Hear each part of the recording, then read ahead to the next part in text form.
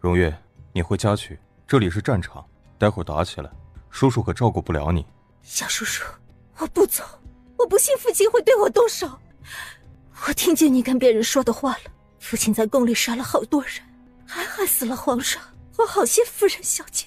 你以为他这样的人会对你手下留情？我是他唯一的女儿，他一向疼我。副将，把荣月公主带走。副将上前来，软硬兼施，把荣月拉离原地。谁知荣月刚离开，密集如雨点般的箭就从城楼射了下来。副将慌忙挡住他，被一支箭射中了后背。把荣月带走！当即跑过来好几个士兵，举着盾牌护着荣月离开这里。父亲，你真的要杀了女儿吗？他猛地挣脱开士兵，跑了回来，一支箭嗖地准确射中他的心脏。荣月！荣月死了，赵叔为免他的身体被更多的箭射穿，亲自把他捡走，让人送他回王府。这没有下令是谁放的箭？是谁？是臣不小心。成王大怒，从侍卫腰间抽出刀，一刀砍了那谋臣的脑袋。弓箭手都是这，我拉上来对准秦王，把他们全部杀了。成王兵马毕竟占据了地形优势，这样下去，不管输赢如何，秦王一方都会损失惨重。箭飞出去，惨叫声在城楼上响起。成王大吃一惊，看着忽然自相残杀起来的部下们，不知发生了什么事。城门一开，他立即举起长剑喝道：将士们，随本王冲进去！赵元景和秦王会合，很快冲进了皇宫。叛军溃败，四散逃跑。国不可一日无君。淑儿，拿出玉玺和诏书，让太子继位登基吧。元景的伤还很严重，暂时起不了床。登基大典可以等他伤好之后再举行，但他得先继位，安抚内外，震慑宵小。你明白哀家的意思吗？儿臣明白，儿臣会以秦王的身份，向臣子和天下宣读皇兄的传位诏书。赵叔过来找他的时候，静瑶正端着一碗药喂给赵元景喝。皇上喝完了，臣再来。他转身出去，赵元景伸手接过碗。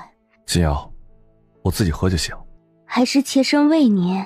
赵元景还是接过碗，一口喝完后，眼睛就盯着折子。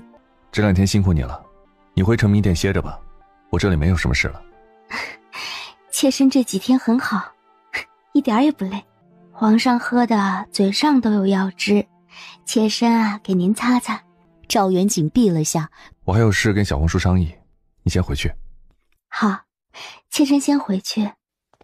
赵叔走进来，先行礼。小皇叔就别跟我多礼了，我请皇叔过来是想问问，有没有把宫里的消息告诉云黛，接他和燕儿回宫。前2天，学虎那个徒弟回来，说了云侧妃住的地方，并且带消息回去，让他们安心。至于接他们回来，太后的意思是暂时不接他们回来。云侧妃怀胎6月，来回奔波也是辛苦，再者京城和宫里到处都乱糟糟的，还有不少叛党余孽没有抓到，若是路上再出了岔子，倒不好。太皇太后思虑的是，只是现在宫里正在办丧事，你接他回来，他也不能休息，还得日日夜夜跟着守灵跪拜，倒不如迟一些日子接他们回来，等宫里面安稳下来，你这伤也好了，岂不好？皇叔没把我受伤的事情告诉他吧？不曾。那就好，她现在怀孕呢，我也不想让她日夜担心。太皇太后考虑的周全，如今到处杂乱，倒不如让她在外头多养一些日子，等宫里的事情处理好了，我亲自去接他们母子。你如今已经登基，也该让太子妃为皇后了，否则宫里外议论纷纷的，也是不好听。过几日再说，这事不急。小皇叔近日若是有空的话，替我去看一看云黛和燕儿，可好？也让她能安心，顺便再送些吃的用的过去。在外头不比宫里，我怕她不习惯。臣这2天很忙，等我闲了。赵叔在门口停下马车，一眼看见站在栅栏边上的云黛。她穿着一条白裙子，头发松松的挽着，袖子卷到胳膊肘处，露出白皙的手臂，满面的笑容，与玉竹说着什么。多日不见，他看着似乎又圆润了几分。咦，小皇叔？什么？齐王殿下怎么到这儿来了？我还以为看眼花了呢。本王闲来无事，应皇上的要求，来看看云侧妃和燕儿。原来是殿下，哦不，是皇上要王爷来的。贵客临门，王爷快请进来。看来你这里过得不错。还行吧，这个季节好，有干净的泉水喝，林子里有果子，有菌菇野菜，河水里鱼虾也是很肥美，每天吃的都是新鲜鲜美的。待会儿吃晚饭，王爷尝尝。看你这脸又大了一圈，本王也知道你吃得好。这个秦王每次见面都各种给我取外号，嫌弃我胖，真是讨厌。我今天穿的是白色裙子，难免显胖。你本来就胖，还需要衣服显吗？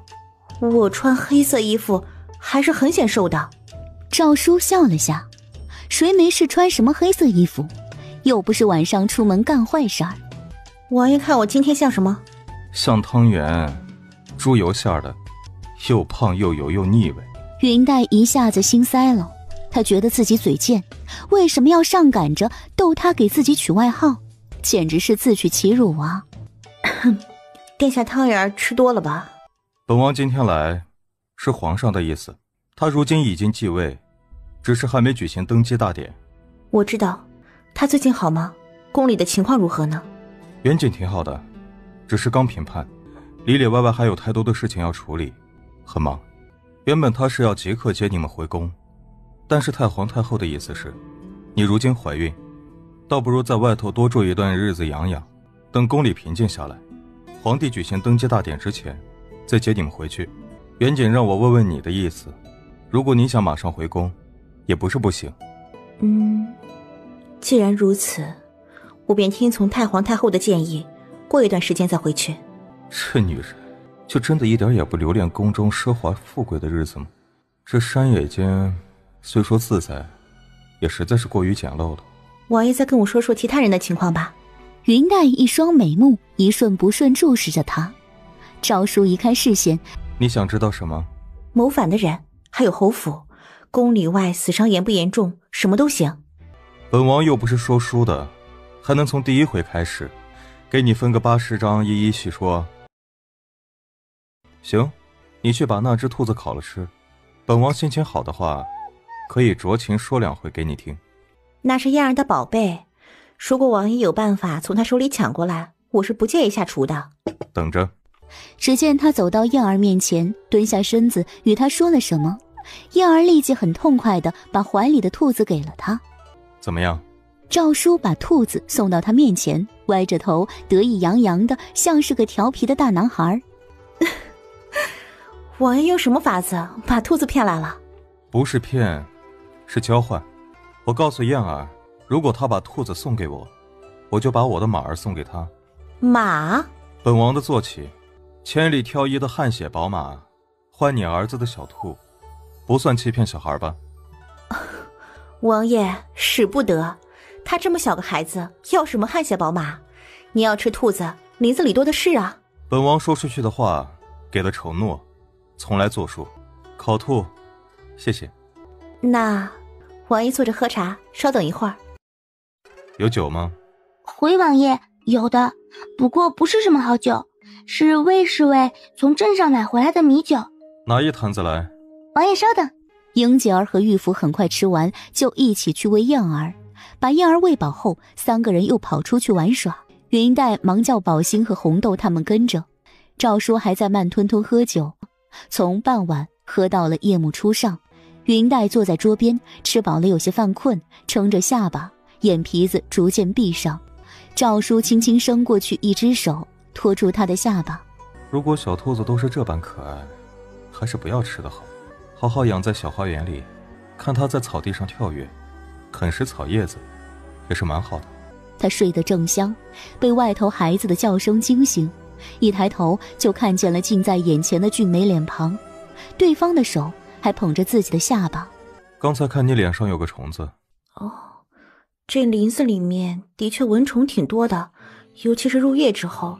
王爷不习惯吧？我用草药配了一些驱蚊的药材，做了几个荷包，待会儿给王爷一个，随身带着，可以驱蚊避虫的。赵叔站起身，时候不早，本王该回京了。天都黑了，林子山路赶夜路都不安全，王爷还是住一晚，明早再走。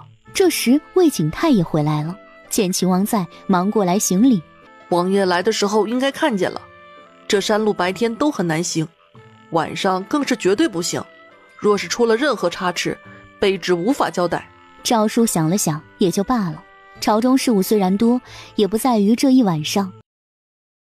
他身子如何？应该挺好的，变胖了。他吃的好不好？有胃口吗？挺馋嘴的。那他晚上睡得好不好？御医说他怀双胎，肚子大，睡觉会不舒服。云侧妃晚上睡得好不好，我不知道，我又不是那女人的奴婢，还得伺候她睡觉不成？是我过于紧张了，真想亲自去看看她。想去就去，谁敢拦着你啊？我现在这样，不是让她担心。她每天都做些什么呢？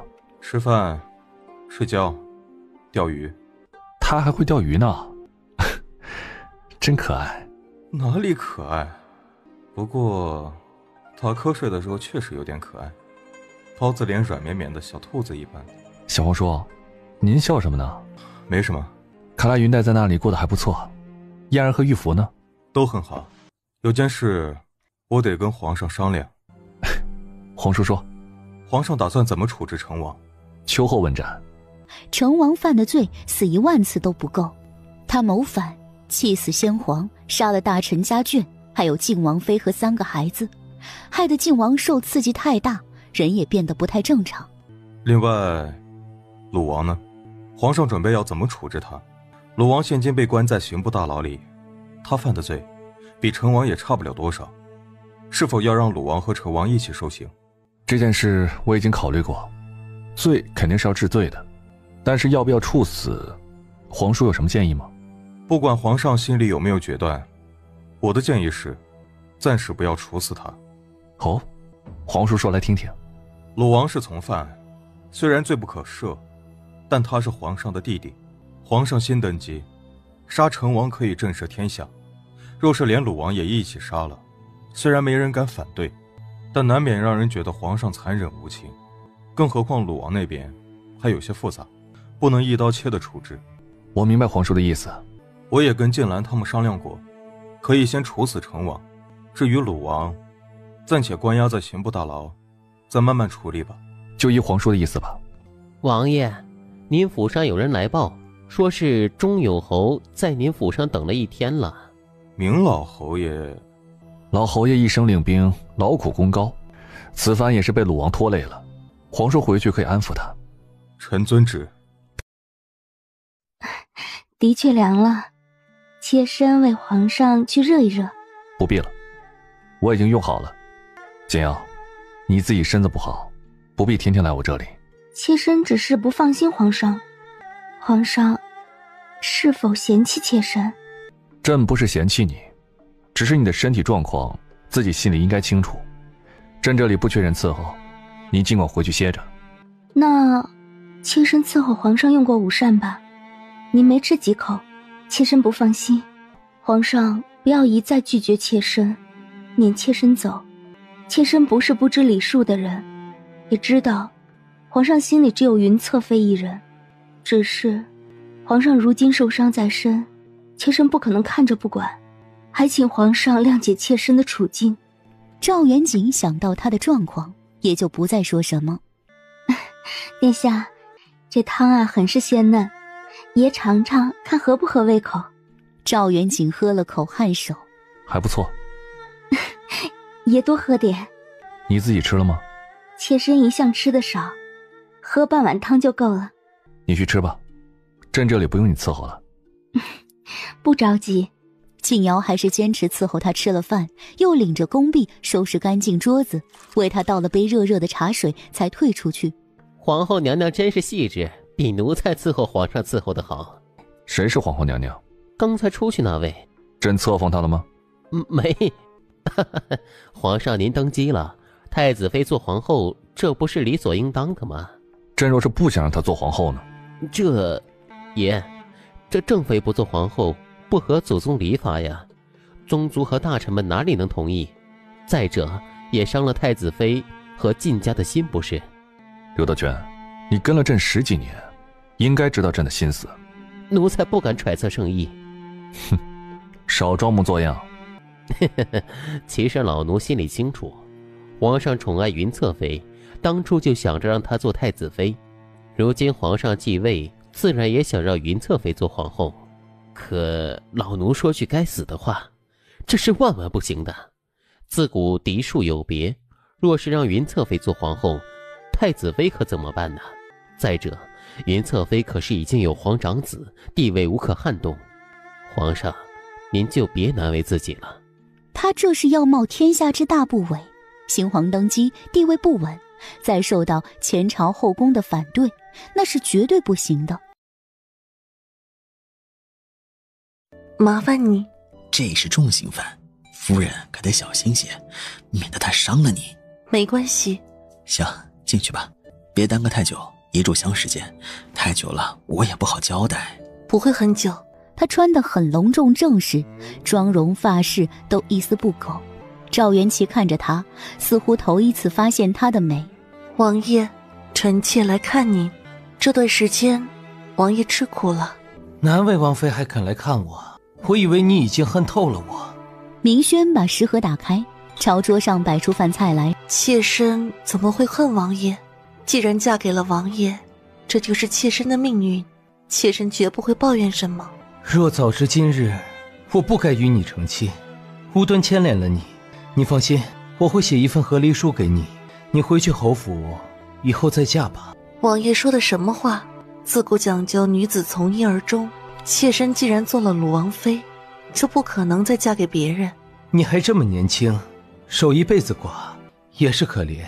妾身还想问一问王爷，府里的几位姐妹她们的去留，王爷可有什么想法？他们想走，就让他们随意离去；若是不肯走，府里还有些天产珠宝，分一些给他们，各自过活去吧。本王这辈子是不可能离开这里了。妾身明白了，这都是妾身亲手做的菜，王爷尝一尝。赵元齐朝桌上看了眼，拿起筷子，夹一块肉放到嘴里，嚼了一会儿，点头。王妃的手艺很好，我以前竟不知道。妾身做过点心给王爷吃，想必王爷忘了。赵元齐心里有些后悔，他到现在才恍觉自己对王妃实在不太好。对了，于是妾怀孕的事情，妾身还得跟王爷说一声。那几天王爷出事的消息传回府里，于是妾吓得晕过去，妾身请来大夫给她诊断，大夫说因为受惊过度，孩子已经没了。没了也好，有我这么个父亲，孩子生出来以后也艰难，王妃多照顾着点于氏妾吧。王爷，事到如今，王爷心里可曾后悔？后悔这种话多说无益，我只恨自己识人不明，竟没看出成王的狼子野心，被他戏耍了一番。他既然能做出谋反之事，又有何值得信任？妾身知道王爷心里是不甘心，您只听信了成王的花言巧语，却没有考虑到失败的后果。王妃如今说这话还有什么用？是妾身的错，没有能够及时阻止你。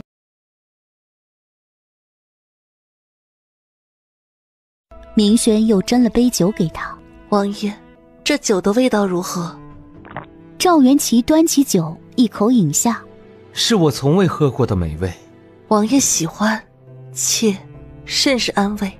王爷，妾身嫁给您之前就知道您的名声不太好，但妾身见了你，心里却有些欢喜。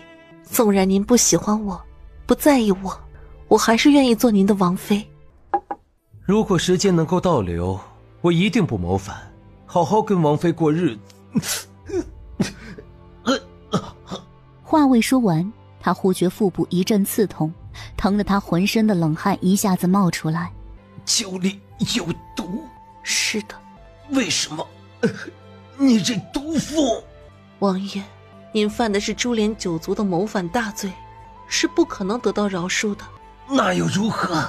我宁愿死在赵元景的刀下。你这毒妇，之前口口声声说着情意绵绵的话，却给我下毒，你太可怕了。王爷，妾身也不想如此。你到底是为了什么？你说！赵元齐气急、恨极、怒极，伸手揪住他的脖子，似乎要把他活生生掐死。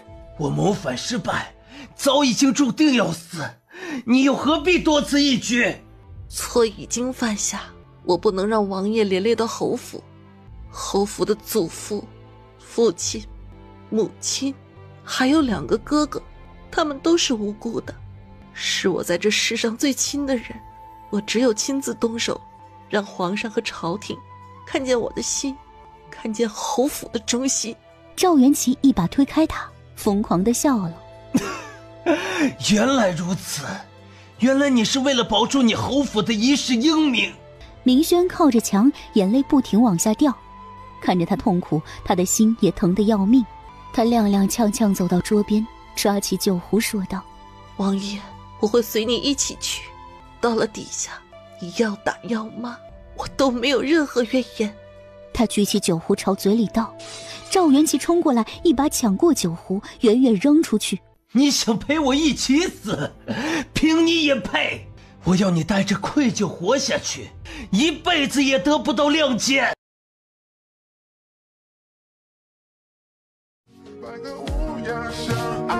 轩轩，你叫娘怎么说你才好？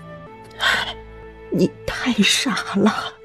轩轩，你祖父很生气，你不该不跟我们商量就做这种事情的。让他先休息休息吧，这孩子心里也苦，也是够可怜的了。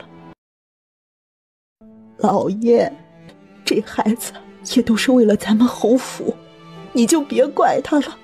母亲，父亲也是心疼妹妹，他这么做虽然能够证明侯府的清白，但是也害了他自己。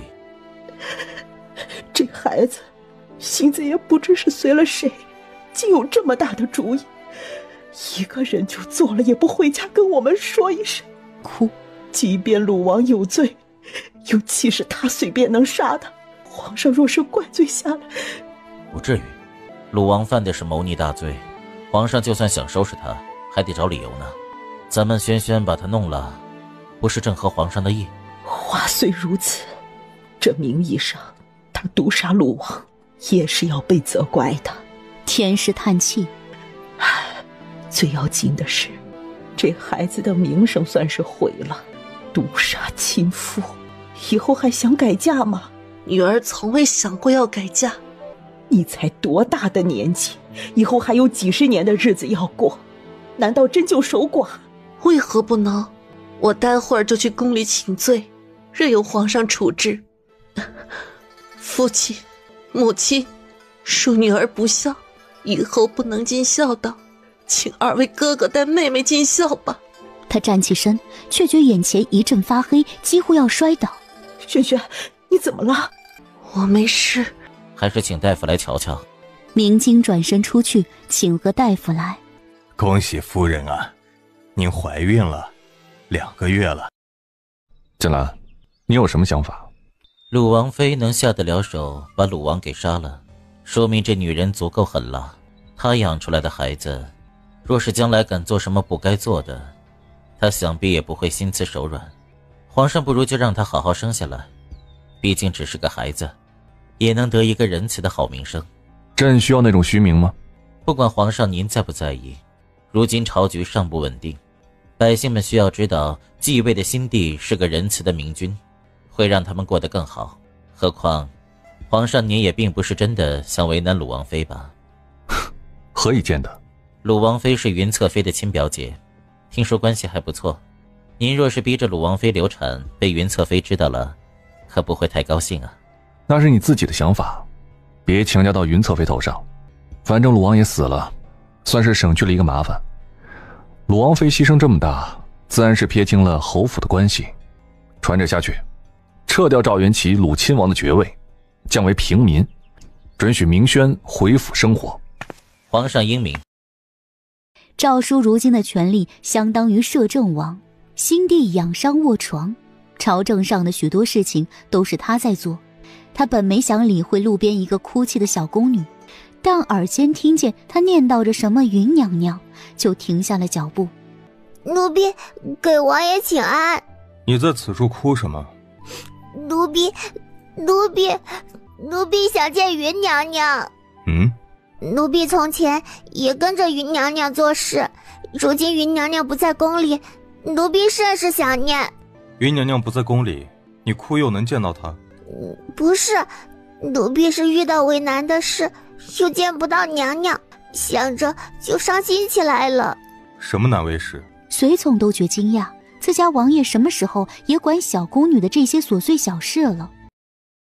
本王下次见到云娘娘，替你传达了这话。多谢王爷，多谢王爷。行了，回去吧，不许再在路边哭闹了啊！你这是遇到我们王爷了，若是遇到旁人，没你好果子吃。王爷何必理会小宫女的这种小事啊？何况这刘德全是皇上身边的大总管啊。皇上哪里是罚刘德全，分明是罚晋家，罚晋瑶呢。哦，这是为何？晋家想让皇上尽快立后，竟连皇上身边最亲近的太监都买通了，皇上能不生气吗？袁锦虽然才继位，但可不是好惹的。晋家想凭自己百年名门的名头逼皇上就范，皇上这是在警告他们。那刘德全的事情，王爷还管吗？您若是帮他，会不会引起皇上的猜忌啊？总不能让他们这么僵持吧？皇上和晋家，谁能来当这个和事佬啊？本王肯定是不行，不过有个人可以。谁？桃园外的云娘娘。王爷，是不是宫里出了什么事儿？如今成王伏诛，鲁王已死，叛乱的事情也差不多了结了。现在宫里最大的一件事，你知道是什么吗？你倒是一点也不在意啊。皇上立后，这是天经地义的事情，我不明白有什么可闹腾的，难道还有谁敢反对不成？你说对了，还真是有人反对。皇上并不想让静瑶做皇后，你想想，皇上跟全体臣子唱反调，与祖宗礼法背道相驰，他的日子能好过吗？再这样下去，他这刚登基的新帝可就要坐不稳了。顾云黛，你自己心里想做皇后吗？不想。云黛始终觉得赵元景心里对静瑶是有几分怜惜的，至于这几分怜惜里头有多少男女间的那种感情，云黛不清楚，也不想去探究。你真的不想做皇后？如果你不想，也就罢了，算我这趟没来。王爷难道是想支持我做皇后？那倒不是，只是如今的皇上和朝臣们的意见相左，迟迟不肯确定皇后的人选，引起了许多人的不满，连晋家也不满起来。我还以为晋家从不争名夺利。晋家确实对权力没有兴趣，但是他们这样的家族最重视颜面。晋瑶毕竟本身也是太子正妃，如果她不能被册封为皇后，却做了妃子，晋家就要颜面扫地。我明白了，原来王爷来这儿是想让我回去劝皇上立晋瑶为皇后吗？我没有任何要求你做什么的意思，只是提醒你，如今正是很要紧的时候，你不该一直待在这里不回去。如果你想做皇后，就应该回去争取，如果你不想，那就最好让这场风波早些结束，否则对你对皇上都没有好处。我只是个无权无势的普通女人，左右不了朝廷局势，亲王殿下未免太高看我了。另外还有一件事，有位叫蜜豆的小宫女托我告诉你一句话，说她想你了，还有刘德全落难，求你在皇上面前替他说句话。刘德全出了什么事？他犯了些错，被皇上罚去喂马，似乎是受了些欺辱。说起来是小事，但皇上似乎是因为晋家才罚他，所以本质上还是皇上在和晋家生气。我去写封信，请王爷稍等片刻，帮我带给皇上。他回到自己房间，提笔写了一封信，随意折好了，递给诏书。就不怕我偷看？王爷尽可以看。之前你怎么没想过要我带信给皇上呢？这次不是有事吗？你对皇上并不怎么上心吧？换做静瑶住在这里，可能不像你这般快活自在。难道在王爷眼里，女人就非得依附男人才能活，否则就得愁云惨淡，寝食难安？你就不想知道远景的状况吗？王爷说过她很好。倒也是，我好几次去她的寝宫，都看见太子妃在那里，不知道的还以为她搬过去住了。既然你不想回去，那就好好在这里住着，挺好。本王回去了。王爷。哼，想问远景和静瑶的事情吧？求本王啊，本王就告诉你。王爷不要说玩笑话。你看本王像是在与你说笑话？本王给你最后一次机会，过时不候。以后你再想从本王这里打听远景的事情，本王绝对不会再说一个字。王爷不说，我可以问别人。问谁啊？魏景泰，他一个最低等的侍卫，能知道皇帝什么事情？求我啊！王爷，您到底要如何？本王说的还不够清楚吗？刚才在屋里，你分明想问远景和太子妃的事情，却忍着不问。现在追出来，又是为何呢？女人都是这么喜欢装模作样的吗？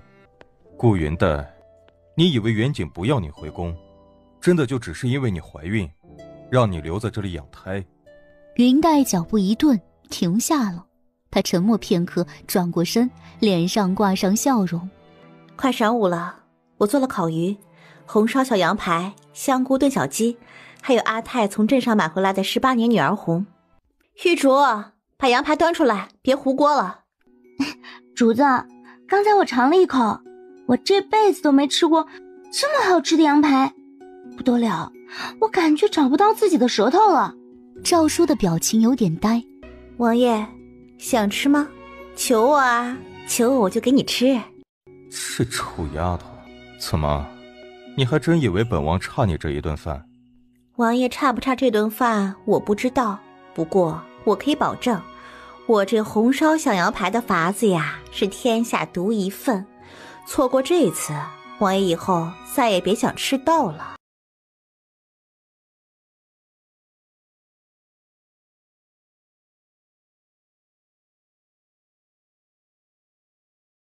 王爷，您这饭也吃了，就不打算说点什么吗？饭菜不错。还有呢？没了。亲王殿下，我想知道皇上的情况。你这么想知道，自己回去啊，好日子过几天也就行了。想要一直轻松舒适，却又想让远景心里只有你，这世上哪来这么多的好事？王爷这话说的诛心，难道是我不肯回去吗？太皇太后和皇上都传旨来，让我留在外面安心养胎，我难道敢抗旨私自回去？分明是有人不想让我回去。既然你明知道有人不想让你回去，你就应该想法子回去，而不是在这里过逍遥日子。能帮你的只有你自己，本王只是过来提醒你一声，就算你不在意自己的地位，也不在意燕儿的前程，向你求助的密斗和刘德全，你管不管？管。你留在这里，能管得到谁？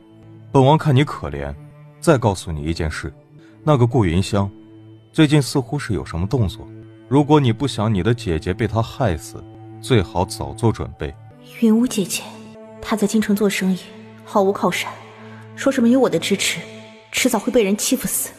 王爷，说，刚才那封信我想要回来，5天内我一定回京。本王拭目以待。魏景泰又带来一个重磅消息，说云小主在林中散步的时候遭到了野兽攻击，受到了惊吓。你们是怎么伺候保护他的？奴才该死，请皇上降罪。皇上，眼下还是云妹妹的身子要紧。魏侍卫，云妹妹现在情况如何？回敬娘娘话，云小主受到惊吓摔了一跤，现在正卧床，具体现在如何，奴才不知道。来驾，正要出宫。皇上心急，妾身明白，但您自己伤也还没好利索，实在不适宜出宫，不如立即派人去接云妹妹回宫吧，在野外住着实在太危险。远景，你自己也受着伤，另外派稳妥的人去接他们母子回来吧。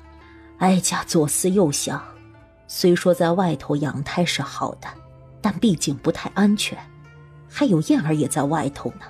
那么丁点儿的孩子，若是吃不好睡不好，哀家得心疼死。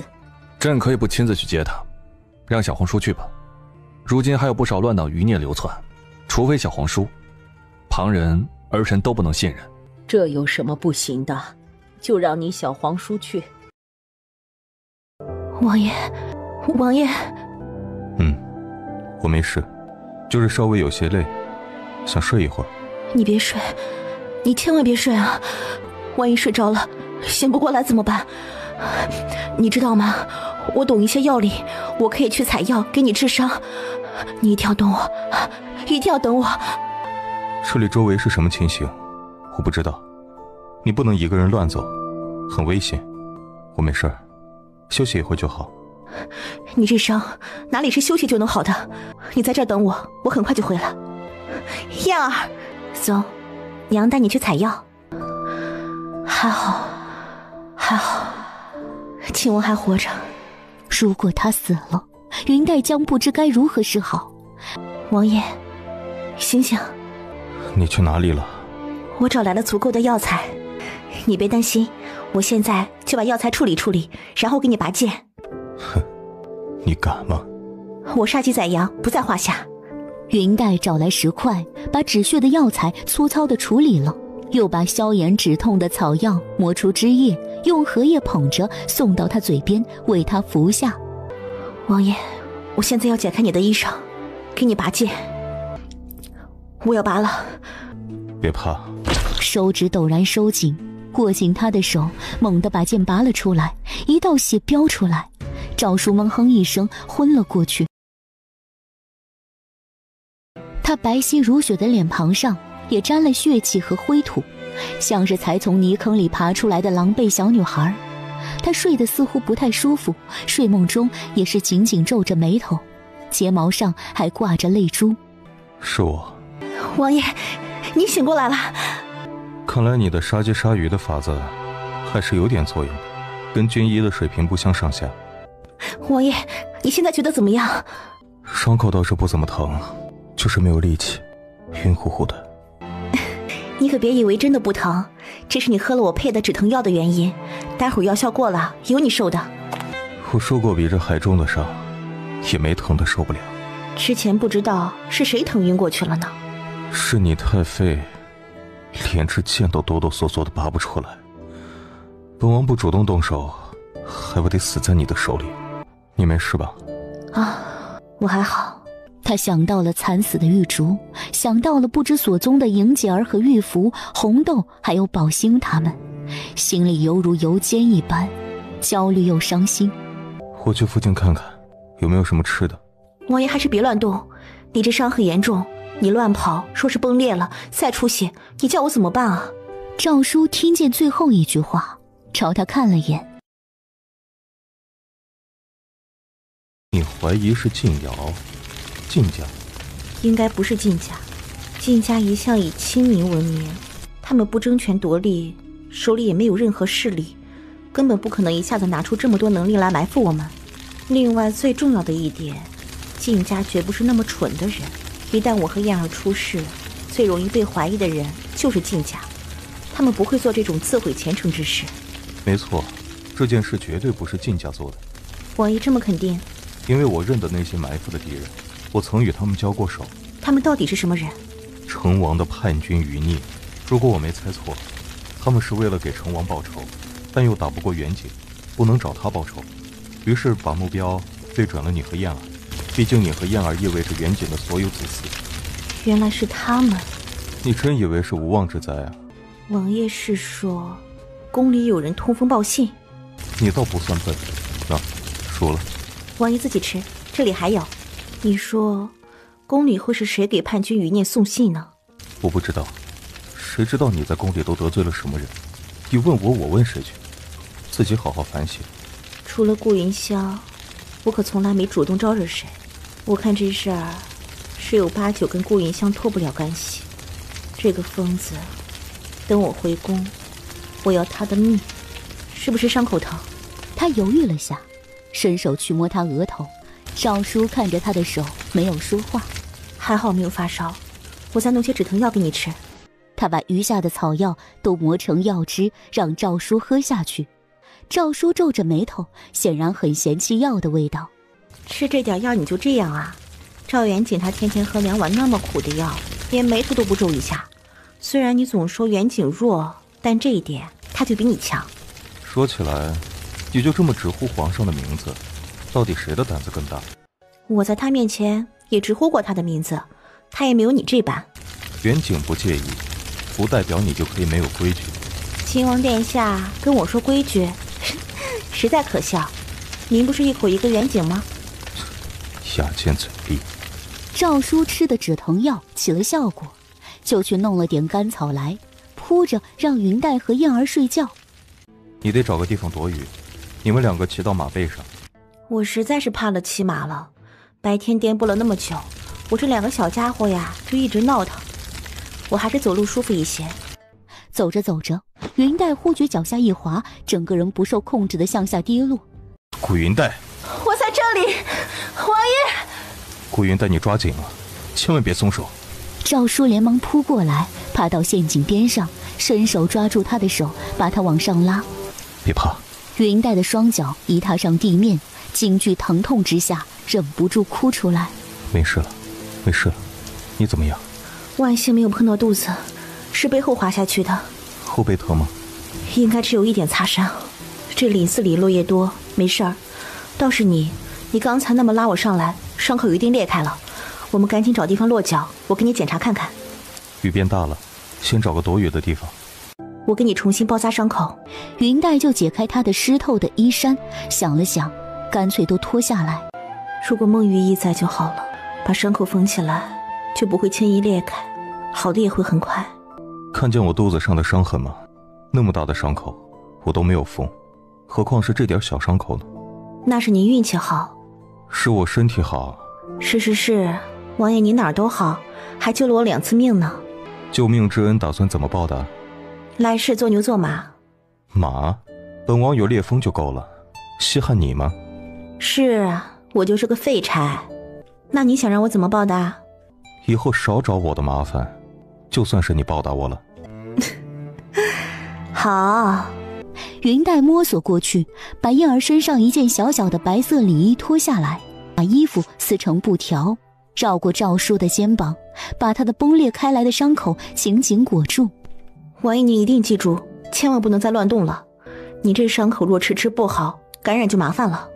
如果你再落到陷阱里，本王这胳膊哪怕是废了也得救你。看什么看呀？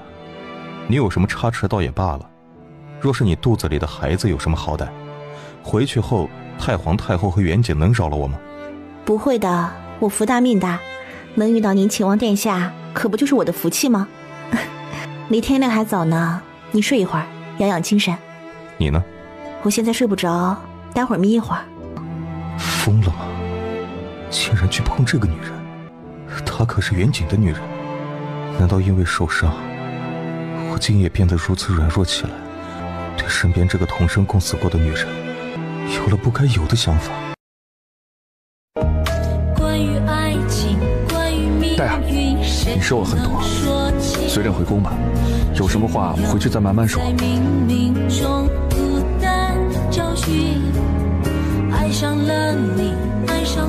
姨母，你没事真的太好了，我们真是担心死了。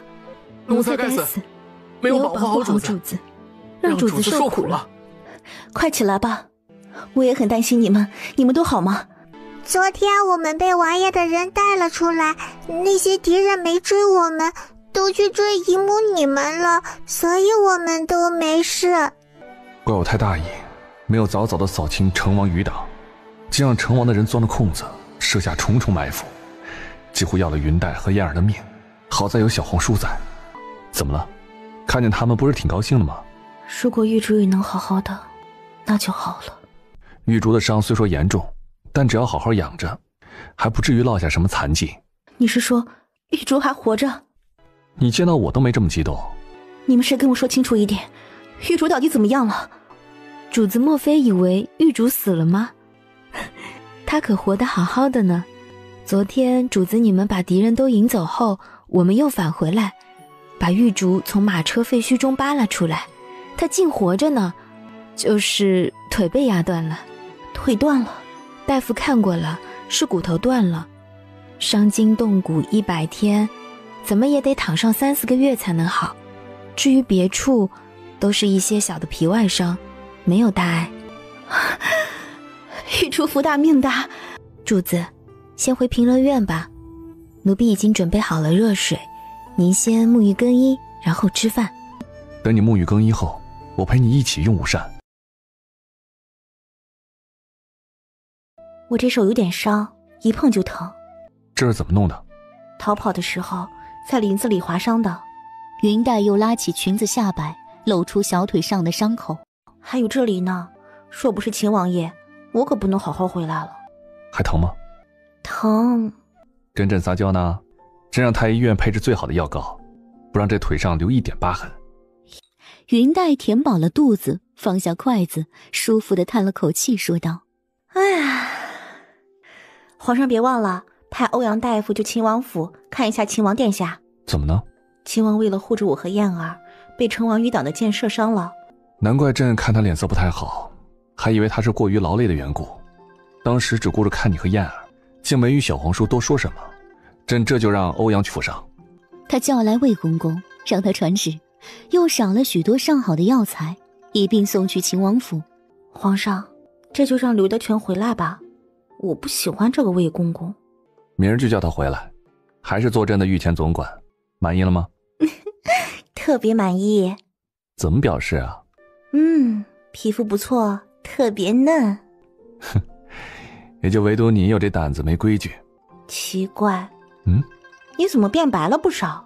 我记得你的皮肤比我的手黑一个色号的，怎么如今比我的手还白？最近用了什么好香膏了？没有，想必是朕这段时间一直忙于政务，不常出门的缘故。真的？你不是习惯每天都要练习弓箭的吗？如今做了皇帝，没有从前当太子那么清闲了。朕已经有好些日子没有拿弓了。虽说如今忙，锻炼身体的事情还是要坚持的。你每天的药还坚持喝吗？喝，不过最近欧阳在为我重新诊脉，配置解药。如果运气好的话，说不定能够彻底清除余毒，以后就不必再喝药了。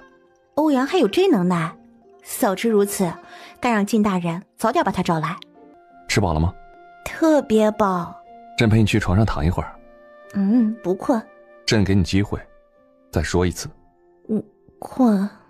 乖，跟朕说说，你在外面住着可有想朕？想。可是你不许我回来。男人果然啊，有权就变坏，当了皇帝就对我不好了。小没良心的东西，说这话也不怕闪了舌头。再与朕说说，你昨儿晚上跟燕儿还有小皇叔到底去了哪儿？朕知道你们出事后，派了许多人去那附近寻找，却一无所获。朕真是害怕。秦王爷骑的是汗血宝马，岂是那些反贼能追得上的？我们跑了半天，早不知跑出多远。天也黑了，下着雨，秦王又受伤，就只能找了个山洞躲了一个晚上，直到天亮。秦王伤好了些，才找到出路回到京都的。你们在山洞里一起待了一晚上？是啊，你不知道那个山洞有多小，连烈风都进不去。烈风就是秦王的马。朕知道。不知为何，心里隐约有些不太舒服。怎么不说了？小红书伤得那么重，后来怎么办呢？我在林子里找了些草药给他用上。我到那时候才真正佩服这位杀神王爷，他竟然自己把身上中的箭给拔了下来。是吗？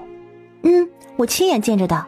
当初那血都是飞出来的，不过当时他也疼晕过去了，太惨了，夜里还发烧呢。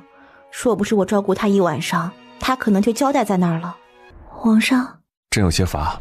对不起啊，我以为皇上想知道秦王受伤的事情。你继续说，朕听着。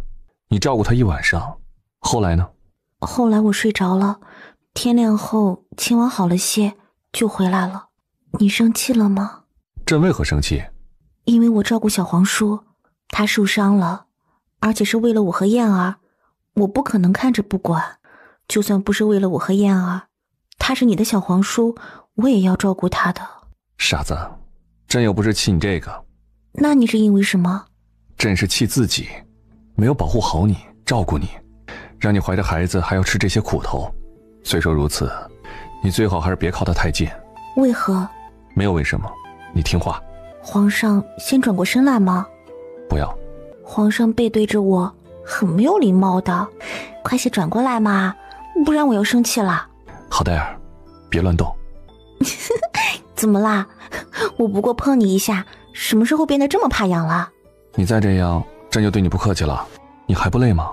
快多睡一会儿，朕还有些折子没看完，先回去了。好好养几天，别的事情再说吧。奴才给云娘娘请安。蝶公公起来吧，这么一大早的，你没去皇上跟前伺候，倒来我这儿了。嘿，皇上体恤奴才，让奴才养好了伤再到御前伺候。奴才是过来送养东西给娘娘的。他从袖口取出卷起来的证词，跟我猜测的相差无几。这顾才女实在可恶。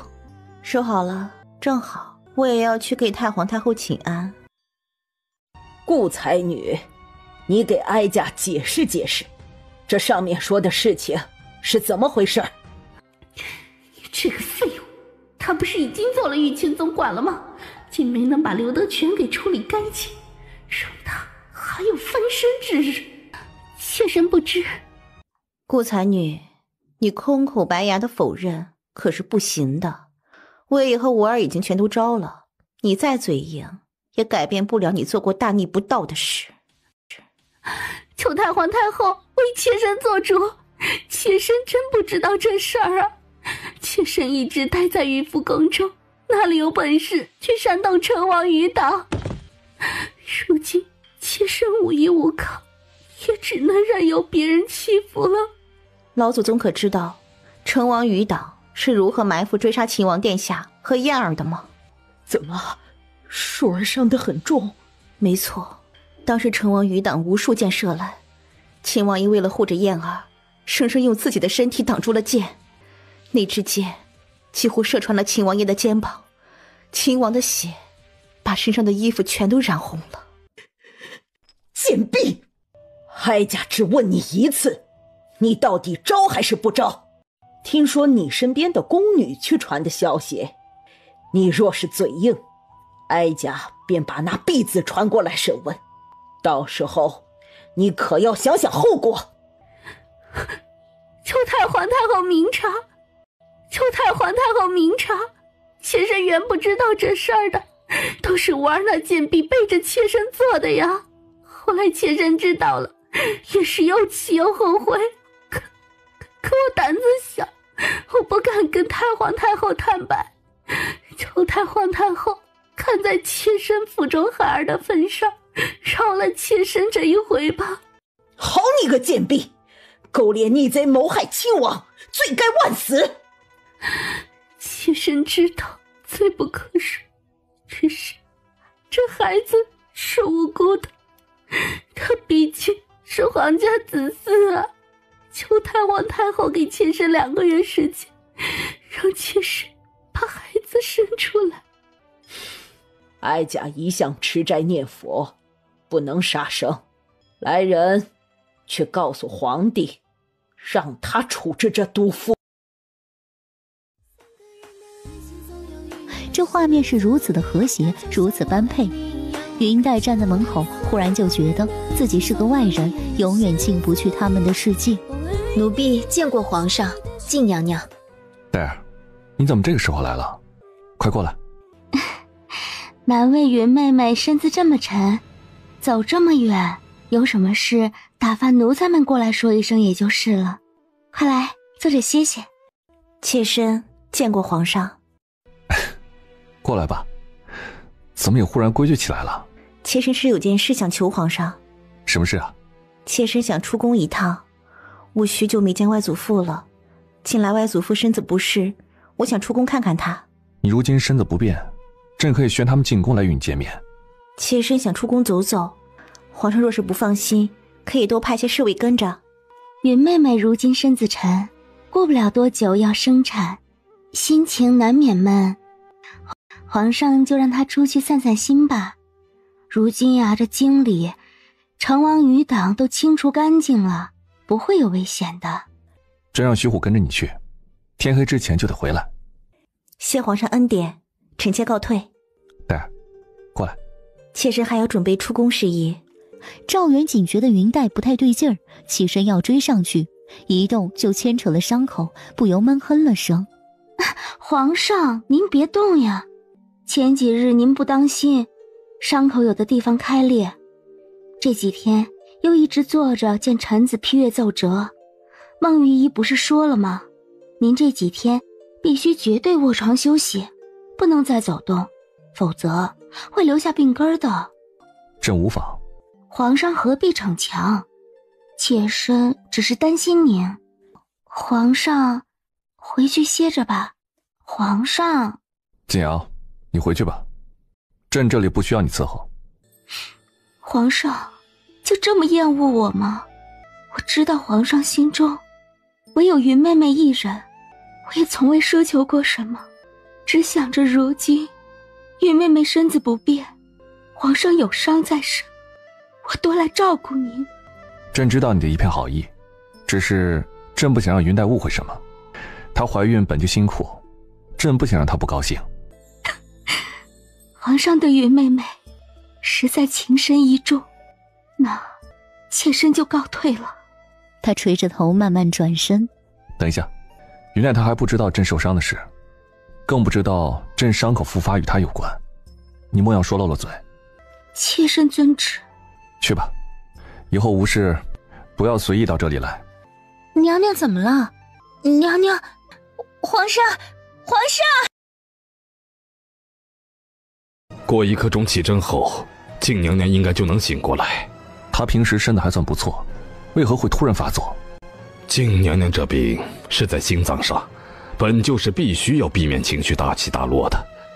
微臣猜测，她刚才应该是因为情绪过于激动，受了什么刺激。不要，她真的只能活到18岁吗？静娘娘的病是胎里带来的，能熬到如今已是不易。若换作寻常人家，早早便没了。她还有多长时间？微臣尽量抑制，再好好保养，不让她情绪波动。坚持1、2年应该不是问题。妾身怎么了？你刚才晕过去了。锦瑶，你身子自小便不好，以后还是少出门，多待在屋子里养着。整天待在屋里，跟犯人有什么区别？皇上别担心，妾身没事。没事？刚才都晕过去了。妾身这不是好好的，他们就是爱大惊小怪的。你在这里休息吧，等好一点再回去。那就恕妾身无礼了。欧阳开了方子过来，婢女服侍静瑶饮下，静瑶便沉沉睡去。这会儿静瑶也睡醒了，要回去。赵元景看他虚虚弱弱的，便叫他留下一道用过午膳再回去。你只吃这点儿？妾身因为身体的缘故，从小便被教导不能过饱过暖，久而久之呀，也就吃不下太多了。妾身伺候皇上用膳。不用，你吃完就回去吧，天也不早了，回去好好歇着，按时服药，别让人为你担心。皇上担心妾身？朕是说你的哥哥和父母。妾身会小心。皇上，妾身以后还能再来看您吗？你想来就来吧。谢皇上，妾身告退。静娘娘发病晕倒在御书房了，请了欧阳御医去诊治呢。怎么样了呢？严重吗？我也不清楚，听说挺严重的。静娘娘在御书房一直睡着，皇上还赏了她留下用膳，待到下午才回去。出来的时候我见着了，看着精神还不错，也不用人扶着，自己笑着走的。我看着倒没有旁人说的那么严重。姐，皇上是不是要册封太子妃为皇后了？主子，咱们是不是该收拾收拾回去了？急什么？我跟轩轩啊，还有许多话要说。你让人回宫送个信儿，就说我要留在侯府过几天。先前不还说要准备回去的吗？怎么突然又不走了？莫非被主子听见了？怎么好端端的要在侯府过夜？他身上不适？回皇上的话，小主身子并无不适，说是难得回趟外祖家，想与他们多待几天。另外，小主还想把小皇子也接去，给侯爷瞧瞧。他身子不便，何况燕儿正在太皇太后处，一切安好，叫他不必挂念，安心在侯府住几日，待够了就回来。小殿下在太皇太后处，主子不必担心。我知道太皇太后会照顾好燕儿，我也不是担心燕儿有什么不好，只是他这分明是不想让我带燕儿出来，什么意思啊？怕我带着燕儿跑了吗？主子是不是跟皇上置气呢？没有。小主啊，其实皇上对你是真心实意的好，奴婢知道您见着皇上亲近静娘娘，心里不舒坦，可是……萱萱，你到底怎么打算的？如果换做你，你会留下这孩子吗？我应该不会。可当初，你还是生下了燕儿。人的想法是在改变的吗？如果我做出了选择，将来后悔了怎么办？其实，无论你现在做什么选择，将来都会后悔。为什么？因为没有完美的人生啊。人在遇到难处的时候，总是会后悔自己当初的选择。如果你要打掉这孩子，将来你在某一天一定会后悔没有留下他。如果你留下他，也会遇到很多困难和伤心，你会后悔当初为什么要留下他。那我该怎么办？问问你此刻的心，不要问未来。不管将来如何，即便会后悔，会遇到难处，只要此时你是坚定的，便可以。云黛在中永侯府就住下了，至此已经过去了半个月，完全进入了秋天。都给老子滚！老子的外孙女儿，你们有什么资格指手画脚？侯爷，您为何要如此固执？如今这局势已经是很紧张了，若让太子妃为妃尉，岂非乱了纲常？靖家在士林中的地位超然，天下读书人也会因此诟病皇上、云娘娘，甚至包括你们侯府。云娘娘如今住在侯府不回宫，难道不是在要挟皇上？立后之事却由皇上定夺，与我外孙女何干？这些老东西在皇上面前讨不到好处，竟跑来给老侯爷上眼药，实在讨厌。只要云娘娘弃驾回宫，稍微劝谏皇上几句，我想皇上会考虑的。老子绝不会赶外孙女走。这些老东西在外头怎么编排我也就算了，如今竟跑来威胁外祖父的老人家，是可忍，孰不可忍。当天晌午时分，宝兴急匆匆回宫，跪在皇帝面前说云主子摔了一跤。怎么回事？大夫看过了吗？严不严重？侯府请大夫瞧过了，只是说暂时无碍，只是小主也一直不舒服。你们是怎么伺候的？好端端的怎么会忽然摔倒？今儿早上主子带着红豆去找明老侯爷，正好老侯爷有客人在。怎么摔跤了呢？你也太不小心了。现在感觉如何？肚子还难受吗？你骗我。这不算是欺君罔上吧？妾身确实受伤了。你倒是说来听听啊，你哪里受伤了？皇上以为呢？哼，欺君罔上。如今这世间恐怕只有你顾云黛一个人敢这么做了。可是皇上明知道妾身骗了您，您还是来了。你这就叫有恃无恐吗？唉，皇上过来坐。早上来找侯爷的3个臣子已经受到了教训，以后应该就不会再有人来侯府打搅你了。妾身欠皇上恩典。你还不打算回宫吗？分明是皇上不想让妾身回宫。朕不想让你回宫，难道不是你在生朕和静瑶的气吗？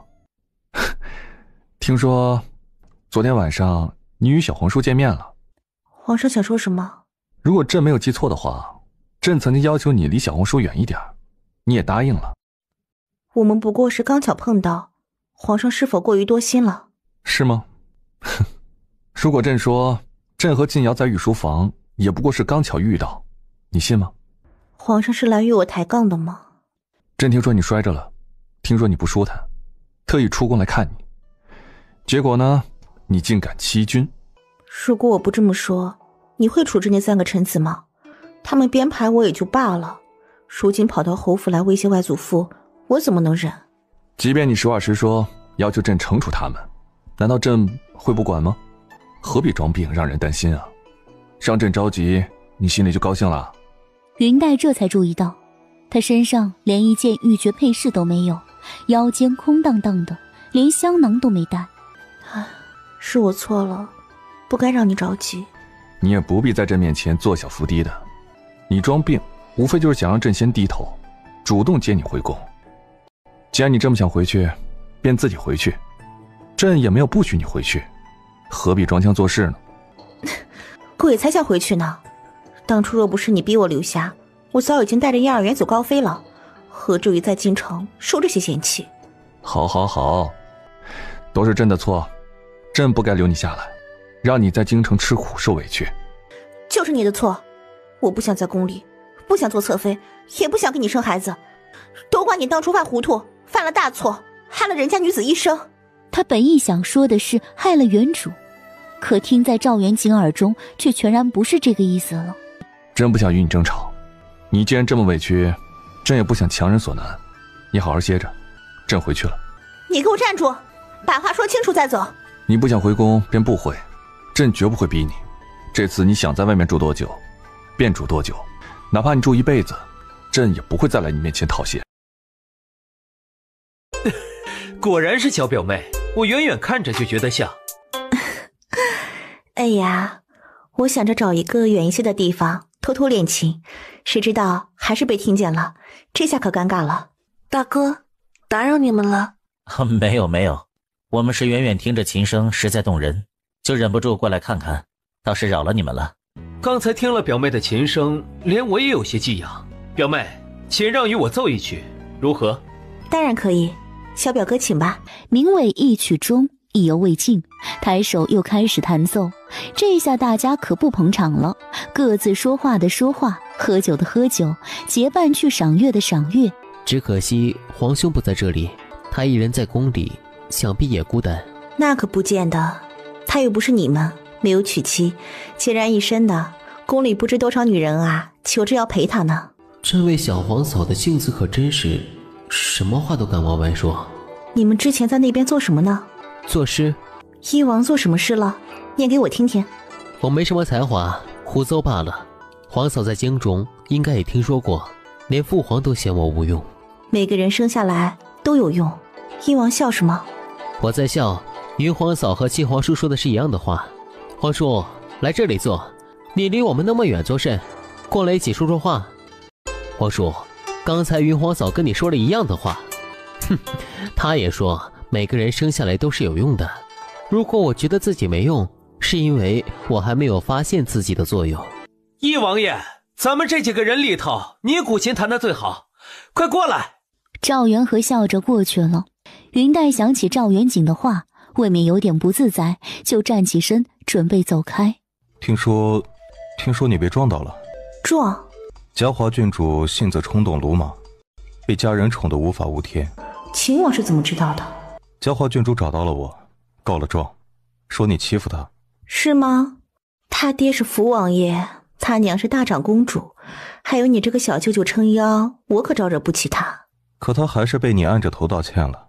嘉华郡主长这么大，还没被人这么欺负过，你小心他在找你的麻烦。我的原则是人不犯我，我不犯人。哼，那你怎么一直躲在侯府不回宫呢？我没躲啊。你说没有就没有吧。王爷，您的伤好了吗？最好还是少喝点酒。一点点外伤罢了。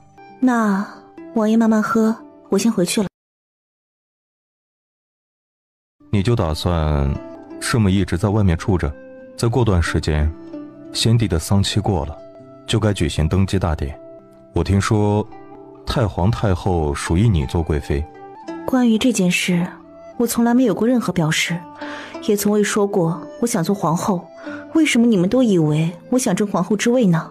皇后是6宫之主，哪个女人不愿意当呢？那也得有能耐当，非要打得头破血流，却抢不属于自己的东西，到头来不见得有什么好下场。既然你不想争，又为何与远景之妻住在侯府不肯回去？没什么原因。没什么原因就回宫，这么住在外头，像什么样子？我外祖父和舅舅还没有嫌弃我呢，王爷倒看不过去了。我可没有吃王爷家的饭，也没吃王爷家的菜。不要牙尖嘴利。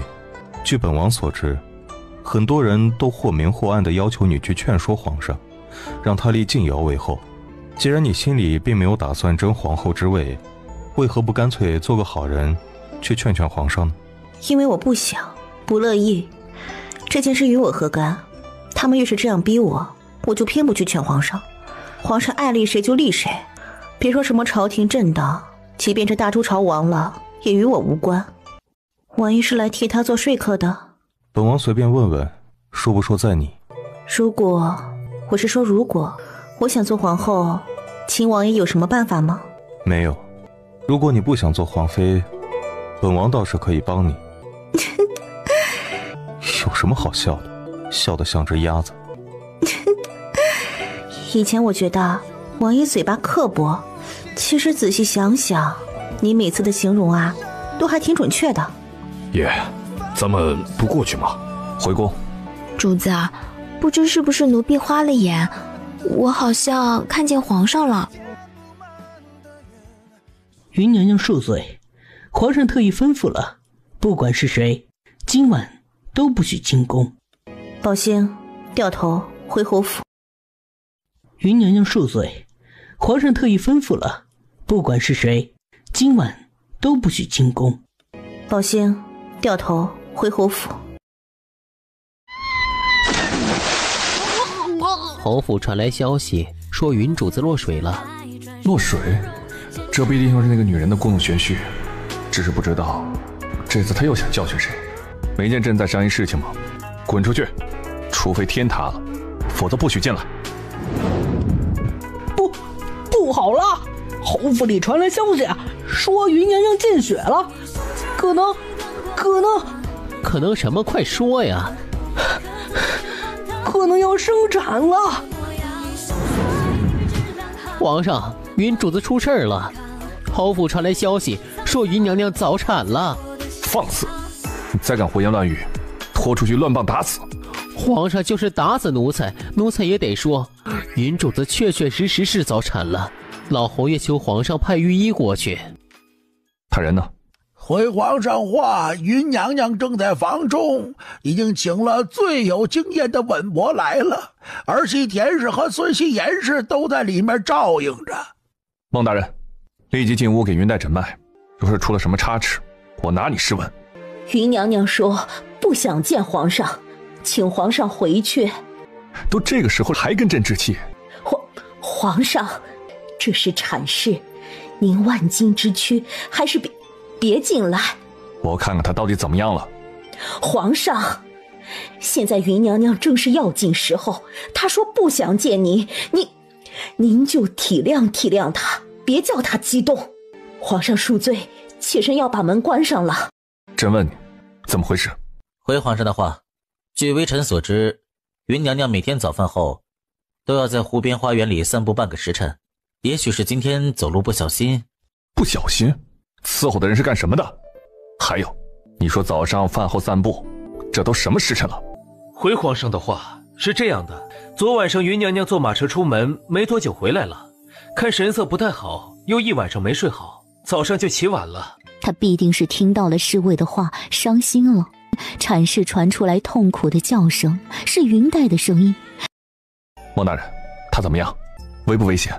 微臣不敢欺瞒君上，此次娘娘是落水导致的提前生产，再加上双胎本就比寻常更加艰难，确实有些凶险的。孟大人，你是千金圣手，朕信你可以让她平安，在必要之时保大人，只要戴尔平安，孩子不必多虑。戴尔，我来陪着你，都是我的错，我不该把你拦在宫外，是我的错。好痛！你要疼就叫出声来，千万别忍着。我没想到女人生孩子会这般痛苦，以后再也不生了。你现在说这话有什么用？云黛的阵痛暂时过去，她恢复了点精神。我快疼死了！你说几句无关痛痒的话就算了吗？滚出去！我不想看见你。周围众人听见他对皇帝嚷嚷，都一阵流汗。虽说女人生孩子要紧，可人家是皇上啊！滚出去！你要骂就骂，我哪里也不去。你现在这样算什么？之前不是很厉害吗？我写信给你你不回，送东西给你你不理，我要回去你还让人把门锁上了。现在假惺惺的跑来，我若是死了，我就缠着你一辈子，一辈子！傻子，别笑啊！什么时候能生出来？哎，这还早着呢。虽说不是头一回，但是早产了，这孩子迟不出来呀。每一次阵痛都让他看赵元景那张脸更加不顺眼，每次阵痛来临，他就气得抓着他手乱咬，赵元景也就默默忍着。孟玉爷，我要吗啡散。日臣不会呀。我会。这小主您说，微臣记下来。生草屋、香白芷、当归、川芎各4钱，南天星1钱，曼陀罗1斤，水煎成1碗。小主等着，微臣亲自去煎药。快点！好困，好累，我现在终于可以好好睡一觉了。娘娘，您可不能睡着呀！皇上，求您跟他说话，别叫他睡着。这孩子眼看就要生出来，他若是睡过去，可怎么得了？顾云黛，你给我清醒点，孩子还没有生出来，你不许睡着。我好困啊！我知道你困，你忍忍好不好？你听我说，只要你平安把孩子生下来，我什么都答应你。真的吗？真的，朕是皇帝，一言九鼎。我太困了，什么都想不出来。慢慢闭上眼睛，赵元景心中阵阵发冷。你给我睁开眼！你这是什么表情？好像我要死了似的。你给我笑！哎呀，快了，快了！哎呀，我看见孩子的头了。红豆，黛儿，你醒了，现在你觉得怎么样？还有没有哪里不舒服？你出去。你就这么不想见到我？没错，皇上不是说过，以后再也不会来这里见我，还是我装腔作势骗你？那不过是气话，你何必当真啊？我就是这么蠢，别人对我说的话，我都当作真心实意。黛儿，别这样。其实说完那些话，我心里已经后悔了，只是我到底也是要一点面子的，没有立即收回。我已经查清楚，是嘉华郡主推的你。查到了又如何？她是父王和大长公主的女儿，难道皇上会惩罚她吗？要怎么惩处嘉华，都由你来决定。我决定，你确定？朕一言九鼎。皇上现在称呼朕这个字，还真是顺口的很。你真是心里对我有怨气，怎么看我都不顺眼吗？这也不是我要用的字呀，天天在臣子们面前这么称呼，也就习惯了。我答应你，以后咱们私底下在一块儿，我就不用这个字。其实我还蛮喜欢听你叫我名字的。赵元景，你真是有点贱兮兮的。顾云黛，我同意你叫我名字，你可不要得寸进尺的欺负我哦。是你先欺负我的，我给你的信为什么不回？我回了，只是没让人送来给你。那我给你的荷包呢？我花了3天才绣出来的。我搁在昭华殿寝宫枕头下面了，每天睡前都拿出来看看。你不叫我知道，自己默默装深情，有什么用啊？是，都是我的错。黛儿，谢谢你给我生了2个小公主。我原本想着有了燕儿再来1个小公主，谁知你竟然给了朕2个。你不觉得失望？为何失望？原本大家都很期待龙凤胎的，尤其是那些宗室王公们，还有太皇太后。不管别人怎么想，我心里高兴就行。你刚才说让我自己决定怎么处罚嘉华郡主，是不是真的？这是自然。你现在就想惩处他吗？要么还是等你休息好了。你饿了一天了，我叫人备了粥和你喜欢的点心。吃饭不忙，一想到害了我的人正自在，我却躺着受罪，我就不能忍。把人带进来。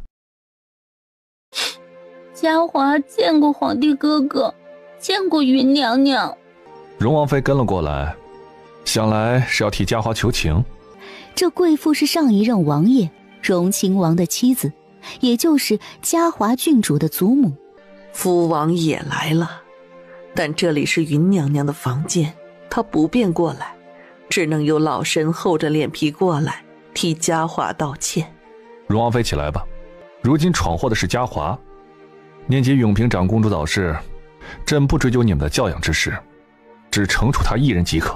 谢皇上恩典，不知云娘娘身子如何了呢？多谢你关心，还没有被你家孙女害死。一把年纪了跟过来，什么意思呀？是想着卖一张老脸给皇帝施压，让我原谅嘉华郡主？哼！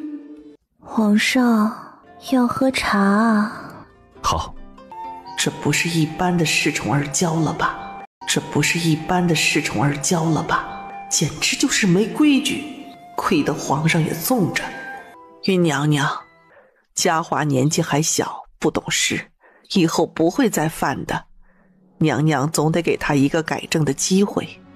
且娘娘您和2位小公主都安然无恙，就不必过于追究了吧。我活着可以给他改正的机会，那我要是死了呢？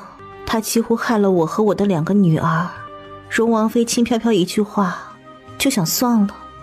既然云娘娘咄咄逼人，执意要惩罚嘉华，那好，就由老身代替嘉华受过吧。荣王妃，您的确有错，错在没有好好教养您的孙女儿，让她这么大的年纪一个女孩，在外面出言不逊，无法无天。可嘉华郡主的错，还是应该由她自己承担。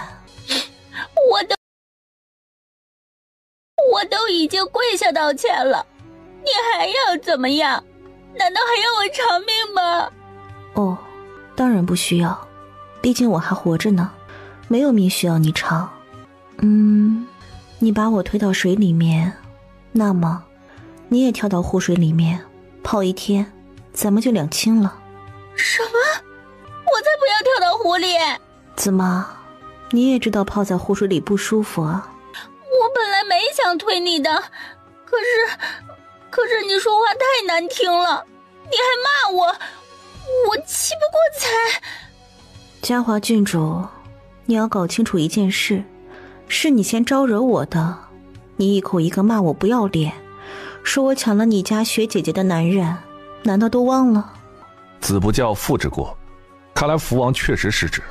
嘉华，你果真对云娘娘说了这些话？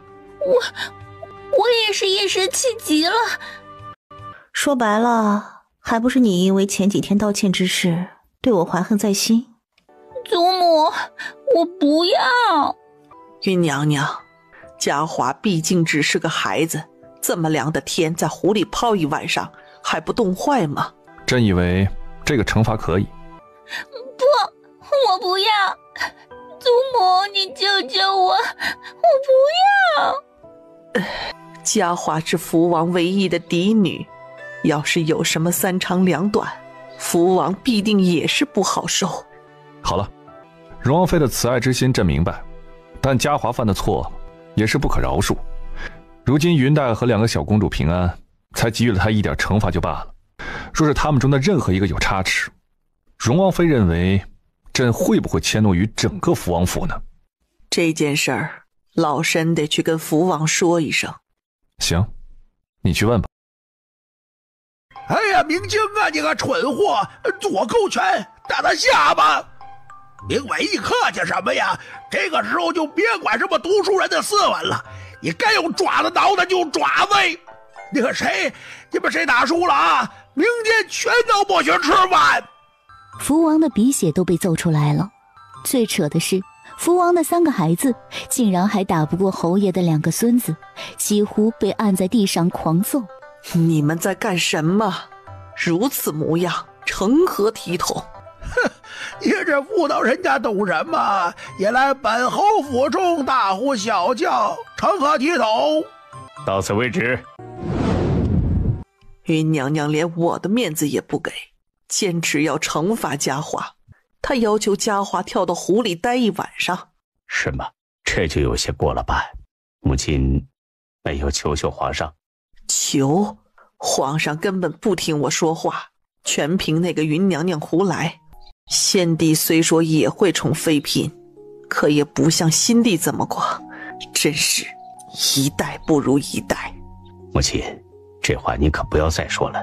咱家虽说是亲王爵位，世袭罔替的，但也是先祖的基业，不能因此就自大，不把新帝放在眼里。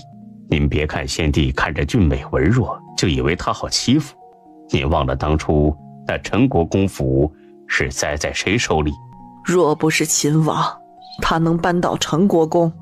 如今秦王也还在呀。先帝在的时候，秦王为了避讳一直待在外面。如今新帝即位，秦王自然就不必离开。秦王对新帝一向忠心，由他坐镇，我们这些封疆大吏也不敢在京城乱来。那这事儿怎么办？就真的让嘉华在湖里待1晚上？嘉华那孩子身子娇弱，哪里吃得了这个苦头？吃不了也得吃。赵元景，过来坐。小妮子，你如今对我可是越发的不敬了。我想跟你谈一谈关于立后这件事。好像有奶香味儿。我跟你谈正事，你别闹。谈吧，我听着。我对皇后之位没有什么执念，做不做都无所谓。你不要再为这件事与太皇太后和朝臣们作对了。其实我也不全是因此，有些事情你不明白，太皇太后和宗室们也不见得就非得要晋瑶做皇后。我不懂。傻孩子，你只要记住一件事，任何权力到了巅峰，事情都会变得复杂又简单。在皇室，他们争的是地位，是利益分配，而不是哪个可怜无辜的女子能不能做皇后。那太皇太后坚持要让晋瑶做皇后，并不是因为喜欢她。当然不是，如果你是晋家的女儿，无论你多么惹人厌，她也会支持你做皇后。何况太皇太后与晋家的关系一向不错。好吧，大家也别难过了，其实朝中也有人支持你做皇后的。哈，真的有？不包括外祖他们哦。为什么不包括他们呢？你也莫要小瞧了侯府的影响力。外祖他们一向忠君爱国，都是正人君子，即便支持我，也是因为我是他们的亲人，绝不会为了什么利益。我说的倒也不是他们。除了外祖父，还有旁人？有啊，当然只是一些心术不正的，比如永郡王。永郡王？他只是个郡王，难道对皇位还有什么妄想吗？我就说你个傻子。那你说给我听嘛。永郡王只是宗室远亲，对皇位当然没有什么念想，但是他有一个特别宠爱的儿子。这跟我做皇后有关系吗？有啊，永郡王特别宠爱的这个儿子，就一直想让他做世子，继承王位。但是呢，他这个儿子不是嫡出，只是庶子，按照大周律法，向来是立嫡立长的，他这个庶子没资格继承王位。我明白了，他支持我做皇后，也是因为我不是嫡妻，说我做了皇后，他完全可以让自己宠爱的庶子继承王位，到时候皇家也没立场去斥责他，因为皇上您自己就身子不正。算你有点小机灵。唉，还真是人心险恶啊。你得记住，如果人家无缘无故的支持你，对你好，必定是有所图谋。如果你不能给人家好处，人家为什么要支持你啊？那你呢？什么？你心里到底是怎么想的？现在所有人都以为你是为了让我做皇后，所以跟太皇太后僵持，与晋家交恶，跟皇室大臣们闹得不可开交。现在外人都骂我是妖妃，说我红颜祸水，祸国殃民。你总得跟我说清楚啊，不要让我白白的当了骂名。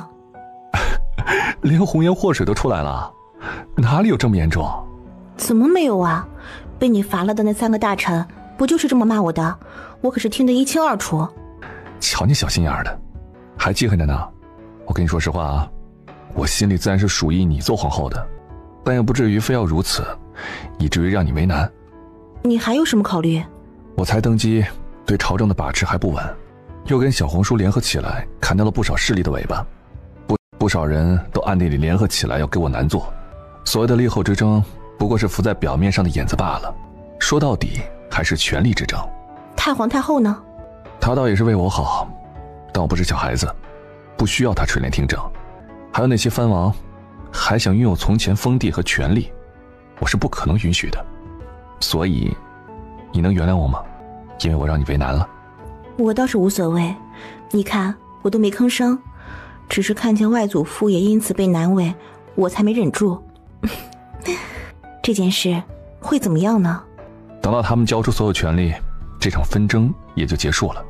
这场戏还真是蛮热闹的，你知道吗？太皇太后亲口允诺我，只要我能劝说皇上服软，他就给我贵妃之位。他们都逼你出来劝我，让我立晋瑶为后。既然你也对皇后之位没兴趣，为什么不顺势而为来劝我呢？我这个人啊，就是不喜欢被人逼着做什么事儿。皇上怎么穿成这样就出来了？正来带你回宫。你快坐下歇一会儿，怎么满头是汗的？我是来接你和女儿们回宫的，马车已经在候着了，现在就走。急什么？你跑得这么急，倒像是被人追着。我是担心你生气。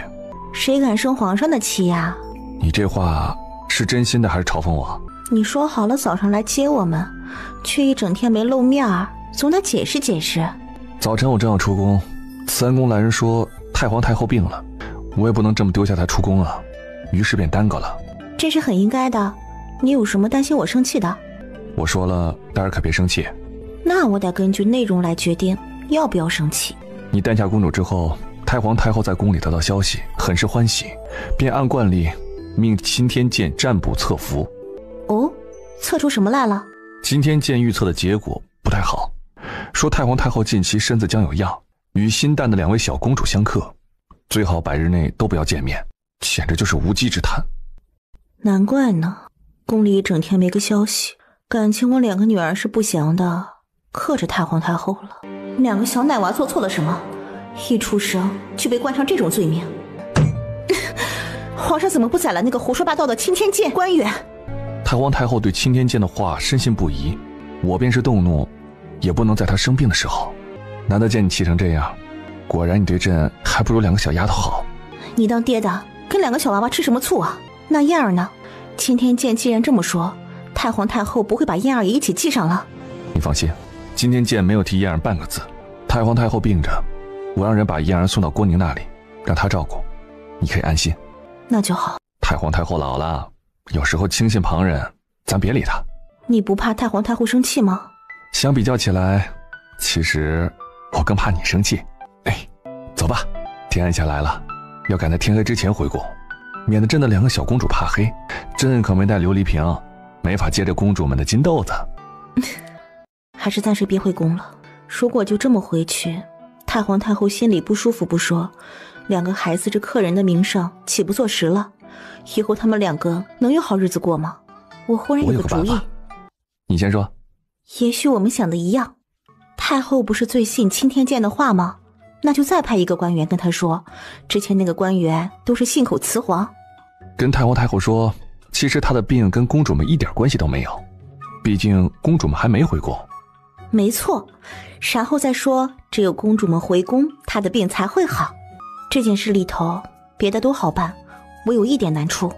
你是说不知太皇太后什么时候病好？没错。宫里养的那么多御医，都是养着玩的吗？其实我来之前，孟御医和欧阳都与我说过，太皇太后只是因为天气忽然转凉导致了伤风，老人家伤风总是比别人严重些。这么说来，顶多4、5天病情就会好转。如果再用上欧阳开的药，3天内太皇太后就会觉得好许多。那就等3天，第3天的傍晚我们回宫，然后你让人给太皇太后服用欧阳的特效药。青青的想法与朕不谋而合。这件事啊，还得麻烦咱们的皇帝陛下哦。本想着今晚接你回宫，好好陪你的。不过再等2-3天，不着急。在此之前，我必须得查清楚，到底是哪个混账王八蛋，为了阻止我回宫，把心计散到了我俩小闺女身上。这还需要你查吗？来之前朕就已经知道了，想知道吗？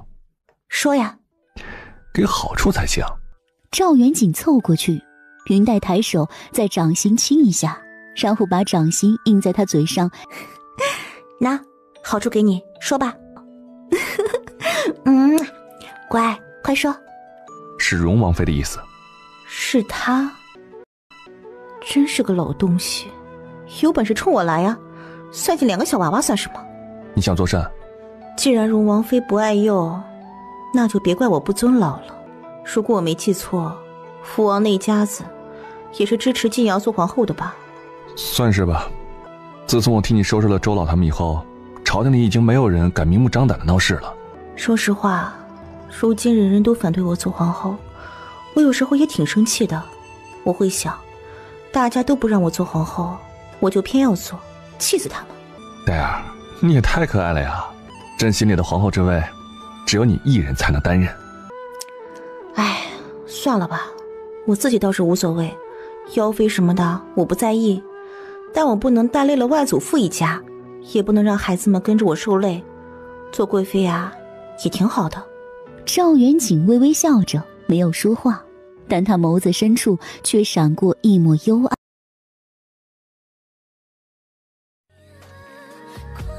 你是谁呀？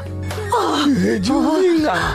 双居多年的荣王妃，几乎可以被立牌坊的荣王妃，她的床上多了一个男人。不像话，太不像话！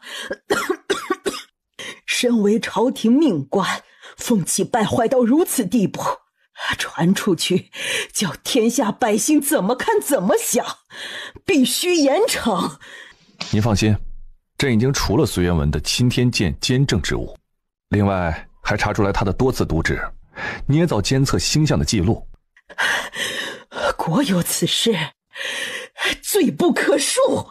太皇太后别急，朕不会轻饶了他。哀家实在不明白，怎么荣王妃那么个向来守规矩的人，也做出这等丢人现眼之事？知人知面不知心呐。太皇太后，该用药了。宫里的御医都是干什么的？一天天开的药一点用处也没有。钦天监的监正呢？叫他过来。皇祖母忘了，隋元文刚被朕罢了官。哀家也是糊涂了，这隋元文如此荒唐，可见占卜的事情也算不得准。朕已经叫来了副监南若怀过来。这南若怀是上一任监正的儿子，虽然年轻，但为人正直，颇有才华，一直被隋元文打压着，才没有出头的机会。哎呀，那你赶紧叫他过来，给哀家再占卜看看。臣南若怀见过皇上、太皇太后。起来吧。南若怀啊，哀家听皇帝说你是个有才能的，你给哀家占卜看看，哀家这病到底何时能好？微臣遵太皇太后旨意。南若怀站起身，取出星盘，开始占卜。等南若怀占卜完，刘德全把欧阳御医开的药熬好了，让婢女送上去。南若怀是皇帝的人，自然说的都是对2个小公主有好处的话。隋元文那么个东西，推演能值得信任吗？微臣不敢断言隋大人对错，不过据微臣所看，星象是在改变的。这2枚小星还很稚嫩微弱，岂能遮掩蔽月乌之光华？那哀家这病，只要小星回归，太皇太后的病自然可解。是吗？虽说这推演之术所言不知真假，但哀家想着，云丫头才生产完， 2个小公主还是得接到宫里来，哪里能待在侯府里头？孙儿也是这个意思。小皇叔别多礼，您身上的伤可好全了？已经无碍，多谢皇上关心。皇上这是去哪儿？朕去侯府接云黛母女。还没恭喜皇兄，凤雏天降，喜得千金。不知2个小公主长得是什么模样？我这个做小叔叔的，虽然看不见，也想着见一见他们。元和若是愿意，可以与朕一道去侯府。朕听说你与侯府的兄弟俩关系甚好，儿时一起玩耍过。臣多年没有回京，认识的人不多，也唯有他们。小皇叔，一起去。我在军机处还有要事，不能陪同皇上前去，皇上恕罪。军机处的事情便是晚一会儿商议，也没什么要紧。小皇叔不想看看朕的2个女儿吗？臣遵旨。赵元景登上马车，赵叔和赵元和也都各自骑上马背，跟在左右。老四，你不如坐马车。皇兄放心，臣10岁的时候就已经能够自如骑马，这匹马跟了臣好些年，能够明白臣的意思。小皇叔的烈风呢？臣把烈风送给了燕儿。小皇叔可真是宠小燕儿啊！赵元景的目光在赵叔胯下的马扫过，忽然瞥见他腰间垂着一个锦蓝色的荷包，做工一般，绣的花纹也是青色，完全就是个残次品。穿得这样单薄，你也不冷啊？还很热呢，虽说是秋天，也是有些热燥。你别贪凉啊，将来对身子不好，毕竟是坐月子。赵元景拿走折扇，不许他再扇风。扇子还我！别闹，我是为你好，你可别闹腾啊，否则我翻脸了。2个人闹成一团。我是生了孩子，又不是从冰山才回来。脾气越发的大了，竟敢从朕的手里抢东西。产妇生完孩子，体内激素变化大，脾气大也是很正常的事情。又满口扯闲篇，你安安静静的吧，越是生气就会越觉得热。他们2个笑闹，声音难免传到外头。我在外面的时候就听说皇兄得了一位宠妃，我还想呢，皇兄那么个冷性子，哪里会宠女人？如今看着倒是我想错了。小皇叔，刚才你瞧见2个小公主了吧？长什么模样？可像是咱们赵家人的长相。她们长得一模一样，都像母亲。若说哪里像赵家人，她们长得更像是云皇嫂。云皇嫂可是绝世的美人，否则以皇兄的性子也不会宠她如此。绝世美人？他收回视线。她不是什么绝世美人，不过是个有些烦人的丫头片子罢了。烦人？我虽然看不见云皇嫂的容貌，但听她说话清甜可人，笑声轻快，必定是个令人赏心悦目的女子。小皇叔莫不是对云皇嫂有什么误解？不过是猜测，当不得真。怎么回事？这到底是怎么回事？这孩子的2条腿明显不一样，一条是正常的，一条明显萎缩，不正常的弯曲着，把孩子弄得哇哇大哭。三妹妹，你别打他，孩子哭成什么样子了？怎么是个丫头？怎么会是个丫头呢？不应该啊，这么个男，明明是个男孩，怎么就变成女孩了？三妹妹，你别这样，女孩也没什么，你自己不也是个女孩吗？你懂什么？你能明白什么？男孩在那被封王啊，我将来才有依靠。可一个女孩，将来即便被封为公主，也不过是出嫁从夫的命罢了，与我有什么用？你对自己的孩子就是这样想的？如果他对你没有用处，就不是你的孩子了？不是，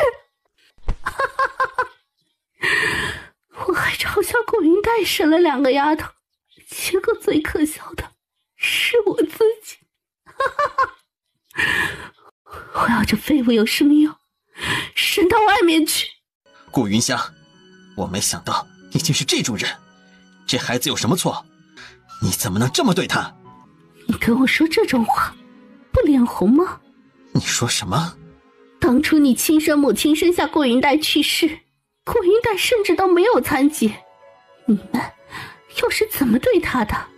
你们都说她是祸害，克死了亲娘，父亲可有正眼看过他？你这个所谓的亲哥哥，不照样把他当仇人一样对待吗？我没有。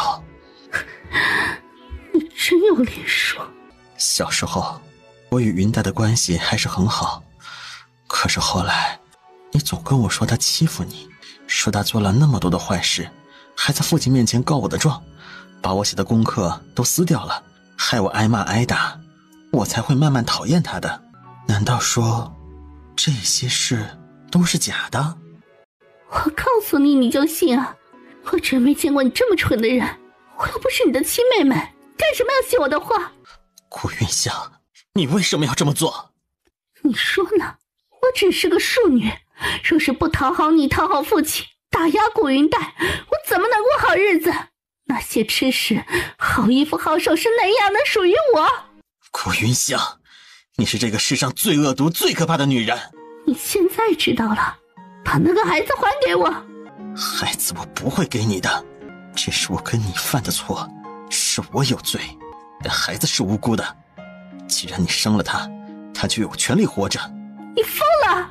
这孩子是个残废，你让他活着，你将来他怎么办？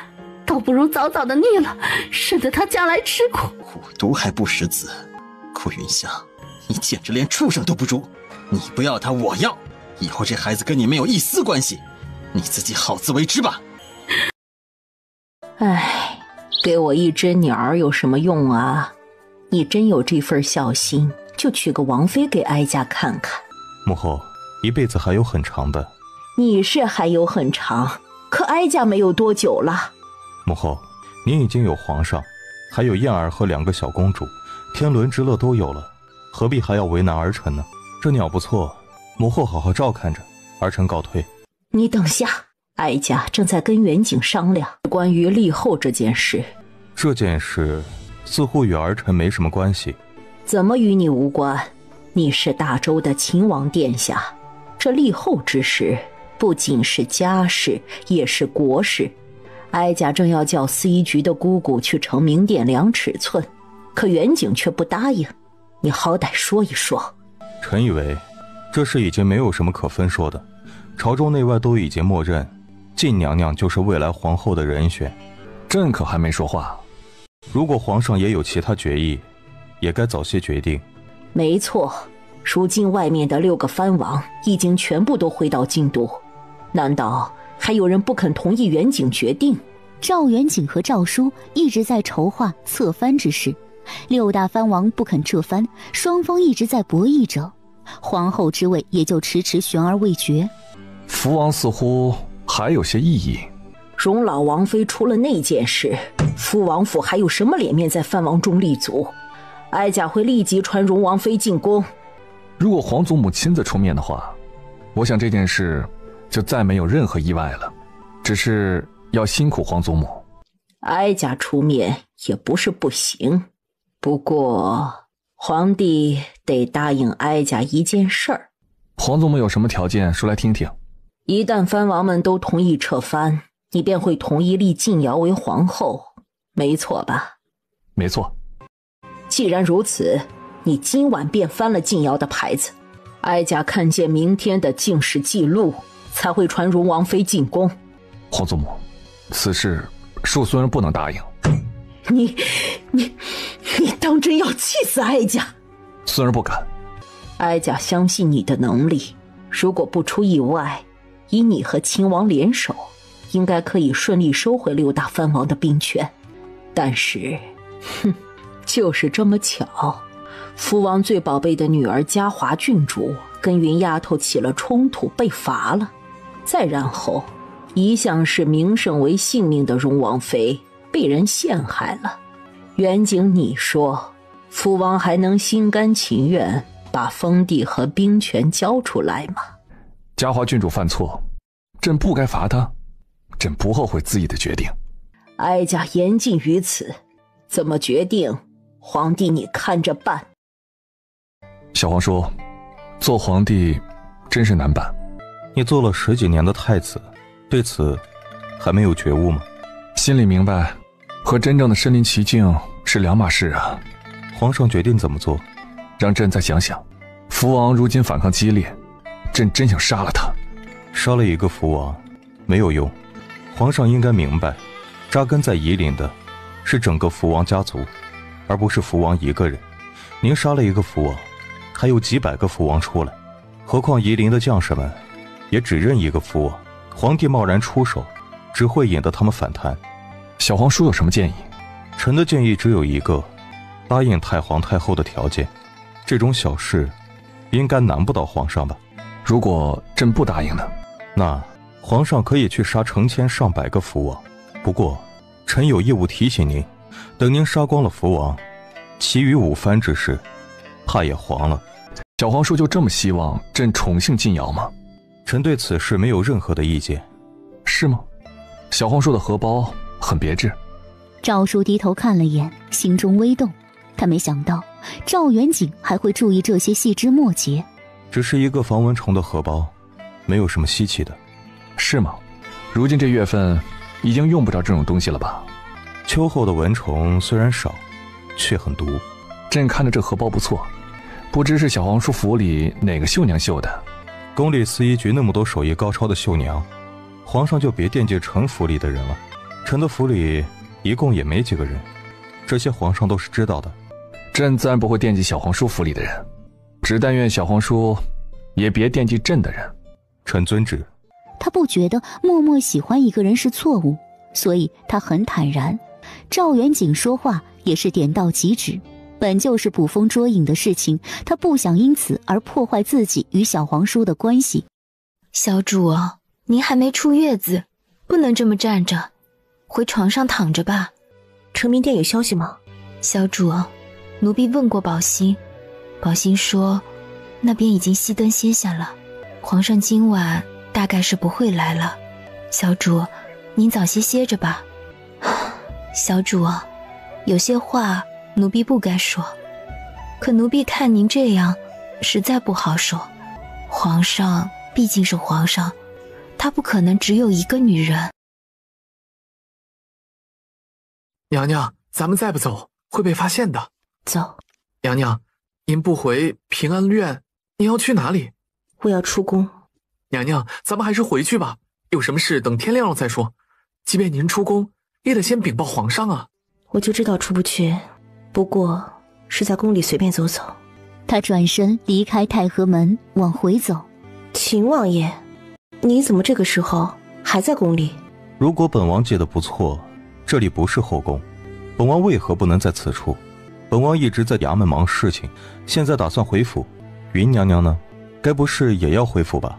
我随便走走，散步。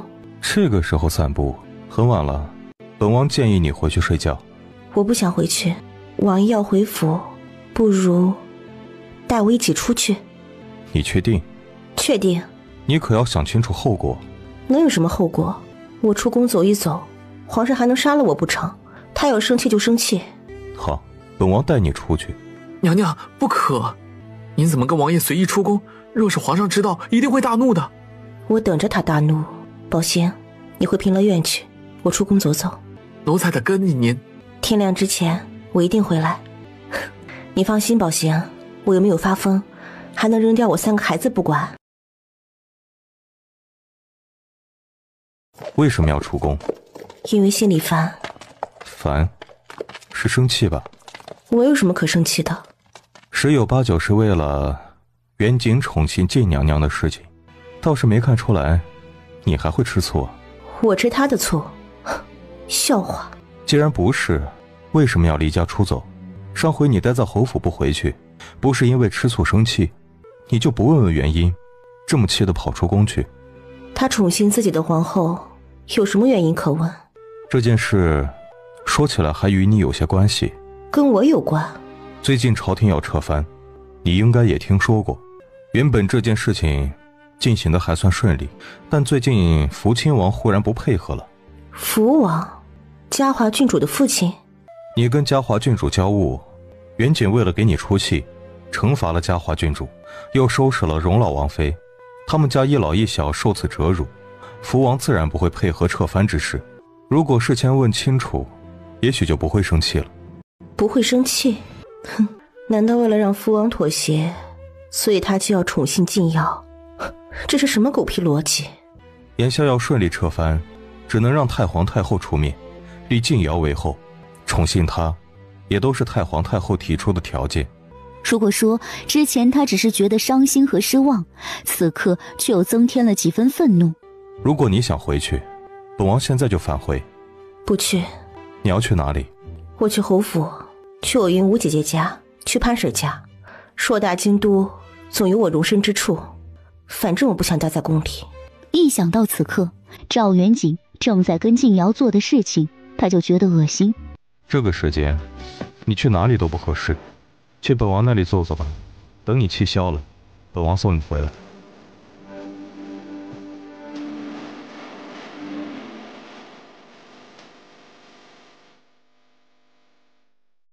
王爷，你说赵元景现在做什么呢？你心里不知道，何必问本王呢？你说靖瑶会怀孕吗？不知道。他是个大骗子。你说谁？赵元景，他是个大骗子，大渣男，他骗我。他说靖瑶病得很严重，不能侍寝，也不能生孩子。他还说只会有我一个女人。呸，都是骗人的鬼话。眼看着一小瓶酒空了，赵叔过去把酒瓶子拿走。不要喝了。这么一点米酒还不够2杯的。你这算是借酒浇愁。这够不够酒钱？你酒量浅，再喝就醉了。我实在是心里很烦，很乱。如果你不高兴，就去跟赵元景闹去，别在本王这里倒苦水，本王还不爱听呢。你不爱听，谁求着你听了？自古以来，皇帝都是嫔妃无数，那么多女人都过得好好的，怎么偏你就忍受不了？我看你是被宠得不知道天高地厚了。你们懂什么？哼，你只能往回看几百年历史，又哪里能看得到几百年上千年以后是什么模样？几百年以后，没有人能提前预知。哼，你这高高在上的态度，也不知道是从哪里来的。如果你真的这么本事，也不会被元景气成这样。真正能在宫里存活下来的，都绝不会是你这种动辄拈酸吃醋的性子。我就要拈酸吃醋，就是不许他碰别的女人，怎么样？可他就是碰了，你能如何呢？还不是在本王这里大喊大叫，像个泼妇。你混账！你自己可回不去，用不着你管。哎，你这女人怎么这么大的脾气啊？赵叔皱眉，3两步上前，绕到他面前，把他拦住，却见他通红着眼眶，脸颊还挂着泪痕。让开！我不该说那些话，你别哭了。你要回去，我用马车送你。你一个人走不行，很危险，而且会被人发现。你说的一点也没错。以前我总是不肯承认自己吃醋，其实我就是见不得他亲近别的女人。王爷，你知道我为什么一点也不在意皇后的位置吗？因为我有赵元景的喜欢，还有燕儿和浅浅佑佑，他是我一个人的，我为什么要在意什么皇后之位？那现在呢？现在他不再是我一个人的了，我为什么还要委屈自己和孩子，做什么贵妃？我决定了，我要做皇后。我决定了，我要做皇后。你怕是在做梦啊？秦王，你这刻薄恶毒的嘴，到底是谁给惯出来的？如果你能学会好好说话，说不定当年皇位就是你的，而不是你皇兄的。如果你在军中过上个10年，你还能保持斯斯文文的咬文嚼字，本王也算是佩服你。反正我要做皇后。你做不到，如果你早一些准备，也许还有机会。如今大局已定，靖瑶已经是板上钉钉的皇后，至于你，你有什么？皇上的宠爱，还是孩子，还是侯府的支持？你觉得这些能足以让你登上皇后之位吗？唉，确实不能。那什么，其实我刚才就是开玩笑，说醉话，王爷千万别往心里去哈，也别去跟皇上告我的状。真不知道说你什么好。我要回宫了，王爷。我送你回去。赶紧回去吧，以后别耍性子，要记住，你是在宫里，不是普通的人家。如果王爷一直这么说话，倒是挺让人喜欢的。今晚多谢王爷，以后王爷有什么需要我帮忙的，尽管说，好歹咱们也是一起出生入死过的朋友。以后你别再随便烦我了，就算是帮我了。其实啊，今天是我的生辰，谢谢你的酒，就当是为我过生日了。你的生辰怎么不早说？先帝丧期未过，又不能举行宴席，只好吃个长寿面。你有什么愿望吗？愿望有啊，我想让赵元景一心一意对我，现在已经不可能了。那我下一个愿望就是做皇后吧。你确定？我当然确定。王爷不是也说过，哪个女人不想当皇后？说过我不能拥有一个男人，总得想法子从别的方面补偿自己。可惜啊，太晚了。但本王还是要祝你将来能够得偿所愿。谢王爷吉言了。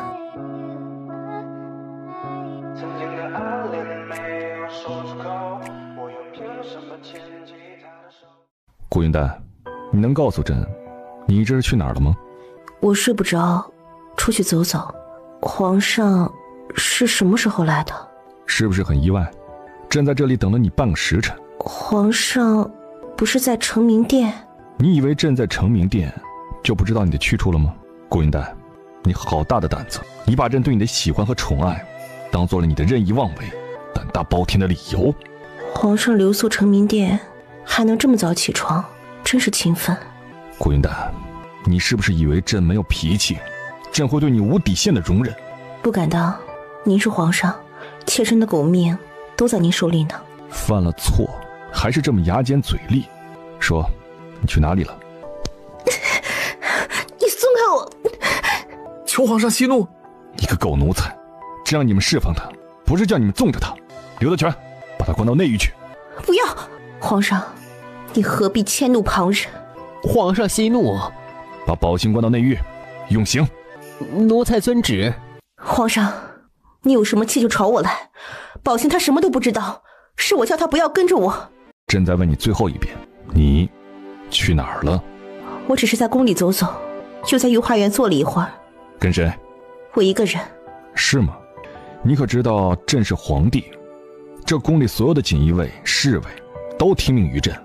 你认为朕查不出来？起先的确是宝信陪着我，后来我想一个人待一会儿，就让宝信先回去了。皇上不信，可以去查。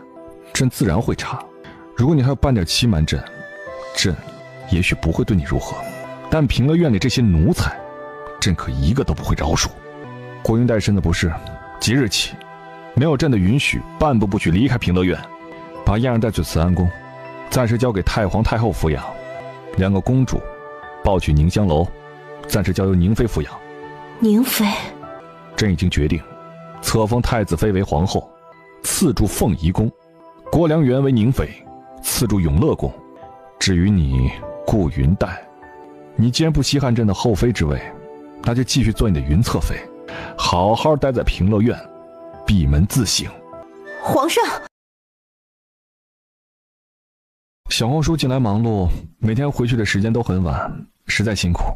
皇上为何惩处云侧妃？原因小皇叔不知道吗？如果是因为他在我府里吃了2杯酒的事情，皇上动怒，大可以对臣来，而不是对云侧妃。云侧妃是事出有因。朕好几次询问云侧妃，她都矢口否认出宫。没想到小皇叔倒是坦荡，承认得很快嘛。云侧妃不承认，无非是不想给臣带来不必要的麻烦，但臣心中坦荡，并没有什么不能说出口的。如果皇上愿意听，臣可以解释。行啊，小皇叔你说。昨天半夜，臣从军机处离开出宫的时候，遇到了云侧妃。既然见到了，臣便与她说了几句话。她说想出宫，臣见她情绪低落，也就顺手带她出去了，想着让她散散心，很快便送她回来。小皇叔，如果朕没记错，云带是朕的女人，你不该介意的。皇上言重了，臣绝无此意，只是单纯的把云侧妃当做一个谈得来的朋友罢了。昨夜皇上留宿承明殿，云侧妃很伤心难过，便喝了2杯酒。她伤心，便可以随意出宫去皇叔那里喝酒。朕怎么能知道孤男寡女处在一起，酒后会不会做出点什么事来呢？皇上何必出口伤人？赵叔向来冷漠懒散，即便动怒也不会轻易形于色。此番他眸中已经闪烁点点怒火。如果小皇叔心中无愧，又怎么会动怒呢？如果你真的对云黛无意，怎么会同意他的要求，带他回府？换做其他人，朕不信他们敢做出这种事。皇上是认定我与云侧妃有染？不，朕不认为你们能真的做出什么来。只是对朕来说，只要小皇叔心里有了半点心思，便不是朕能允许的。皇上怎么想臣无所谓，但云侧妃对皇上一片真心，若非因为皇上宠信晋娘娘之事，她也不至于如此。小皇叔就不必再为她辩解什么了，你说的越多，朕便越不高兴。怎么对待云黛，朕心里自有决断，就不劳烦小皇叔多虑了。臣并未来替她求情，只是明老侯爷心中挂念外孙女，已经病倒在床上，皇上便是再动怒，也不该寒了老臣子们的心。从今以后，不许任何人再进去看她，除了送饭的宫女，也不允许任何人进出。另外，朕记得有个叫蜜豆的宫女，原是小厨房的，后来被太子妃要到承明殿伺候了。皇上记得没错，是有这么回事儿。以后让蜜豆负责送饭给平乐院。哎，奴才这就去办。皇上虽说气恼了平乐院，把皇子公主们都抱走，奴仆们也都撤了，可皇上心底到底还是放不下他的。皇上心里惦记着他吃饭的事情，怕宫里那些惯会踩高捧低的奴才会故意欺负那边。蜜豆是云侧妃在厨房时就教好的，派他去伺候膳食，自是最合适不过。气到这个地步，还惦记着吃饭的事情，可见在皇上心里，平乐院那位确实占据了太重要的位置。可位置再重，最终还不是落得这般下场。有皇子和公主又如何？倒不如咱们这样清清静静的好。自己没有的东西，是没有资格去评论好坏的。我没有自己的孩儿，却说这样的话，未免让人觉得酸意太重。娘娘很快就要被册封为皇后娘娘了，这就是您最大的荣耀。即便没有皇子公主，别的妃嫔见到您，也得心里问安。你真觉得这样很快活？皇后娘娘乃是后宫之主，自然是好的。我倒觉得，有皇上的在意，有自己的孩子，才是最重要的。如果让我选，我宁可与云侧妃交换。皇上自然是在意娘娘的，不然怎么决定册封您为皇后呢？至于孩子，只要娘娘以后事情，自然会有的。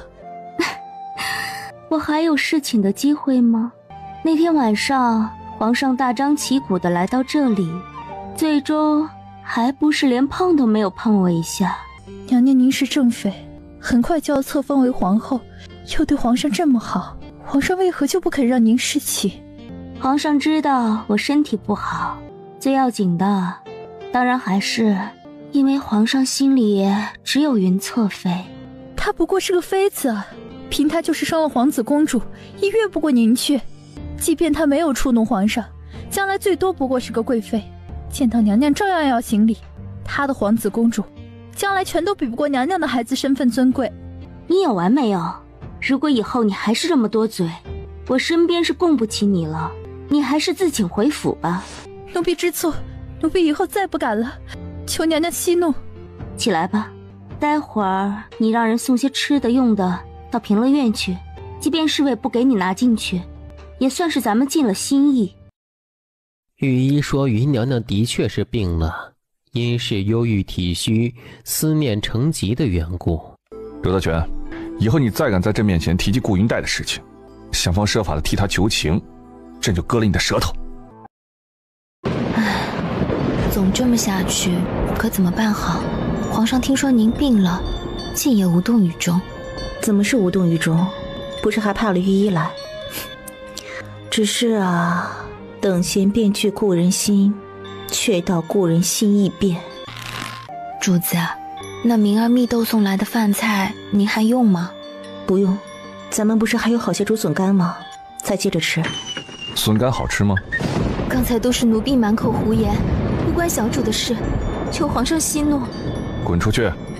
来人，卑职在。把红豆带走，关进内狱。从今天起，平乐院不许任何人进出，包括送饭的人。红豆，皇上，你到底要我如何？是不是非要我死了，你才肯消气，才肯放过他们？朕不想让你死。朕听说你病了，晚上特意来看你，谁知你竟还在欺骗朕。顾云淡，你为什么这么喜欢骗人呢？朕真想把你的心拿出来，看看到底是什么做的。我哪里骗皇上？难道羽翼也被我收买了，欺骗皇上不成？秦王亲口承认，那天晚上你跟着他去了秦王府，可你是怎么跟朕说的？你这个满口谎言的女人！云黛脸色通红，呼吸急促，她说不出话来。皇上息怒，皇上息怒！再这样下去，云主子会没命的。你不是会种笋子吃吗？朕成全你，以后你就天天吃竹子吧。自从那以后，平乐院果然不许任何人再进出。蜜豆好多次带着饭菜过来，都被侍卫拦在外头，不许他靠近。没有了粮食，连鸟儿也不来了呀。如果就这么死了，能够再回到现代就好了。你怎么瘦成这样？王爷不该来。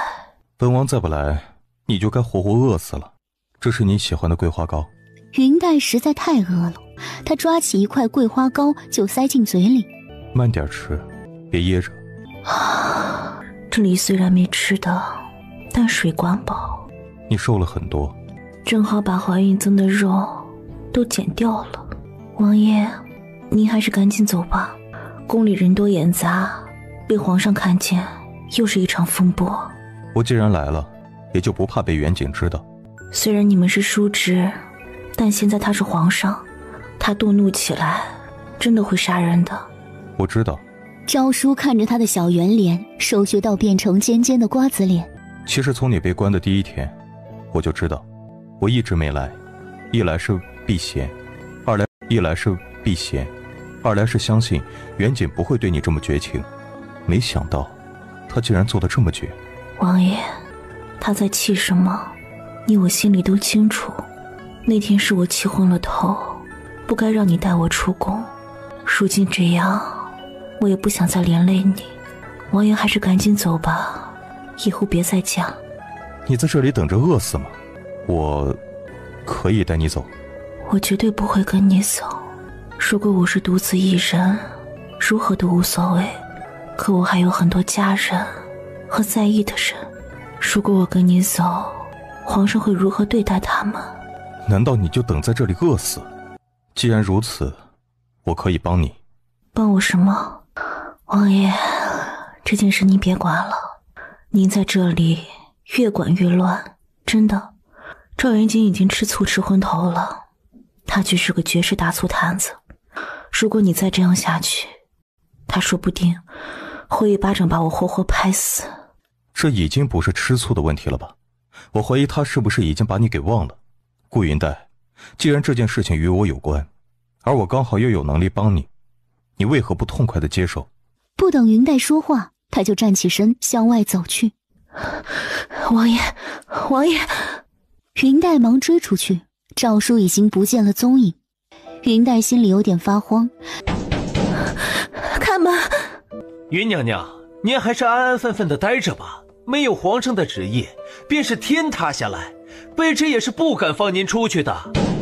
如果你们不开门，我就撞死在这里。这个后果，你们能承担得起吗？要开门吗？这位云娘娘最是巧舌如簧，咱们不能听她的花言巧语，否则皇上怪罪下来，谁都吃罪不起。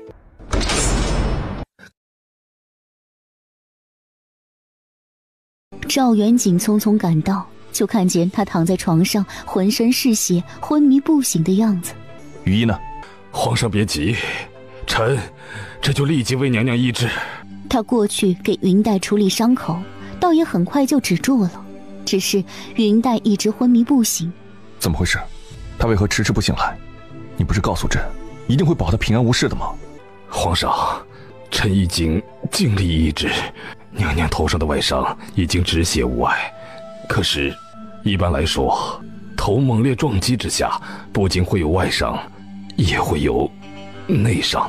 内伤就是头脑里面，人的脑子里头是很复杂的，猛烈撞击容易出血，还会造成其他损伤。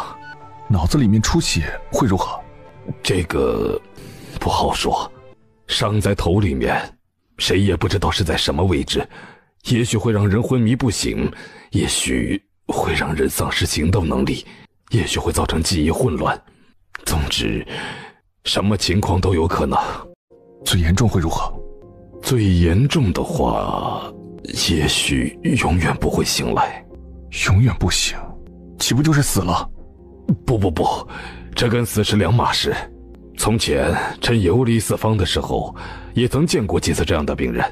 他们有的是打架的时候被石头砸到头，有的是从高处坠落下来磕到头，也有的跟娘娘这样的情形。他们都如何了？有一个比较幸运，昏迷了几天之后醒了过来，还有一个醒来之后什么都不知道了，丧失一切记忆，不知道自己是谁，甚至连走路吃饭这样最简单的事也都不会，完全变成了一个出生的婴儿。另外还有一个，就是我说的比较严重的情形，人没有知觉。没有知觉？怎么说呢？他是醒着的，但是对别人说的话、动作没有任何反应，他也不会动，只能躺着，像是个活死人。那还不活活饿死？如果喂一些稀粥之类的，还能暂时维持。至于最严重的昏迷和没有知觉，那就只能等着活活饿死。云丫头到底是什么情况？现在微臣也不能肯定。这外面的伤能看见，好处理，可脑子里面的伤……你就说有没有法子让云丫头醒过来？燕儿天天哭着闹着要娘亲，你也不知发的什么疯，非要把她关起来。两个小丫头年纪还太小，不记事也就罢了，燕儿都2岁了，她能不找她娘亲吗？孩子天天哭，你这当爹的心也不知怎么能忍。他一直有悄悄让人送米面到平乐院，难道他就一口也不愿意吃吗？就厌恨我到这个地步，如今你又撞门，你真是连命也不要。他已经昏睡3天了。只要你醒来，我什么都答应你，哪怕是你要离开宫里，离开我。云黛闭目沉睡，安静的像一个琉璃娃娃。到了第5天，欧阳和孟雨怡都已经放弃了希望。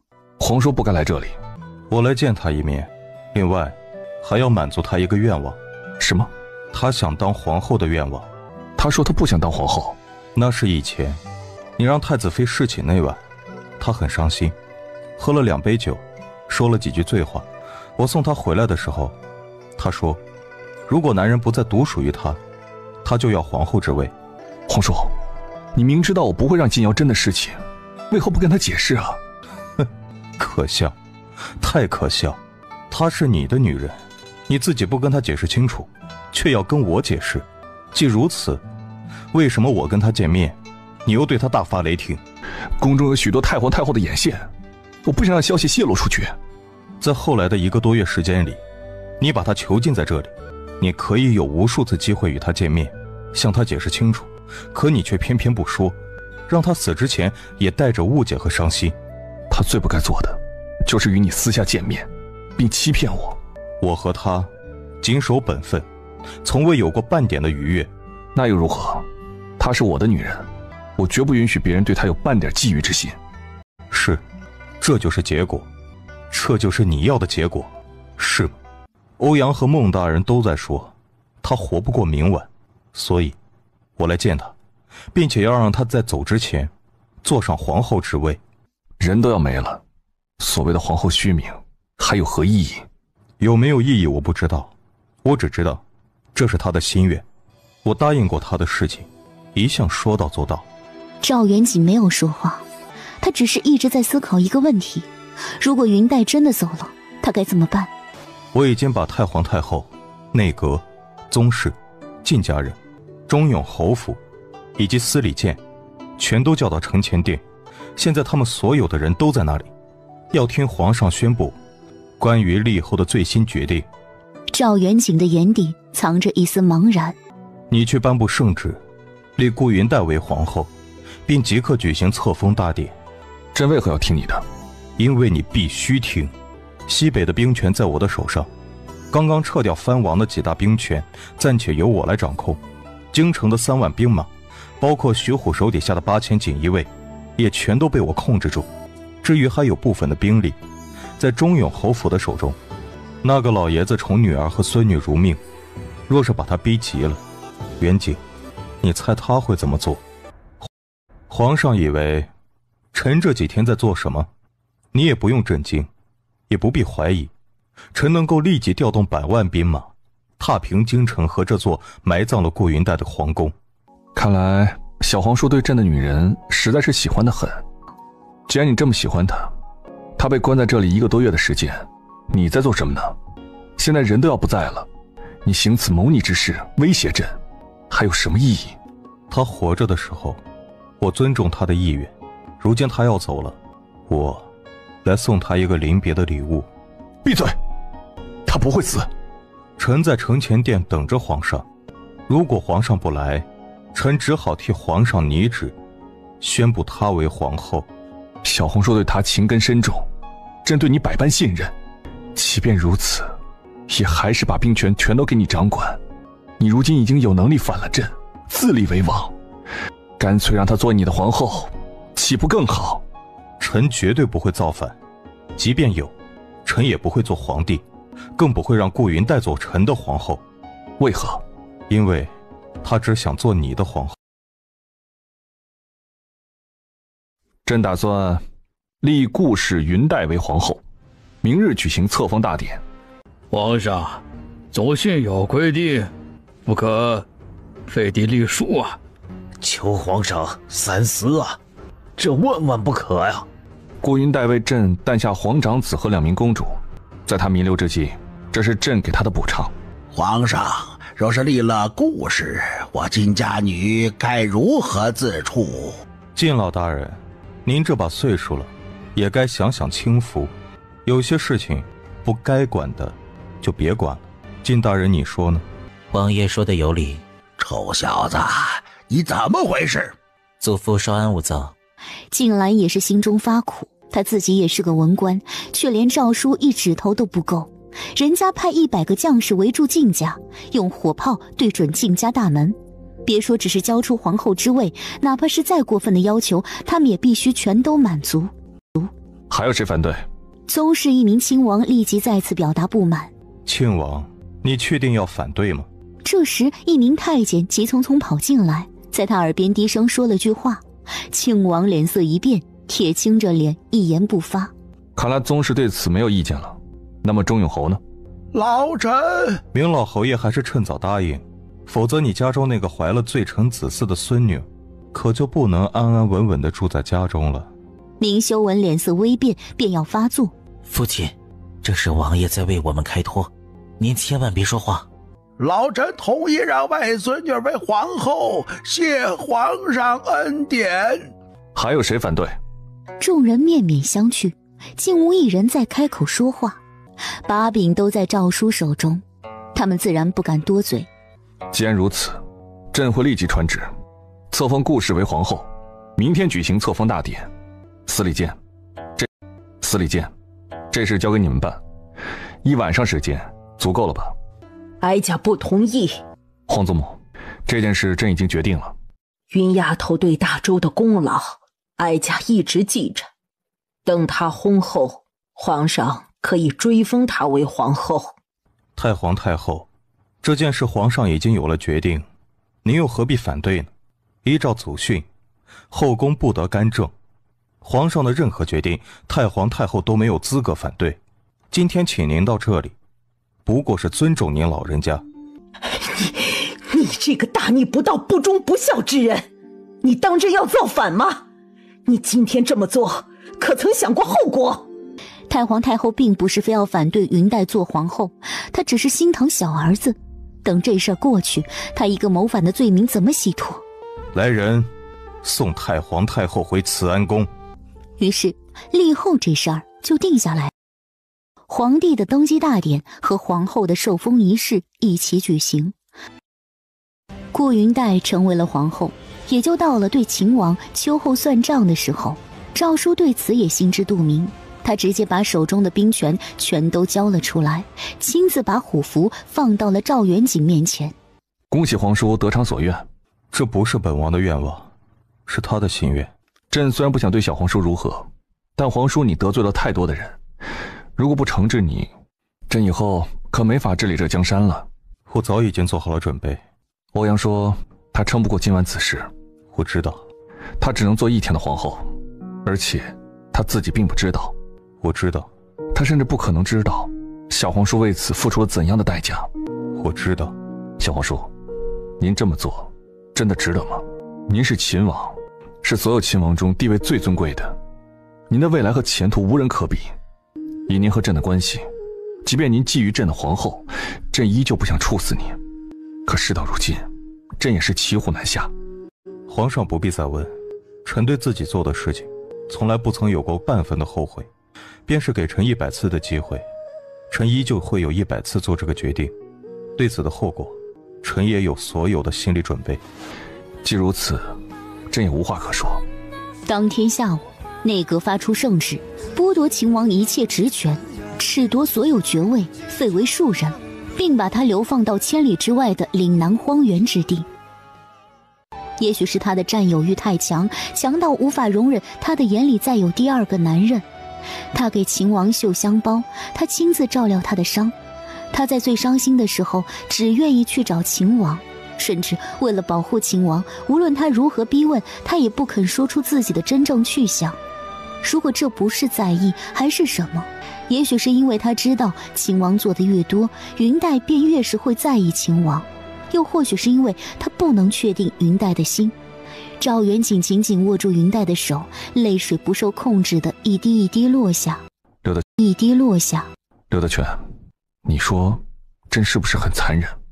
不，陛下只是太在意皇后娘娘。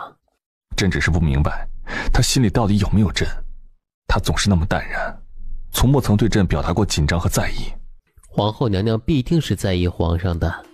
小皇叔什么时候上路？明一早，刑部会派人送他前往岭南。戴尔，如果你知道小皇叔为你做的一切，为你付出这么多，你会不会喜欢上他？一想到别的男人为他心爱的女人如此奋不顾身，他就真的好嫉妒啊。可他是皇帝，他还有太多太多的责任，做不到小皇叔那般洒脱和毫无顾忌。好饿，赵元景。皇后娘娘她醒了。你醒了？皇上，秦王他被流放了。这是真的？你可知道自己是怎么坐上这母仪天下的皇后之位吗？跟秦王殿下有关？当然，秦王与皇帝感情亲厚，皇帝给予他重兵在握，他竟用手中的权力威胁皇帝、宗室、百官以及哀家，要求立你为后。什么？他竟真的替他实现了愿望？他怎么忘了？赵叔从来都是个说话算话之人。你知道吗？元景剥夺了舒儿的一切，包括官职、王位、皇家的尊贵，让他成为庶人，发配去岭南。秦王为他对抗了整个天下，而他自己最终落得一无所有。云黛眼眶发酸，他怀疑自己要流出眼泪来。秦王殿下什么时候出发？他如今被关在何处？昨天早晨他已经走了。元景这个混账东西，他竟还瞒着哀家，哀家实在心寒。太皇太后觉得我能做什么？你去求皇帝，皇帝一向宠爱你，此番之事虽说是舒儿的错，可元景就未必没有顺势而为、推波助澜的想法。好，我会去求皇上，但皇上介意我跟秦王走得近，我若是为秦王求他，说不定会适得其反。哀家不管你用什么法子，哀家给你3天时间。如果你不能成功把秦王带回来，哀家会从你身边带走很重要的东西。您何必威胁我？我肯定会管这事儿。哼，人心呢，有时候比地狱还可怕。他取出一枚紫色药丸说：“你把这个吃了。”这是什么药？你放心，这药不会立即要你的命。只要3天内你带回秦王，哀家就把解药给你。如果我不吃呢？那哀家只好把这个喂给燕儿吃。太皇太后还真是够狠的。吃了吧，如今燕儿嘴边也有1颗，如果你不吃，只能给燕儿吃。哀家是舍不得让那孩子吃苦头的。云黛沉默片刻，伸出手接过药丸，看也没看一眼，直接扔进嘴里。这药呢，3天内不会让你没命，但为了提醒你，每过2个时辰都会发作1次，且一次比一次更痛苦。如果你要解除这痛苦，就尽快去想法子把淑儿带回来。你还是把秦王放回来吧。皇后可知道你在跟朕说什么？太皇太后给我吃了1颗药，如果3天内我不吃解药，就会肠穿肚烂而死。刘德全，去把太皇太后请过来。皇上还是暂时别惊动他，有千日做贼的，没有千日防贼的。但解药还是要吃。解药的事情我已经有办法了。我告诉皇上这件事，只是想让你知道，我来求皇上放过秦王，一是因为太皇太后逼我，二是因为我感念亲王的情谊。情谊？哼，这么说，你承他的情？皇上不要故意曲解我的意思。朕真的很想知道，皇后为了帮秦王，能为他做到什么地步？是为知己者死。你愿意为他死？这无关乎感情。如果有个人为皇上死，难道皇上一点也不动容？朕是皇帝，多的是人愿意为朕死。那也许正是妾身与皇上不同的地方。何必扯这些呢？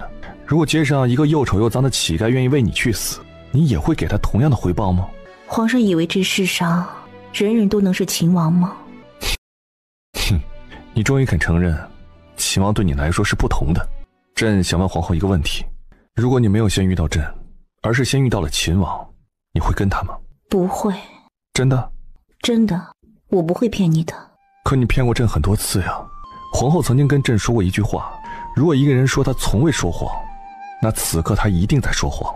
皇上，世上根本没有如果这种事。秦王是长辈，我对他从来只有敬意，以及共患难中产生的一点友谊。至于秦王，放他回来吧。如果皇上一定要我的命来换的话，皇后言重了，朕在意你，怎会要你性命？朕也不会要小皇叔的命。小皇叔此次乃是大逆不道的谋反之罪，论罪当诛，若不惩处他，宗室百官全都无法交代。这样对一个国家负责，做不到如同小皇叔那样肆意妄为。他是为我沦落至此，要我在宫里享受荣华富贵，眼睁睁看他在岭南之地吃苦受罪，我做不到。既然皇后这么心疼小皇叔，看不得他受苦你享福，不如你也跟着他一起去岭南。朕一言九鼎。这段时间朕也想明白了，反正你心里从未有过朕，朕都是一厢情愿。如果你喜欢小皇叔，就跟着他去吧，在岭南之地绝对不会有人打扰你们。赵元景这是疯了。我说过，我对秦王只有友谊，没有半点男女之情。这话你自己信吗？你出去吧，朕已经吩咐过刘德全，只要你想离开，随时可以走。秦王能为你做的一切，朕都做不到，不如成全你们。有病！看来皇后也不如自己说的那般大义凛然呢。说什么是为知己者死，如今要你放弃皇后之尊，你舍不得了？我有什么舍不得？这皇后的位置又不是我要的。不是你要的。当初是谁深夜与秦王私会，喝醉了酒，与他说自己想做皇后？那不过是一句戏言。戏言？可笑。如果不是你私会秦王，让他动心，又说出这番话，他怎会发疯动用手中兵权逼迫朕和百官。我从来没有否认是我的错。赵元景，你眼里只有皇权，你自私阴狠。金瑶是你笼络靖家的工具，郭宁是你表现自己服从先帝做一个乖儿子的工具，而我也不过是你与众藩王博弈的工具。之前你故作疑云，迟迟不肯表态立后之事，难道真的只是为了想让我做皇后？不要拿什么责任做借口。太皇太后口口声声喜欢我，还不是因为我能给你生孩子？只因为我毫不知情的错，他就给我喂药。到今天我才明白秦王为何要远离皇宫，因为你们全都虚伪、狠毒、无情。原来在你眼里，朕就是这种人。难道不是吗？当初的林月娘是你对先太后的妥协，至于号称有情分的陈雪燕，也不过是因为你以为自己与她有过露水之情。她死在冷宫，你看过一眼吗？郭宁是你父皇塞给你的，晋瑶是宗室为你选的，你知道他有病也接受了。你这个人，只要是对你有益的事情，即便你不喜欢，你何曾主动拒绝过？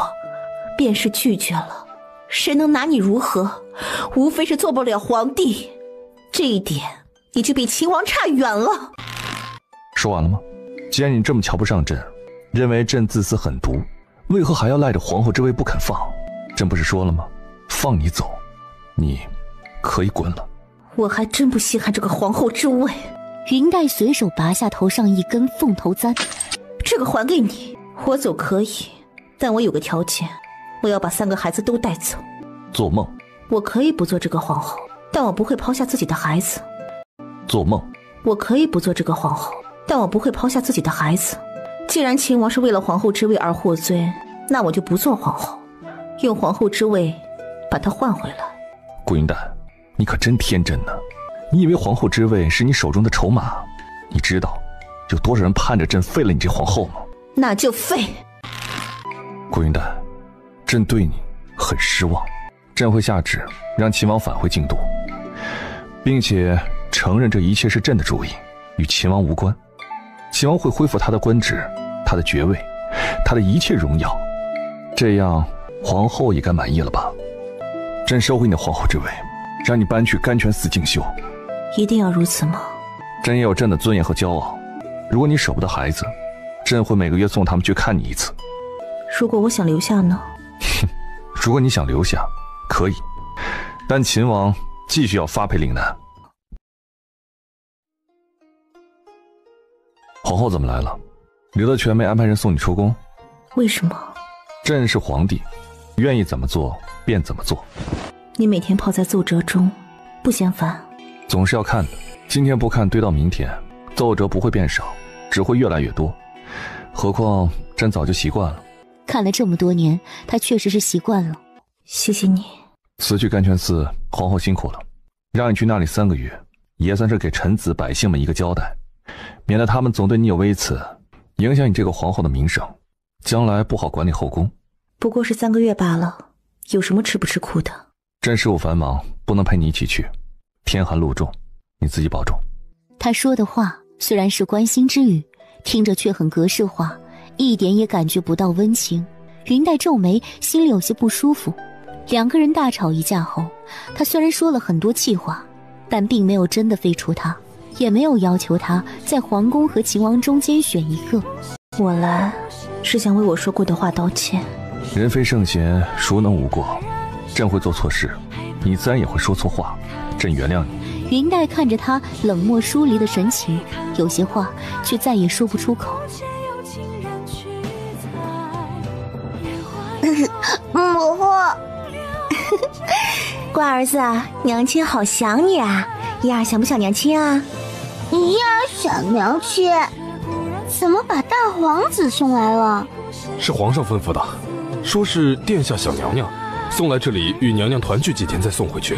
皇上还是体贴娘娘呢。皇上说公主们年纪太小，如今天又太冷，不好往这里送。公主们一切都好，亲娘娘不必惦记。有劳许将军了。为娘娘效劳是微臣分内之事。另外，太皇太后要准备的大选的事情，把6宫事务暂时交给敬贵妃掌管。这是应该的。许将军，替我带句话给皇上，就说我知道了。他翻出枕头下的一张纸，展开，上面是一首诗。这首诗他已经看了很多遍，水平真差。奴才给皇上请安。妾身见过皇上。起来吧，这里也不是宫里，没有那么多礼。皇上怎么到这里来了？朕来看看燕儿。燕儿在这里住的惯不惯？太祖母很想你，待会儿跟父皇一起回宫。儿臣想跟母后在一起。儿臣不喜欢太祖母，她不好。太祖母对你不好？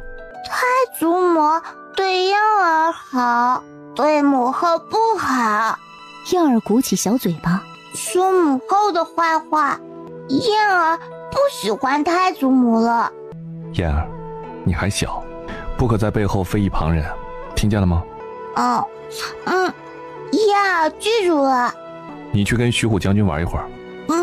燕儿遵旨。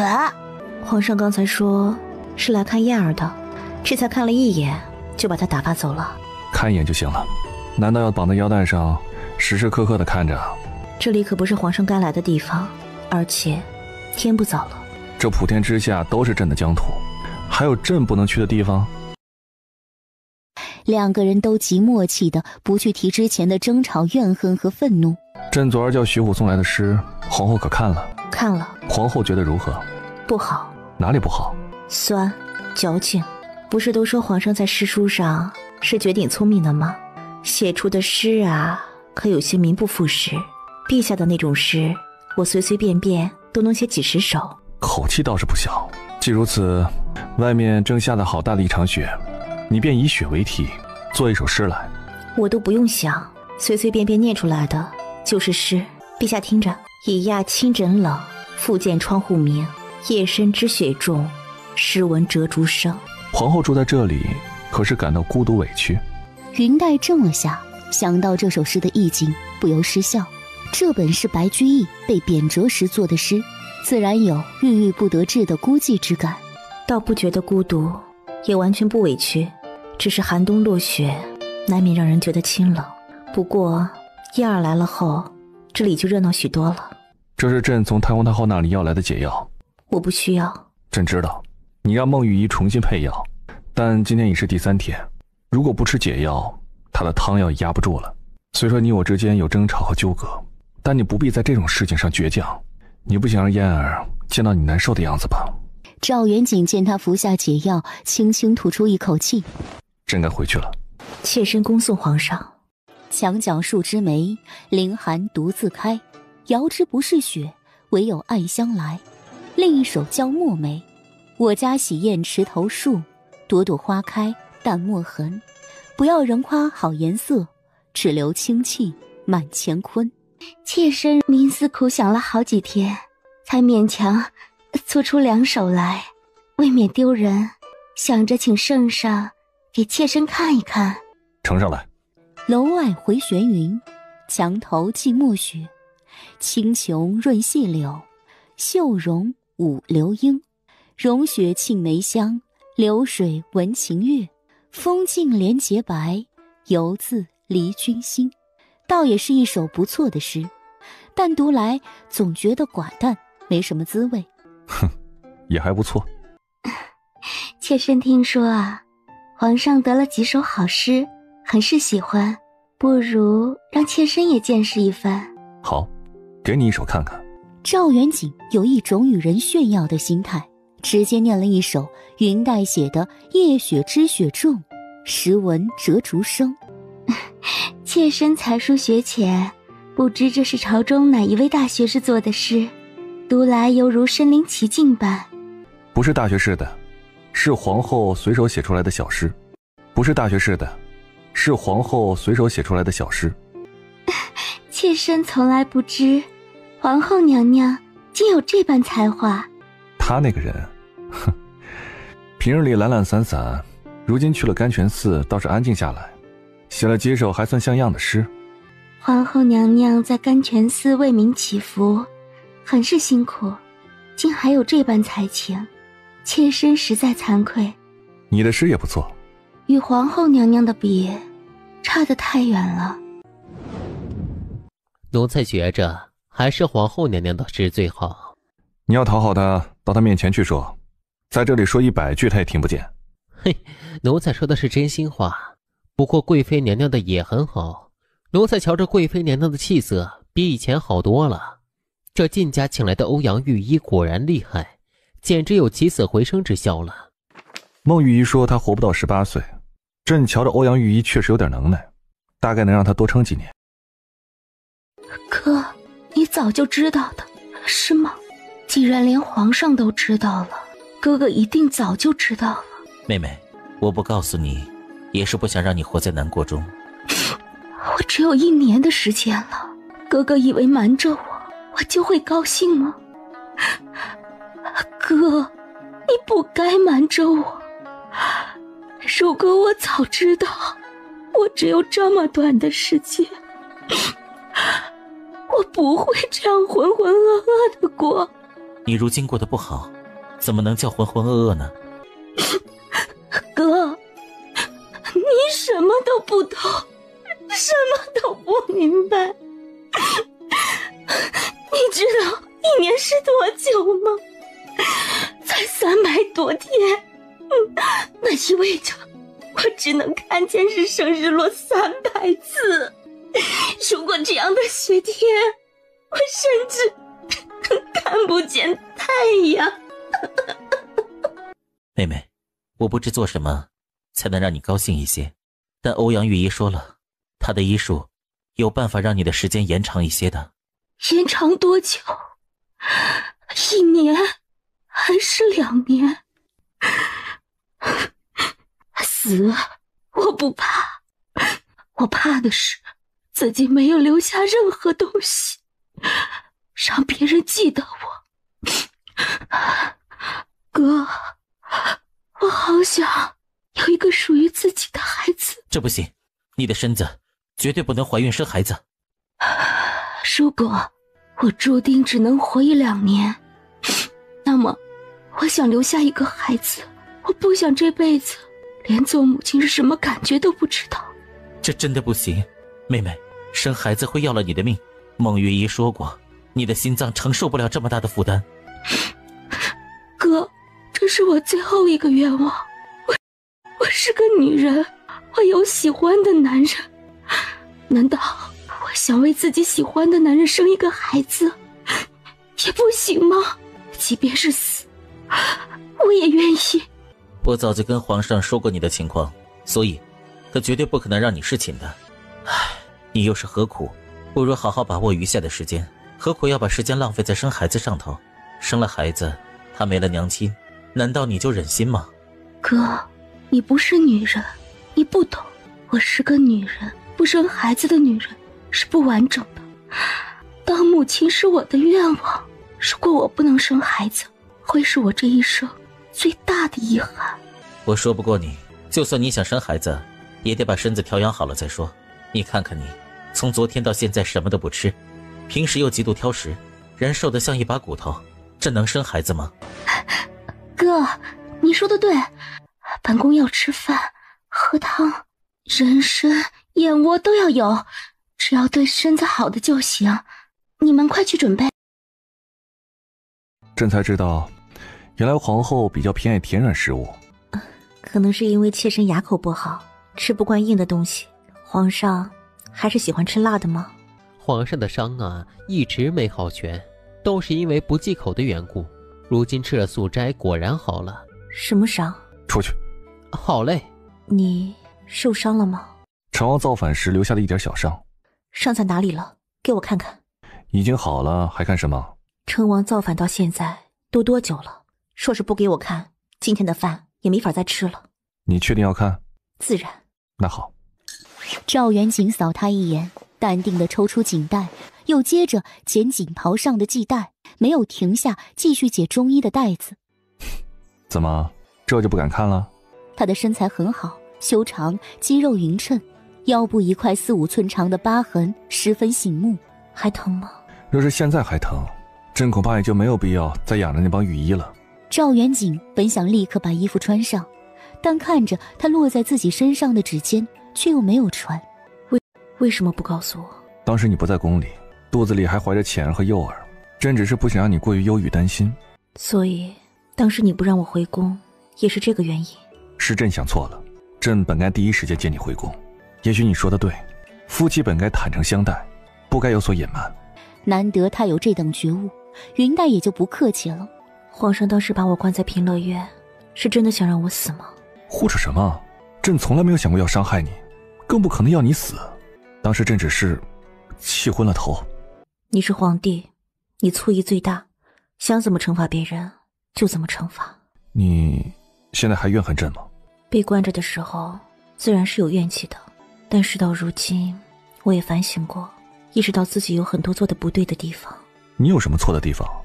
我不该私自出宫跟秦王回去，也不该喝酒乱说话。你为何要出宫？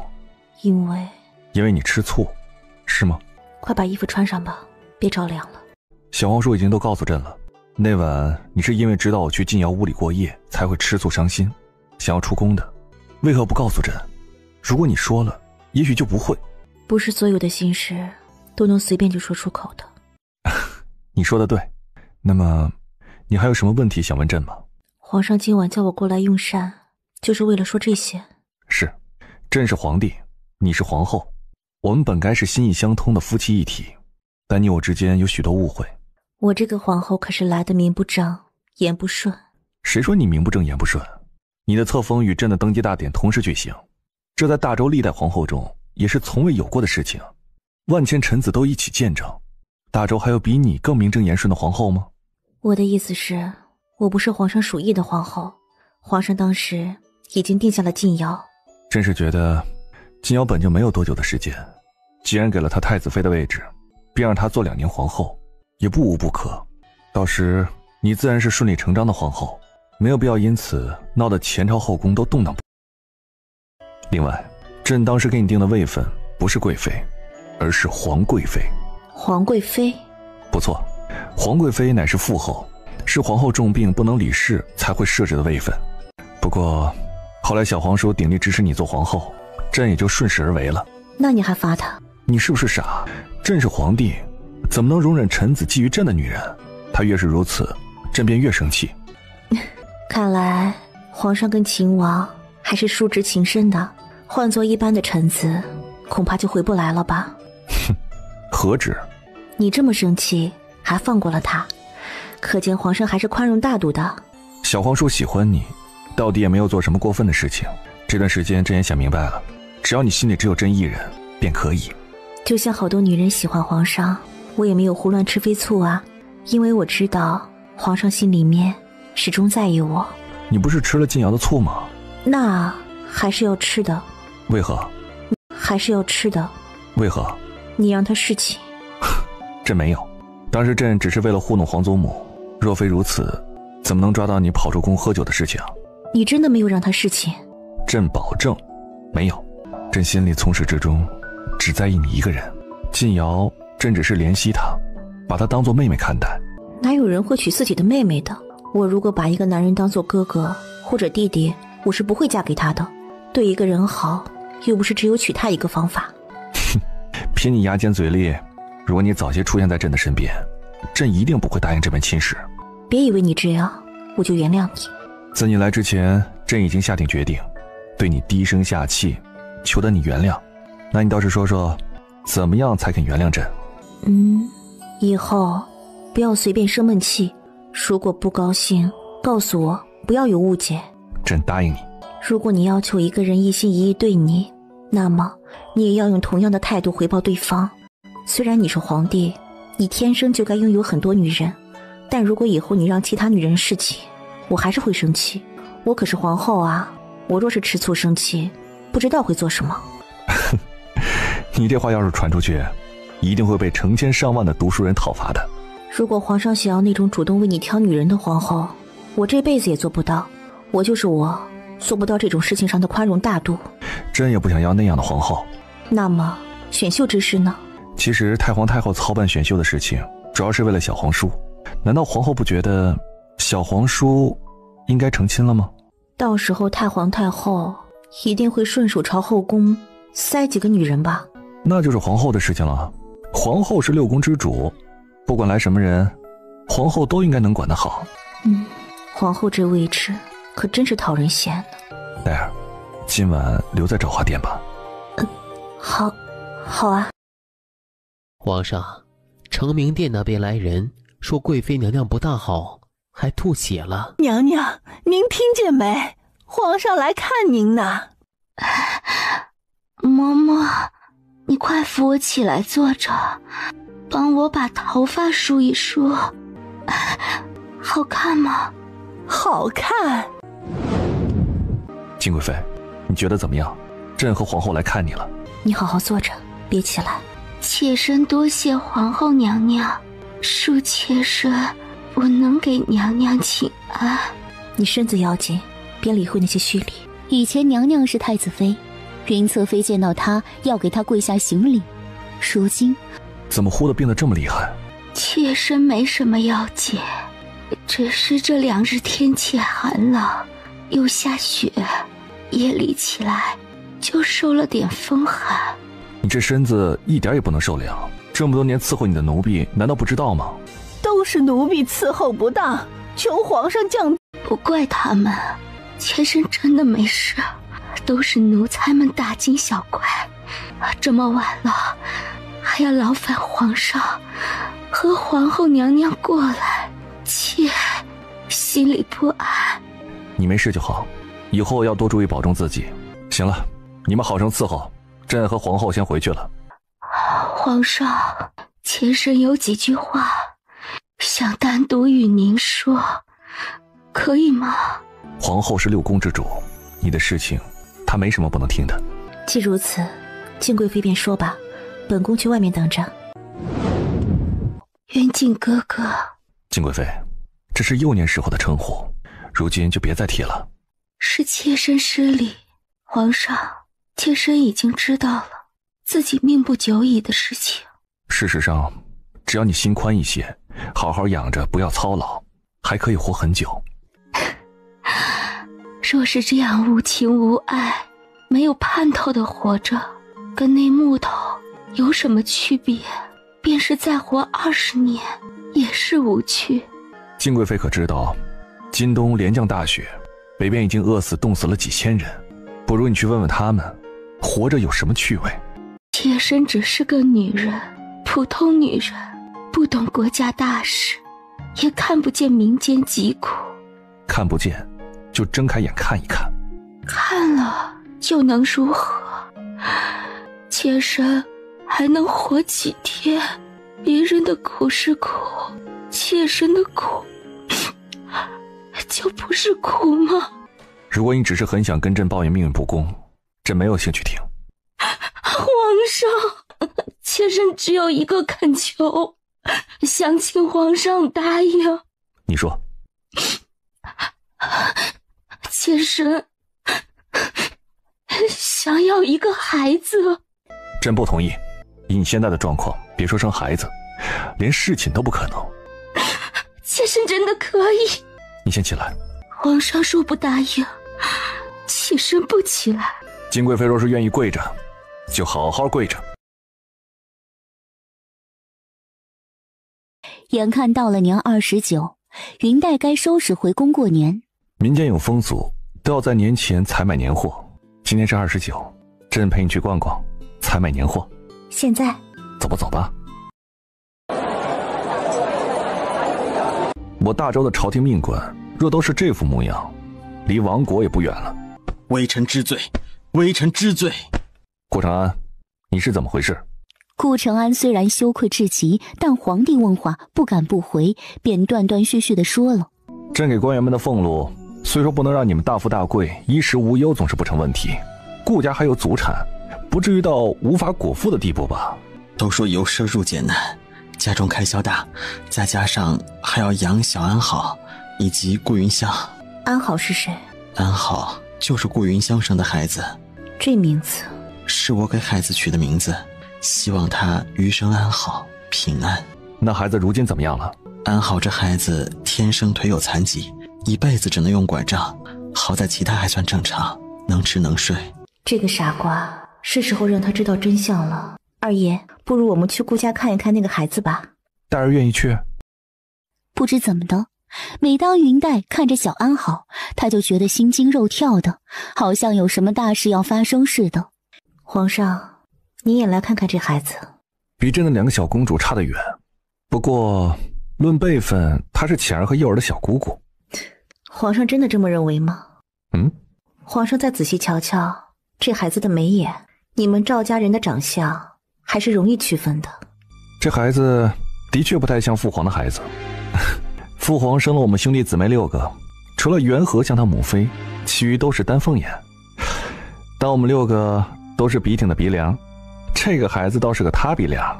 我也觉得这孩子长相不像赵家人，起码他跟先皇就没有半点相似的地方。他长得像我不行吗？像你，可也不怎么像啊。我倒觉得这孩子像顾承安呢。不会的，不会的，他可一直在宫里呢，孩子肯定是先帝的。皇后到底要说什么？妾身要说的是，安好这孩子并非是先帝的骨肉。什么？这怎么可能？皇后娘娘明示，这孩子不是先帝的，还能是谁的？你是皇后又如何，就能随意污蔑我的清白名声吗？我怀安好的时候，先帝还在世。顾承安，你还是老实交代吧，我可是有证据的哦，到时候闹起来，谁的脸上也不好看。微臣不知皇后娘娘说的话是何意。既然你死鸭子嘴硬，那我可就不客气了。黛儿，有什么证据快呈上来。您是个皇帝，就不能安静看戏吗？非得让人觉得您八卦。皇后娘娘，你说的都是真的吗？顾云香生的孩子是承安的？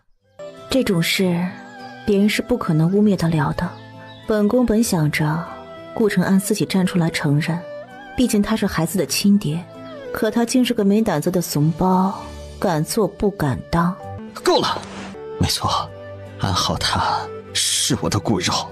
爹，臣见过皇上、皇后娘娘。秦王免礼。皇后，秦王在向你问安呢。亲王殿下免礼。秦王点点头，转身下去，冷然的像是见一个陌生人。黛儿，怎么了？妾身没什么。你别这样，朕说过不会再吃醋了。朕说的是真的，你不必因为跟秦王说句话就担心什么。其实秦王喜欢你，朕也不至于怎么样。也许是因为从小看着秦王的背影长大，下意识里觉得他比朕强吧，所以担心你会喜欢他。能从皇上嘴里听到这些话，实在是难得。朕也是看你这么畏畏缩缩的，心里不太舒服。我跟小皇叔的确很像，甚至连喜欢的女人都一样，你知道吗？太皇太后说要为小皇叔找一个你这样的王妃，让他能够收心。叔若真是找到了，那可不得了。怎么呢？如果他找到一个让小皇叔喜欢的女人，只怕皇上也是要喜欢的。到时你们叔侄俩再闹起来，可怎么好呢？哎呀，想想啊，妾身都替皇上忧心。你这臭丫头，牙尖嘴利，胡说八道，看朕晚上怎么收拾你。云黛端坐在正上首，等着命妇们给自己行礼，一茬接一茬的，走马观花的应付那么多贵妇小姐，她觉得自己脸上的笑容都要僵掉了。小皇叔猜我刚才跟皇嫂说了什么？无非是让他喝酒的托词。小皇叔果然英明，我说替小皇叔向他敬酒，结果人家不吃这一套，只抿了一口。你确实是吃饱了撑的。小皇叔的心思别人不知，侄儿却是清楚。这次您为皇后得罪了皇兄，可见对皇嫂情根深重啊。闭嘴吧，我知道你天生聪慧，感觉异常敏感，但你不该随意揣摩这种事，浪费自己的才能。我只是替皇叔觉得委屈。你是我爹吗？本王还需要你替我委屈？老实对你说，本王对他已经没了心思，之前帮他不过是跟你一样闲着无聊。皇叔，因为无聊，所以给他一个皇后的位置坐坐。你管得着吗？小皇叔您现在真是无趣的很。怎么，以前那个肆意潇洒、做事毫无顾忌的杀神亲王去哪里了？小皇叔，等等侄儿。天黑路滑，他走得有些困难。谁叫你不带随从？赵叔嘴里说着，脚下的速度还是放慢了。小皇叔是生气了？没有，本王只是嫌你烦。皇叔，说话别这么直白嘛。本王就是这么直接。您这么直接，怎么不敢表露自己对皇后娘娘的心思呢？赵元和，别以为本王不敢打瞎子。说吧，你要干什么？赵元和被他身上散发出来的气势逼退一步，笑道：小皇叔，我可不是你的敌人，侄儿只是觉得小皇叔一个天不怕地不怕、杀神一般的人物，如今却因为一个女人与皇兄闹僵，困在这小小京都之中，太委屈。与你何干？怎么与我无关？小皇叔一直照顾我，当年我生下来眼盲，本来要被处置的，若不是皇叔以礼保护，侄儿也不可能有今天。在侄儿眼里，您比父亲还要亲，侄儿觉得您不应该受这样的委屈。这些年来，皇叔好不容易有个看得上的女人，为何要随意放弃？她是皇后。那太皇太后这次选妃给您娶王妃，您要吗？要啊。真的？假的。另外，我和远景的关系没你想的那么僵持，他这次下了罪己诏，才为我开脱。我身为臣子，自然比皇上的罪更重。若一回来就官复原职，难免惹人非议。是吗？我喜欢不该喜欢的女人，这是事实，也的确冒犯了皇上，被惩罚是应该的。所以，元和，你不用替我打抱不平，本王一点委屈也没有。如今这个局面，本王很欣慰。哎呀，如果小皇叔满意，侄儿也无话可说。但愿选秀之后，小皇叔能再次遇到合心意的女子。走吧，一会儿宫门落锁了。你看那里，喜欢吗？喜欢，特别喜欢。今年朕提前让人准备，将火炮还剩下的火药，全部都用在了烟花上，让皇后一次看个够。小红包轻飘飘的，不可能是金银之物，难道也是银票？云黛满怀期待，把红包拆开，里头掉出来一张纸，发觉上面写了个福字。这就是皇上给的红包？没错，唯独给你的这一封是朕亲手写的，别的都是叫刘德全或徐虎代笔。别的？你还给别人这个了？是啊，人手一份。大过年的，你就给个福字，还是跟别人一样的。原来是为这事儿，这是皇室的传统，身为皇帝要给臣子们发红包啊。还要发给臣子们？没错。原来是因为皇帝们小气，不肯发银子，所以写个字。云黛摸出一个明黄色的精致荷包，说道：这是我给皇上的新年礼物。谁替你绣的？什么话？我自己绣的。什么时候绣工这么好了？练出来的呗。来，我替你把旧的换下来。赵元景现在用的荷包还是中秋的时候，云黛主动示好送给他的，翻来覆去的用，边边角角已经有些磨损了。黛儿，什么？你为何要送给小红书荷包？我没有生气质问的意思，只是我一直以为荷包这种东西，女子不该随意送给外人。什么荷包？你住在郊外那段时间，不是送了个防蚊虫的荷包给小黄叔吗？哦，那个啊。想起来了。皇上吃醋啊？有点。就一点吗？很多，行了吧？就你心眼多，谁跟你说那个荷包是我送的？不是吗？不是，我一共就2个荷包，都送给你了。小红书那个真不是你绣的呀？可我问他的时候，他并没有否认。也许他误会了。怎么误会？他说蚊虫很多，我说我会调制防蚊虫的草药，给他一个荷包挂在身上。那个荷包是银剪绣的，当时他正跟着玉竹学苏绣，所以绣工有些粗糙，大概秦王是因为这个误会了。若是如此说来，朕还有点同情小皇叔。皇上同情的话，我明天就可以亲手做个新的送给秦王。别，朕与你说笑。妾身给皇后娘娘请安。稀客呀，敬贵妃免礼，坐吧。已经这个时辰了，敬贵妃来甘泉寺上香。不是，妾身是去大佛寺进香，路过这里的时候，想到皇后娘娘在这里，便来请安。大佛寺到这里若是拐几个弯的话，确实还算是顺路。这里也没有旁人了。晋贵妃找本宫什么事？说吧。今天妾身去大佛寺求子，娘娘猜妾身求了什么签？看贵妃的神色，大概不是什么好签。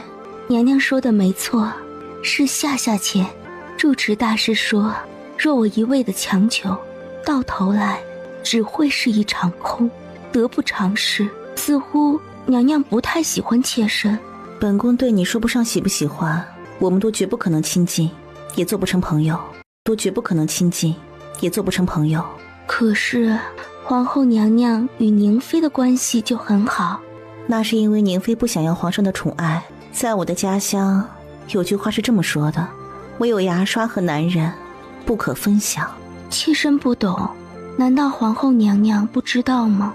皇上是一国之君，他是所有人的皇上，不是皇后娘娘一个人的。不行呢，本宫不喜欢皇上心里有别的女人，也不想他跟别的女人生孩子。以后你就安安分分的待在华清宫，不要去找皇上，也不要再想什么生孩子的事情了。皇后娘娘莫要欺人太甚，我既然为皇上的贵妃，为何不能为皇上生儿育女？晋贵妃放肆了，本宫不许，你就不可以。为什么？因为本宫是皇后，而你不是。当初我是太子妃，我才应该是名正言顺的皇后。可你现在不是。我对皇后之位无所谓，我可以安心做贵妃。可皇后娘娘却咄咄逼人，连我生孩子的权利都要剥夺。皇后娘娘不觉得自己太霸道，太残忍？本宫可什么都没做过，怎么说是本宫剥夺你生孩子的权利呢？皇上喜欢你，你若是不肯，皇上自然听你的。晋贵妃，你跟本宫说这些一点用也没有。如果你有本事有胆子，现在就去爬皇上的床。你要是能成功，本宫这个皇后让给你。皇后娘娘，你为何要如此？妾身从来不愿与人交恶，可您如此羞辱，妾身实在无法再忍。把晋贵妃送出去，本宫被她吵得头疼。晋贵妃到皇后面前说了什么呀？皇上都知道了，莫不是皇后娘娘差人告诉您的？在你眼里，朕就是如此蠢的人？今天真要你去大佛寺，就是让你清心静气、安安分分的，谁知你还是绕道去了甘泉寺。妾身知罪。朕不希望这种事情再有第二次。皇后娘娘她对妾身言语羞辱，妾身一时忍不住，便顶撞了几句。皇后对你言语侮辱了，她怎么说的？晋瑶听着这话，不知怎么莫名觉得皇上似乎并不是生气，而是饶有兴致。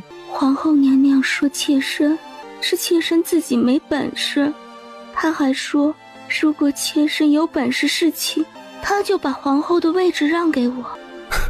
晋瑶，朕真正想要的女人唯有她一人，没遇到她之前谁都可以，遇到她之后除了她谁都不可以。元气哥哥，你可以爱他，但你别对我这么冷漠。我什么都不求，只想要一个孩子。求求你了。晋瑶，以你的情形，不太可能平安生出孩子。我真的好害怕呀，我怕死，我不想死。这个孩子是我生命的延续，有他在，我觉得我好像不那么害怕了。起码爹娘哥哥还有你都还能记得我。晋瑶，你太执拗固执，不要因为一个孩子钻了牛角尖儿。如果真让你侍寝，你在怀孩子或者生孩子的时候出事，更甚者是一尸两命，朕于心何安？您不是妾身，不会明白的。晋瑶，如果你实在害怕，朕可以放你回家，让你可以陪伴在家人身边。不，元吉吉哥哥，不要送我回去，我不要回去。那你就别再折腾了。如果皇上要妾身，妾身就什么都不怕，哪怕是死。朕说的还不够明白吗？朕对你已经够宽容了。我不明白，皇后说我不能侍寝，是我没本事，她不反对我侍寝，那我就要侍寝。我要看看她是否会把皇后职位让给我。锦瑶，你闹够了没有？皇后那是气话，你听不出来吗？妾身不管她说什么，说皇上不要妾身，妾身在这深宫一天一天的挨日子，又有什么意义？倒不如就这么死了，省得受罪。锦瑶，你这是威胁朕，朕会下旨许你回晋家待一段时间，好好养养身体。秦王爷，哎呦，这位客官您走错了，这边已经有人了，您的雅监在这里。秦王爷来吃饭，不必再找雅监，我就在这里。伙计，无妨，我们是朋友，你下去吧。今天正巧。不是巧，是有人故意为之。有人？谁？是元和，先前他忽然派人约我到这里来，我以为他有要紧事，谁知……奇怪，他怎么会知道我在这儿？大概是他也在这里吧。这翼王到底要做什么？元和年纪小，不懂事胡闹，我会教训他，以后这种事不会再发生。那王爷您慢慢吃，我得回去了。你们等一会儿，我说句话就来。落了东西？是的，王爷，谢谢你。从相识到现在，他为他做了很多，所得到的回报不过是几顿饭。他自始至终没有提任何要求，甚至没有对他说过一个不该说的字。好端端的跑回来，就为了说这个？还有，对不起。你也别想太多，我当时帮你，也是因为看你快死了，实在可怜。你可别以为我有多么喜欢你，才会如此。男女之事，本王向来不放在心上。不管如何，王爷这份厚礼，翼王，你这样直接闯进本宫的马车，若是叫皇上知道了，恐怕你吃不了兜着走。皇嫂莫有说的这般严重，臣弟只是来说几句话。皇兄乃是一国之君，不至于气量这般小吧？你有什么话说？皇嫂刚才可看见小皇叔了？是你故意引他去的？我只是心疼小皇叔，他这么一般年纪了，才好不容易有了一个动心的女人，结果却得不到，是不是很可怜？本宫跟秦王光明磊落，清清白白，请你不要有任何联想。皇嫂别着急撇清关系，其实臣弟并不想做什么。皇嫂别着急撇清关系，其实臣弟并不想做什么，只是看着小皇叔忍受相思之苦，觉得可怜，所以多多的制造些机会，让他见一见你。荒唐！你以为你是谁？下去吧。哼，臣弟知错了，臣弟告退。云黛让开身子，就在错身而过的一瞬间，他欺身而来，按住云黛的肩膀，一手抚上她的耳朵。皇嫂别动。你这是什么意思？刚才臣弟送给皇嫂的那对坠子，是小皇叔从前在边疆无意中得到的一样东西，臣弟就替小皇叔送给皇嫂。你太放肆，把坠子还给我！他说着，伸手拉耳朵上的坠子，想要摘下来扔给他。皇嫂还是别白费功夫，这对坠子没什么特别的，但只要戴上了，就别想拿下来。至于这一对呢，臣弟就拿去给小皇叔了。娘娘，您觉得这把剪子能剪开坠子吗？剪不开坠子，还剪不开肉吗？我的主儿，您可别犯傻呀，那可是肉，剪开了可怎么好？要吐死的。哎呀，这东西古怪的很，我不想带着。戴儿不想带什么呀？奴婢见过皇上。下去吧。这么冷的天，穿得这样单薄，坐在镜子前，从前也没有见你这么爱美啊。不是啊，你看，倒是别致得很，哪里来的？是翼王给的。老四。皇上，翼王是不是这里有点问题啊？看着是个了不起的美少年，性子却古怪，总是做一些出人意表的事情。他出生就眼盲，又为父皇不喜，一直放在外面，难免生出些古怪的性子。至于这坠子，他有说原因吗？他没说，所以我才觉得他有什么阴谋诡计。赵元景道：你拿着剪子是要把坠子剪下来？哎呀，取不下来了，我正想着法子把耳朵剪开呢。真是个傻子，不过是一对坠子，拿不下来你带着便是。万一赵元和拿着坠子做什么文章呢？你去把公主们的衣物都整理好。奴婢这就去。奴才去帮秀儿姑娘的忙。瑞全，宁妃娘娘，奴才现在的名字叫宝兴。那你告诉我，秦瑞全是谁？秦瑞全已经死了。他明明还活着，就好端端站在我面前。瑞全哥哥，你为什么要这样？宁妃娘娘不要这样，奴才只是个下人，不知道娘娘如此。不知道，我已经知道了。你进宫是被我父母逼的。每次看见你，我的心都要碎了。当初若不是我要闹着嫁给你，他们也不会这样对你。宁妃娘娘，你现在是皇上的妃子，难道你不知道吗？我从未侍寝过，好在皇上心里只有云儿，否则我真是连宫里也待不下去了。宁妃娘娘，你还有很长的日子要过，不要把时间浪费在奴才身上，白白的虚掷了年华。没有你，我过不下去。我如今已经不算是男人了，您这又是何苦？为什么不看清这一点呢？如今您做宁妃娘娘，身份尊贵，我只是个奴才，在皇后娘娘身边伺候，各自安好，不好吗？为什么还要勉强？难道你真的想害死奴才？我知道是我对不起你，可是我管不住自己的心。上次云儿说，如果我愿意的话，她可以劝皇上放我出宫。云儿对我好，只要我求她，她一定会把你给我的。到时候我们一起出宫。奴才不愿意。宁妃娘娘若是想出宫，奴才祝福您，但奴才不愿意离开。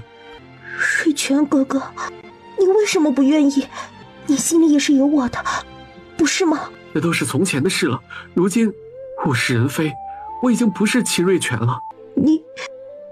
你不爱我了？不爱。当我进宫做了太监的那一刻，过去的秦瑞全就已经死了。所以宁妃娘娘，以后不要再对奴才抱有任何希望，奴才就是个废人，只想在宫里过一辈子。好，你要留在宫里一辈子，我也陪你一辈子。我这就去见云儿，我去求她，让她把你给我，你就待在永安宫过一辈子。奴才已经不是男人了，您这样苦苦相逼，又是何苦？就不能给奴才留点颜面？不管你变成什么样，我都不介意啊。可是我介意。江宝林，你走路怎么不看着点儿？撞着贵妃娘娘，你吃罪得起吗？妾身不是有意的，还请贵妃娘娘恕罪。本宫无妨的，只是江宝林这么行色匆匆，不知是要去哪，妾身能去哪里？又见不着皇上，无非是回自己屋里吃饭睡觉罢了。是啊，做了宫里的女人，只有3件事可做：等皇上、睡觉、吃饭，然后接着等皇上。多么可悲啊！贵妃娘娘与我们不同，难道也见不着皇上的面吗？你想见皇上吗？谁不想呢？贵妃娘娘，妾身扶您回去。娘娘，您为什么要对他好啊？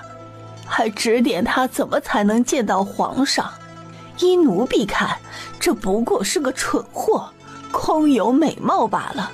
皇上是看不上她这样的女人的。蠢货才能更好的利用啊！若换作静山，那么个心思重的人，岂是容易上当的？娘娘，您真的要这么做？已经3个月了呀，我的时间真的越来越少了。这几个月，我吃了这么多药，受了这么多罪，拼命地调理自己的身子，难道只是为了安静地等死吗？娘娘，您这么做，万一被发现的话……发现了又如何呢？把我打入冷宫，还是要了我的命。反正我也没几天好活了。也许皇上会迁怒靖家，那就迁怒吧。从小到大，我一直以自己是靖家嫡女为荣，靖家的荣辱也是我的荣辱。可到头来，原来我不过是一颗棋子，任由家族摆弄，如今更是被彻底放弃了。我还维护那个所谓的家，太可笑了。娘娘，不管怎么说，公子是真心疼爱您的。哥哥也许疼我，不过在他眼里啊，江山社稷、父母家族、妻子儿女，只怕都要排在我的前面吧。嬷嬷不必再劝了，我已经做了决定，如今我什么都没有了，难道嬷嬷也不支持我了吗？娘娘，不管您要做什么，奴婢都会帮着您，让您达成心愿。那就让江冉那个蠢货帮我开始第一步吧，要快，我的时间不多。小皇叔免礼，今天小皇叔是新郎官，新郎官最大，臣不敢当。燕儿过来。王叔公，你今天穿的真好看。走，皇叔公拿糖给你吃。母后说，今天王叔公娶新娘子，新娘子长得好看吗？好看。有燕儿的母后好看吗？燕儿不可拿母后出来比较。燕儿过来，别缠着你皇叔公，他今天很忙，你就待在母后身边，不要乱跑。皇上皇后娘娘请稍后，容许臣出去接亲。小皇叔且去吧，朕和皇后在此观礼即可。谢皇上。看小皇叔的模样，大婚的日子貌似也不是太高兴啊。妾身倒是没看出来，不过秦王为人稳重，即便高兴，总不至于和毛头小子一般喜形于色。皇后所言极是。云黛低头逗弄燕儿的时候，忽觉耳畔小精灵又是一阵灼热。怎么回事？为什么忽然又开始变烫，而且比前2次更烫？莫非是因为这次距离秦王比较近？新王妃进门了，正往这边来呢。戴儿，你怎么了？戴儿，戴儿。许将军，怎么回事？皇后娘娘身子略有不适，具体情形卑职也不是很清楚，还请王爷立即派人带御医过来诊断才好。宋唐，你立即骑快马去把孟御医和欧阳御医请过来。奴才这就去。近日皇后娘娘偶感风寒，身子不适，没有大碍，但需要静修片刻。皇上说，请秦王爷和王妃不必过来请安，自去城里吧。皇后娘娘的身子没有任何问题，臣实在认不出。皇后娘娘身子康健。赵元景对这个结果当然不满意，如果没有问题，刚才为什么会头疼的厉害？回皇上的话，如果是头疼的话，微臣猜测会不会与上回皇后娘娘受伤有关？可是已经过去这么久，中间从未发生过什么。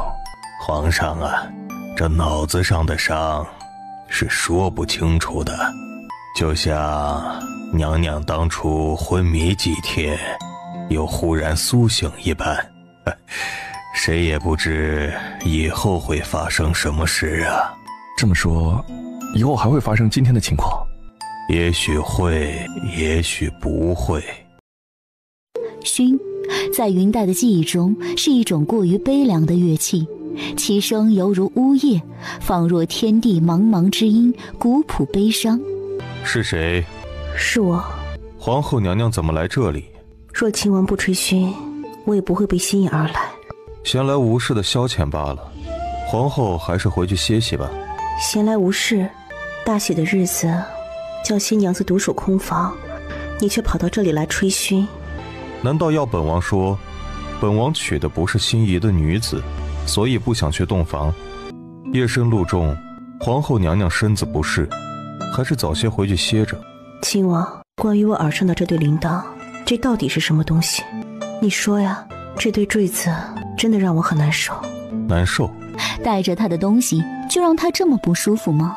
是的，下午我头疼，并不是旧疾复发，而是因为这对坠子的缘故。头疼是因为这对坠子？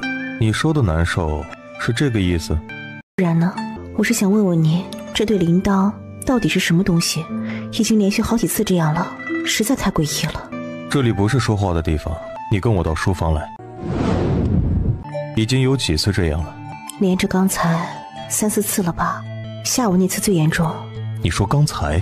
我睡觉呢，睡得好好的，铃铛又发热，我才醒的。你是不是想到了什么？你先别急，我可以先跟你说一说这对坠子的来历。好。大概是7、8年前，那时候我在西北，正和敌军陷入一场苦战中，天气寒冷，军中粮食短缺。当时有个游方道士路过这里，快饿死了，我把自己的粮食分给了他，他临走留下了这对铃铛，只说了一句话。他说什么？他说这对铃铛与我休妻相关。休妻相关？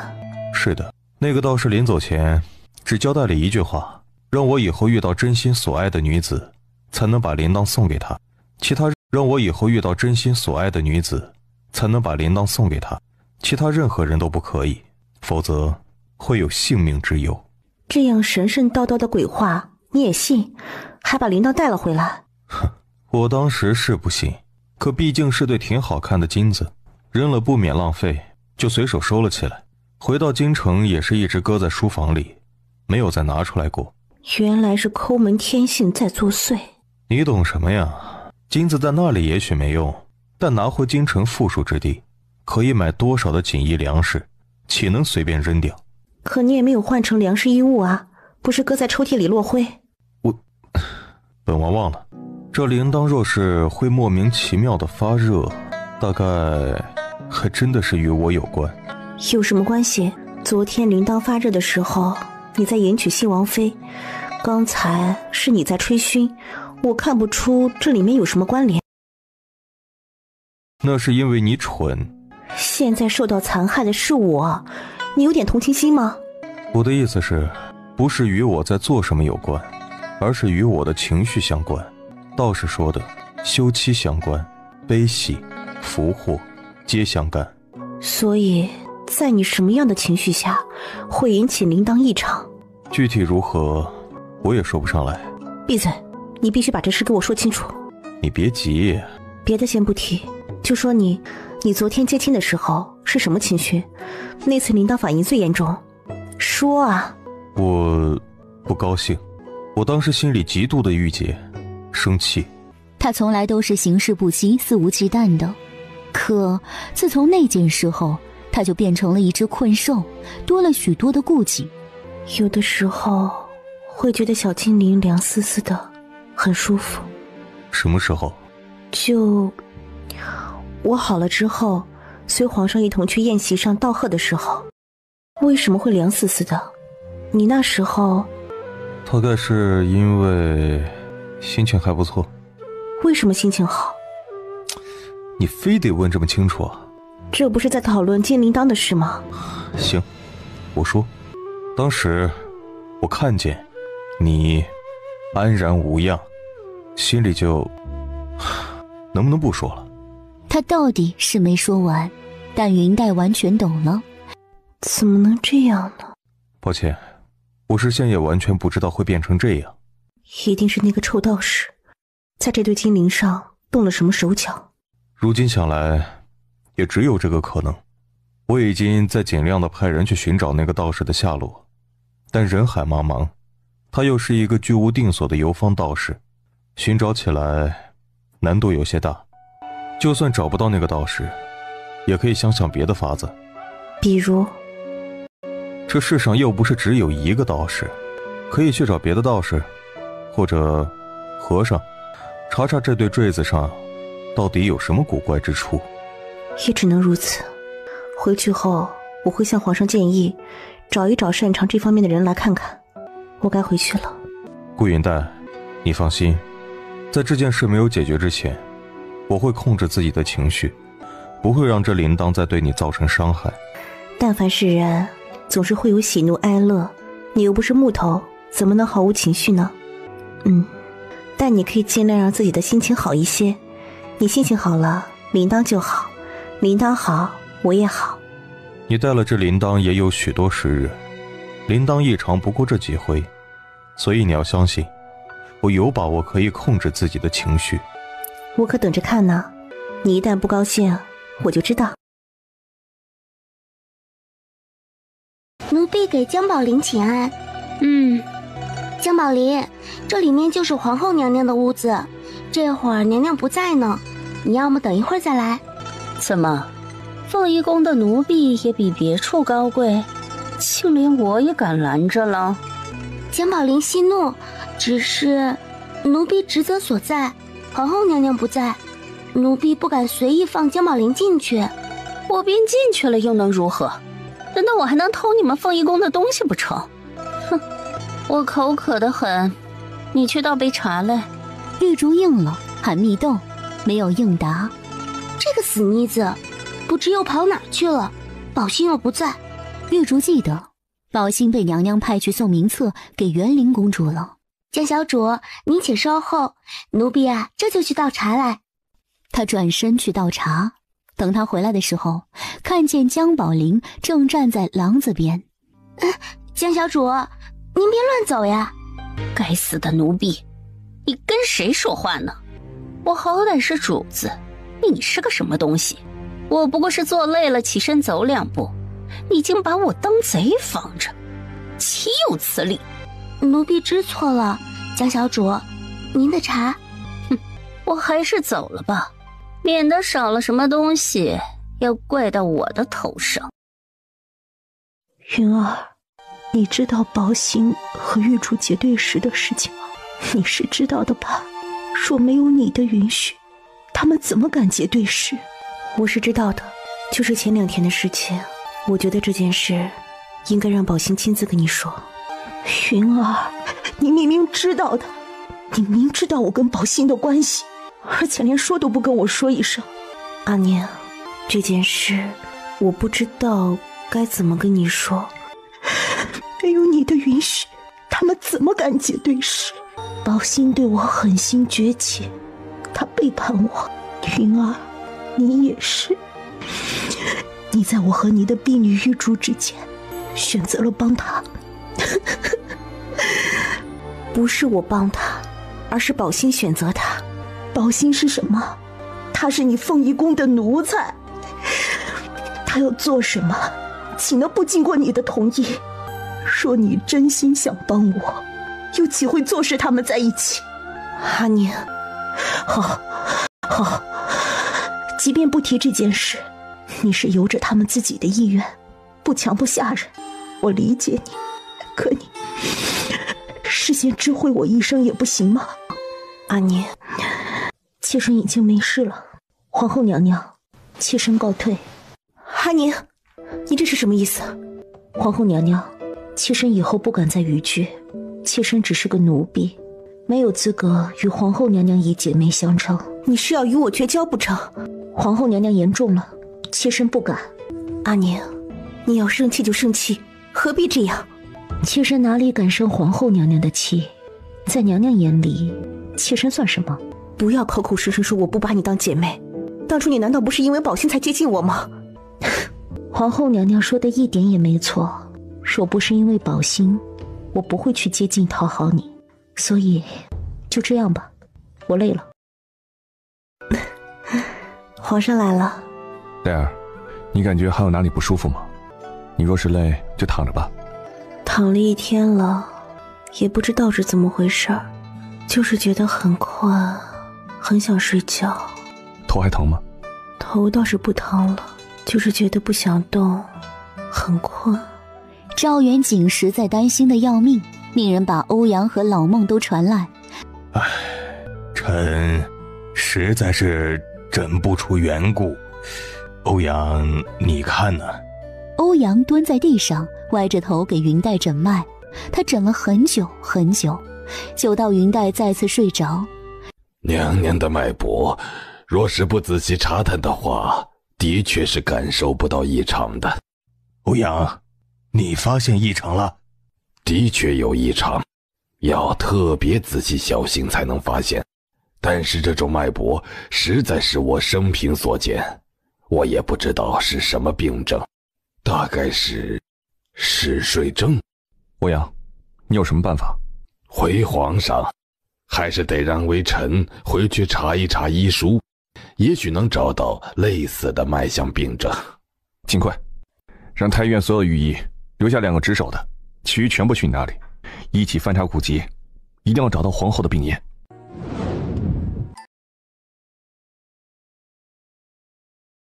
你们2个怎么一起来了？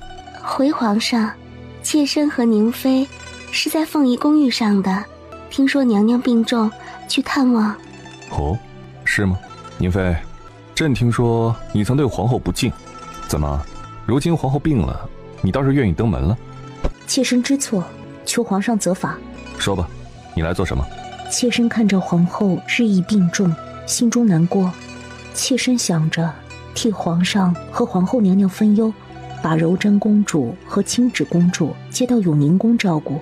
之前皇后娘娘在甘泉寺祈福的事件，2位公主殿下也是妾身在照顾，皇上可以放心的。皇后刚病的时候没见你去探视，如今皇后卧床不起，病得厉害了，你倒是积极起来了。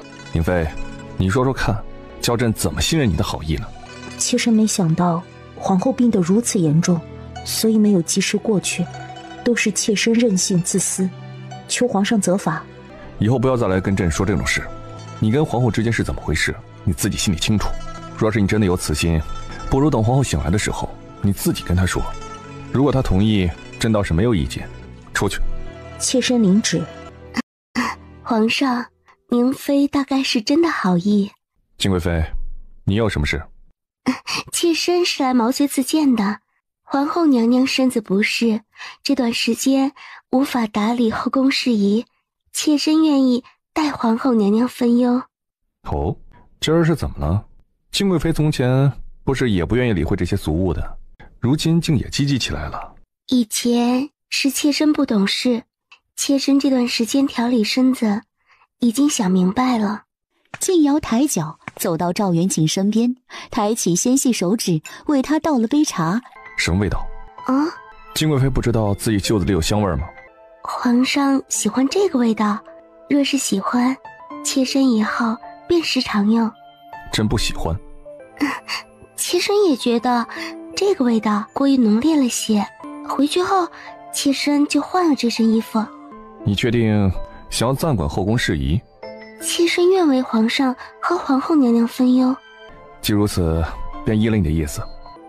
眼看着云黛一天比一天沉睡的时间更长，她的脾气变得暴躁。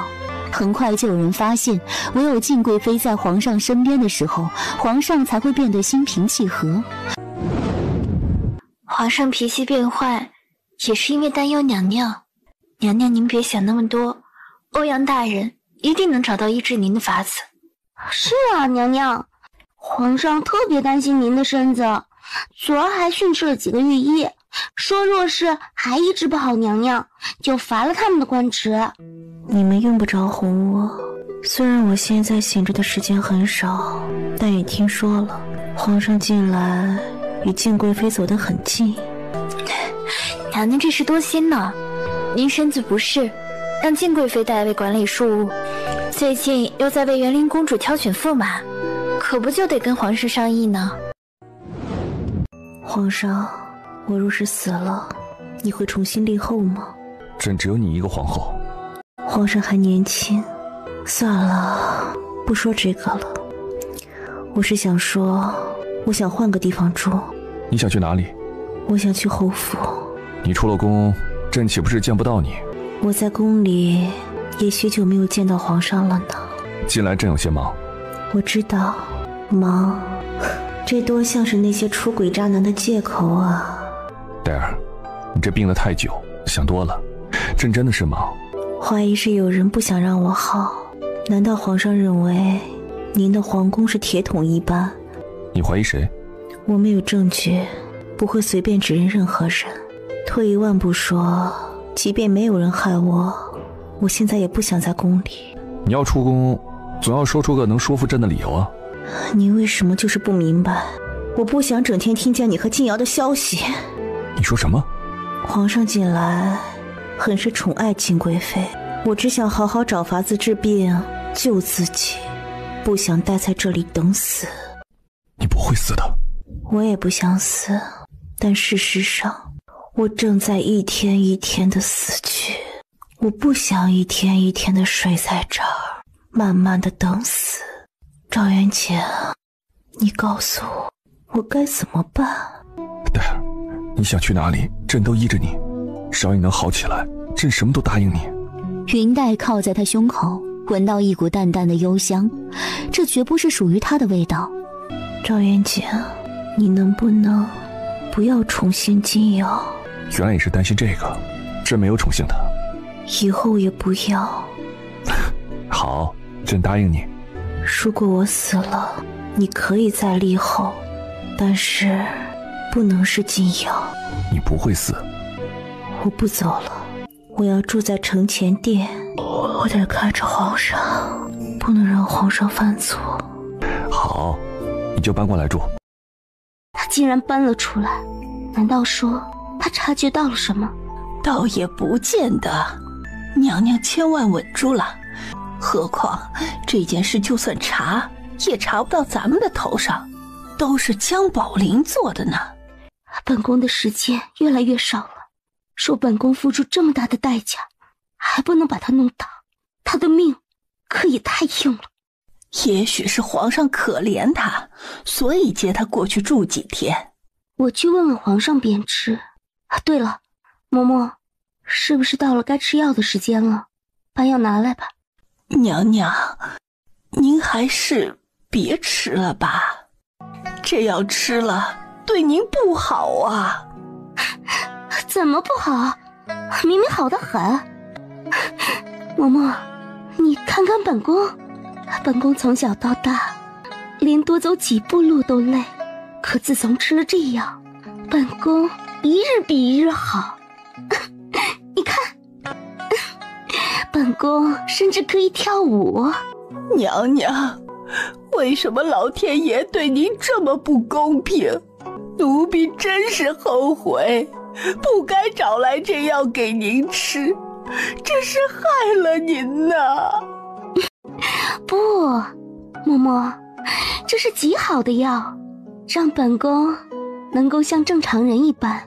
如今皇上已经逐渐的能够接受本宫，要不了多久，本宫就能侍寝了。等皇后一死，我便是新的皇后。不，皇后之位本就是我的，我只是把属于自己的东西拿回来。静贵妃，过来坐。听说皇后娘娘搬到皇上的承前殿住下了。皇后爱住哪儿便住哪儿，朕需要告诉你吗？妾身只是关心皇上和皇后娘娘。皇后的病始终没有什么好转，她想换个地方养病，与朕离得近一些，朕自然要依着她。皇上待皇后娘娘可真好，妾身甚是羡慕。赵元景本不想理会这话，但不知怎么的，那股子淡淡的幽香却让他情不自禁地说道：静贵妃，你也很好。静瑶脸庞微红，轻轻地把头靠在赵元景的肩膀上。赵元景皱皱眉，推开了他。朕还要去看皇后，你先回去。皇上息怒，虽说微臣还没找到具体的病因，但却找到了缓解娘娘病情的法子。你马上医治。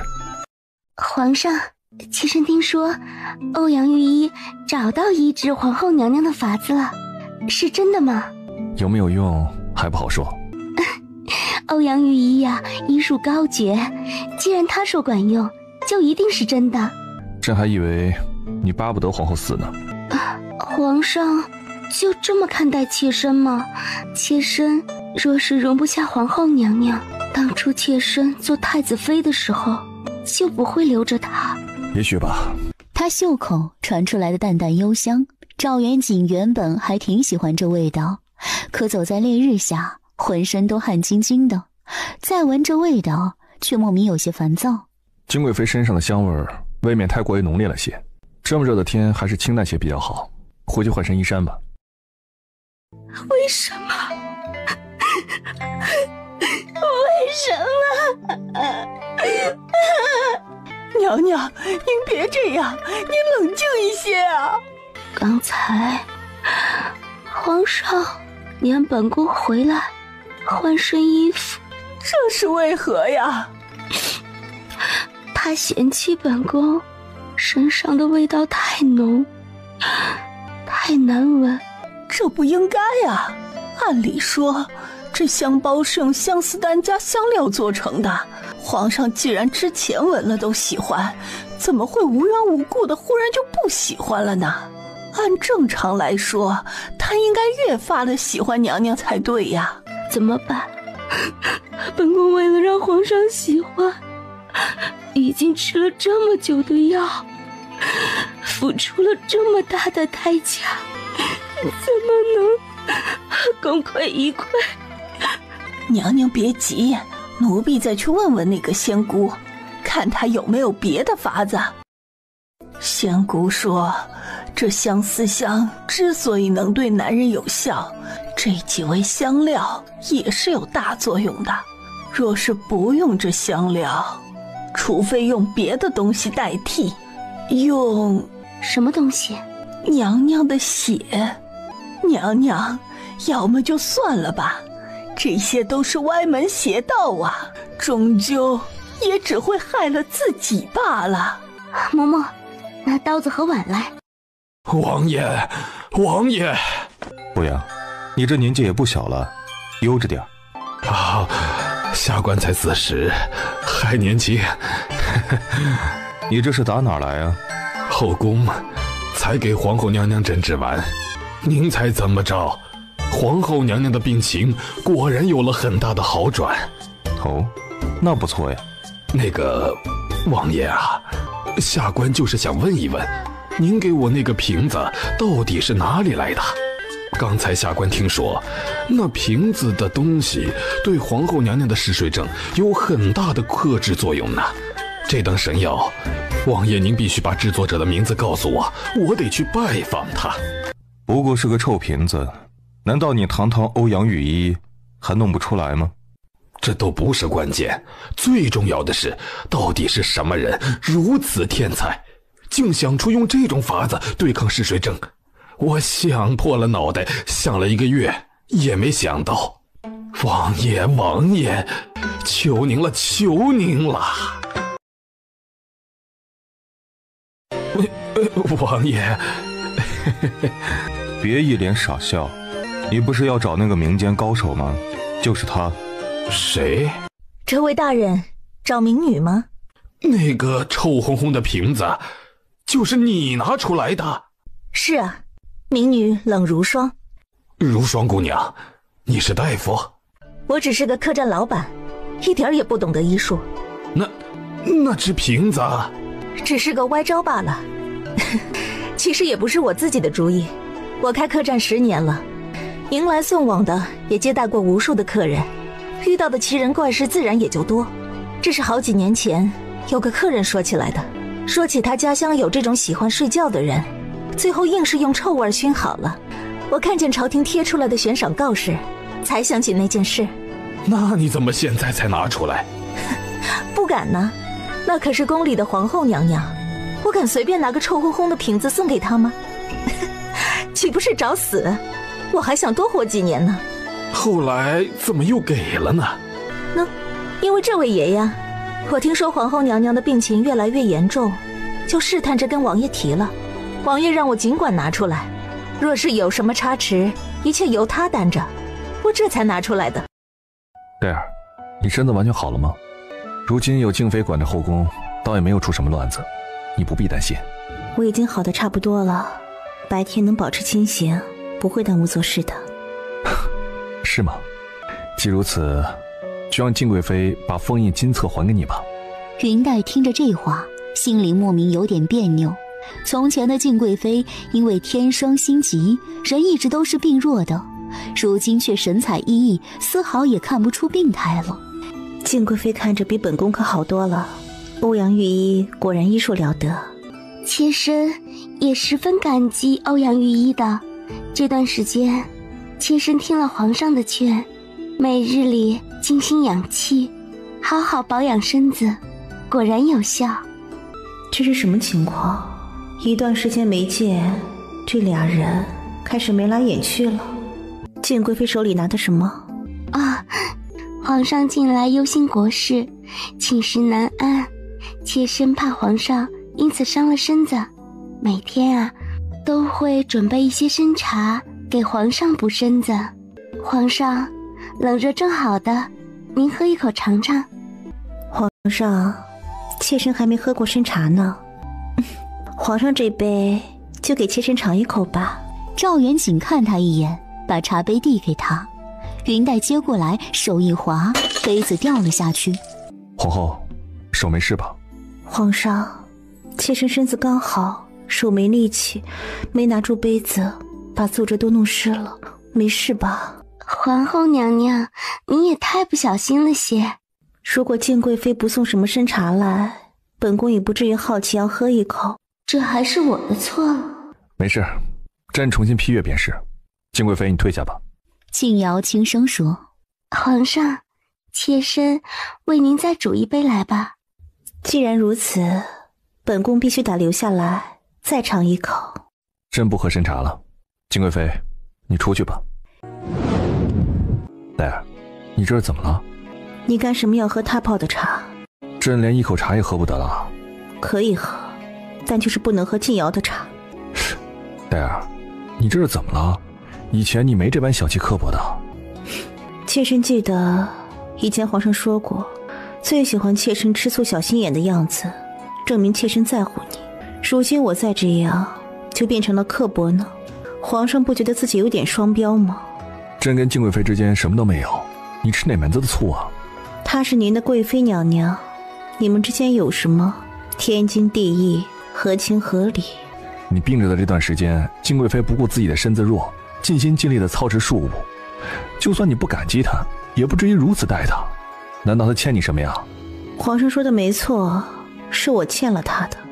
既然皇上这么喜欢喝茶，那您就慢慢的喝，爱喝多少就喝多少，妾身告退。他转身随手掀翻了桌子角落的砚台。宝星，这个你拿着。娘娘，这是什么？就是你找到的那个东西。娘娘，您是不是想让奴才把这东西放到哪个地方？娘娘不打算跟皇上说吗？没有证据，便是给皇上看，又有什么用？何况江染不是一般人，他有太皇太后护着，没有绝对的证据，也治不了他。娘娘，你要把这东西送去哪儿呢？奴才明白，主子要把这个东西物归原主。没错，既然东西是江宝林送来的，岂能不让他自己也尝尝昏睡的感觉呢？可是，既然是江宝林的东西，他一定会察觉到的。也得他找得到才行呢。宝心附耳过来，我告诉你要藏到什么地方去。小主，小主您醒醒，双节鱼来看您来了。哎，双节鱼来了，我头疼得很，想再睡一会儿。头疼？当初皇后娘娘刚发病的时候，不也是头疼了一夜，然后才开始嗜睡的吗？江小主这脉象与当初皇后娘娘的脉象有些相似。孟大人，你确定吗？江宝林得的是跟皇后娘娘一样的病症？臣虽然不会诊治这嗜睡症，但给皇后娘娘诊脉过好几次，记得很清楚，与江小主的脉象是相似的。怎么会？这怎么可能？凤仪宫的毒是我亲手放过去的，就那么一块儿啊！难道说我这屋里也被谁放了东西？孟大人，你马上给我诊治吧。臣并不会治疗这嗜睡症啊。可皇后娘娘被治好了呀。皇后娘娘的病一直是欧阳御医在医治。出去，去唤欧阳御医过来。孟玉依旧安静地提着药箱离开了。张宝林，你把孟御医赶走，这可不好办了。欧阳御医早已经启程前往两淮地区赈灾去了，不在京里。什么？怎么会这么巧？一定是有人故意害我，一定是！你们赶紧去找，你们快点去呀！去找，把屋里要害我的东西找出来。若是找不到，就把屋里的东西全都拿了扔掉。晋贵妃，你实在是把我害惨了。本宫害你？江宝林，你说话可要注意一点。本宫虽然好性儿，但毕竟是贵妃，不是你可以随意污蔑。你还装模作样？你难道不认识一个外号叫仙姑的女人吗？仙姑？本宫不记得认识这么一个人。谁是仙姑？做什么的？就在这里，2个月前。晋贵妃，是你跟我说民间有个叫仙姑的人，神通广大，不管什么东西都可以从他那里买到。本宫有说过吗？你，江宝林，你没头没脑的跑来指责本宫，说什么仙姑仙姑的。本宫看你是真的病糊涂了，回去歇着，好好养病吧。我没有糊涂。晋贵妃，你为什么不承认？你越是不承认，说明你心里越是有鬼。再嚷嚷，本宫就教训你这个目无尊卑的东西。你打我！你以为你有太皇太后护着，本宫便不敢对你如何？反正本宫也活不了多久，太皇太后又能对本宫如何？晋贵妃，我只问你，你是不是在我屋里放的东西？本宫为何要在你屋里放东西？若是没有，我怎么会生病？你生病怎么了？皇后也跟你得了一样的病？还是说皇后的病是你在她屋子里放了东西？我没有，我怎么可能？是吗？晋贵妃，虽然你不肯承认，但事实上就是你跟我说过的仙姑这个人。既然你知道仙姑，想必你在她那里买过东西。我是真好奇，你在她那里买过什么东西呢？妾身刚进宫时见过的晋贵妃，可不是今天这个样子的。莫非你从仙姑那里买了？住嘴！江宝林，你再如此满口胡言乱语，本宫可以治你的罪。哼，瞧你那气急败坏的模样，怕是被我说中了。贵妃娘娘真是长得越来越美了，你到底是吃了什么好东西，花了多少钱的？江然，你再这样，本宫现在就去告诉皇上你毒害皇后娘娘的事情。可以呀。哎呀，如果皇上问起来，妾身少不得要供出那位仙姑的。等皇上把仙姑抓起来，晋贵妃可就没处去买药了呢。我也不怕晋贵妃去告发，反正咱们现在已经是同一条船上的蚂蚱，与其同归于尽，何不化敌为友，相互合作呢？怎么合作？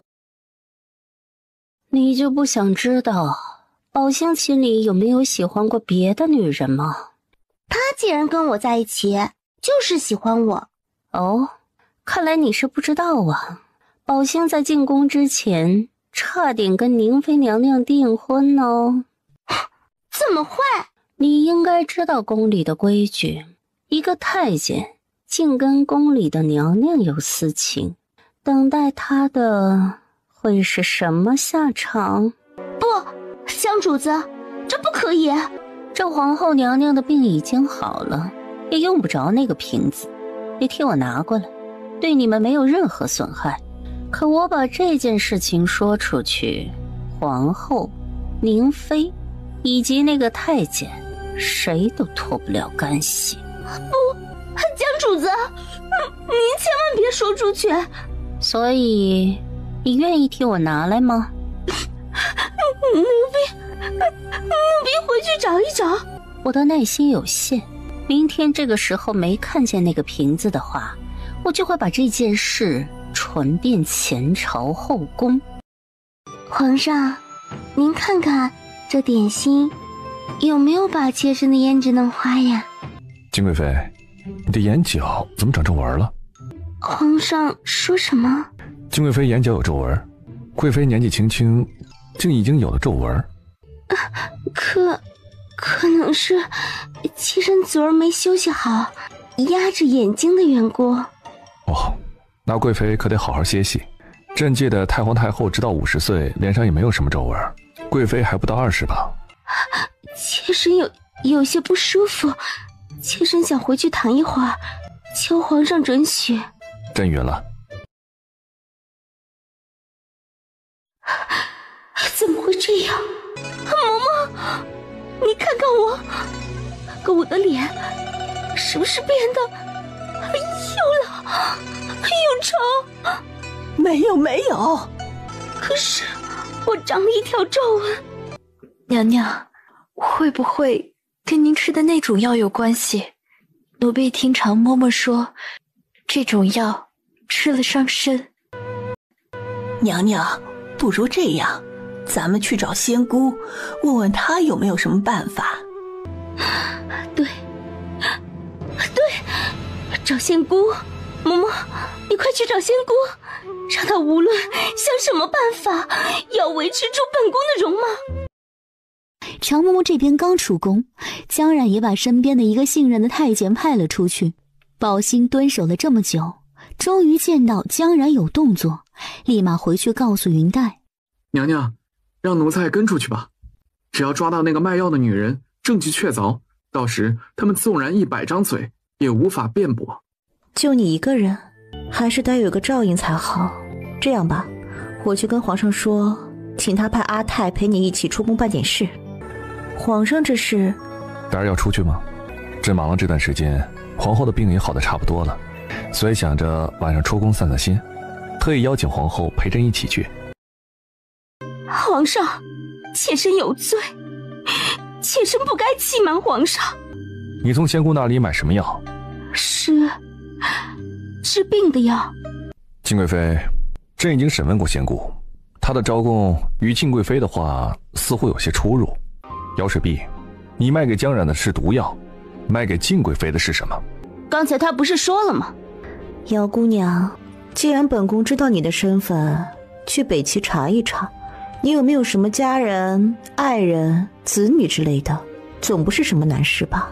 说吧，反正静贵妃是大周的贵妃，又不是你们北齐的贵妃，你拼命护着她做甚？哼，我卖给静贵妃的除了复原丹，还有相思香。那是什么？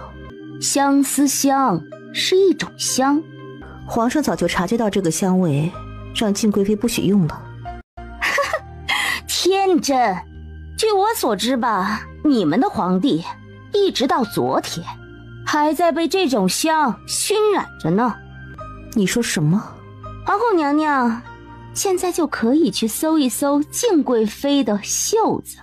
云黛立即走到静瑶面前，抓住她的手腕，从她袖子里摸出一个巴掌大小的精致香囊。这是怎么回事？哼，这就是我改良过的相思香，没有任何异常的味道，自然也就不会引起男人的注意。哼，是不是很高明？我的制毒手艺天下无双。毒？